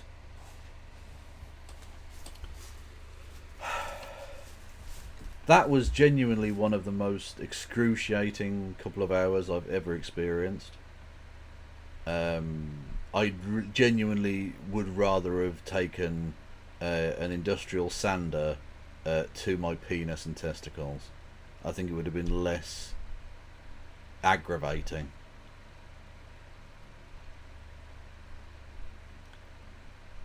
I genuinely feel emotionally, intellectually, and physically damaged by the experience. But I'll be fine. I'll be fine later or something. I don't know. On the positive side, that was just a far-right circle jerk, which will only appeal to other far-right gobshites. That will have won over 0 voters. It was just a weird circle jerk of fucking nonsense. It also showed both of them to be pathetic fawning cucks for one another. It was mutual cuckoldery, if that's even possible. I don't know how that would work, but yeah, you get the idea.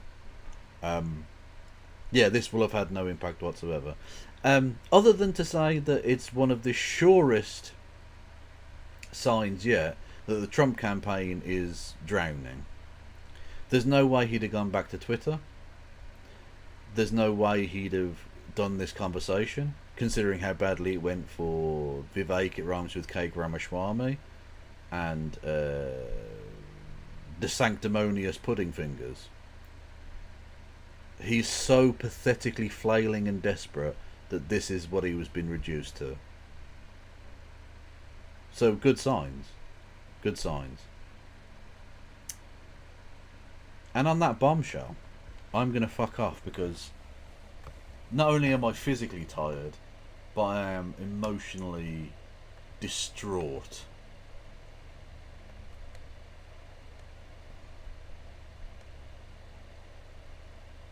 Amazing. Let's see who's going on YouTube. I'll send you over on YouTube. Customization. I don't know why I have to speak it out every fucking time. Like you know.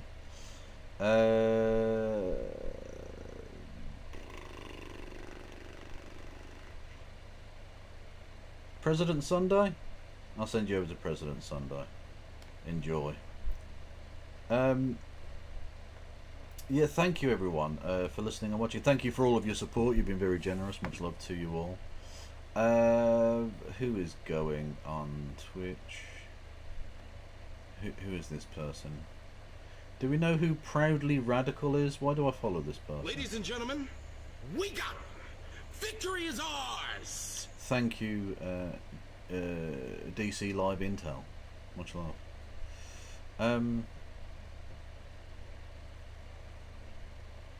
President Sunday is nuts. Well, it's look. There's not much going on YouTube. What can I say?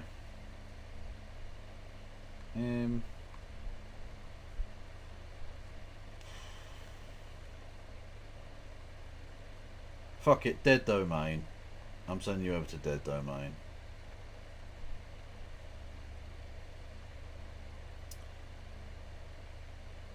Proudly Radical is good people also fuck you. Okay, we'll get to Proudly Radical then. I don't fucking know. I must have been following them for some reason. I just don't recognise the name. I follow loads of people because it's free, which by the way, hint hint, anyone who isn't following, it's free, so I just go, oh yeah, fuck it, I'll follow them then. Okay, maybe I'll check them out sometime. And I almost never do because I'm too busy doing my own shit. I don't get to watch other people's fucking streams. And thank you, Marcus, and fuck you, but also thank you. Yeah, go and say hello to Proudly Radical. And don't tell them that I didn't know who they were. Because that would be disrespectful. So don't say that, you dickheads. Oh, why did I say that? Look, that's just going to be fucking... that's just gonna. It's a red rag to a very childish bull, isn't it? Anyway, I'll probably be back later today. I think maybe. I don't know. I haven't got anything planned. I might get. I did ask for stuff from the Discord, so I might go through some of that. Maybe, I don't know. Anyway, thank you all for listening and watching. Much love. No pass around.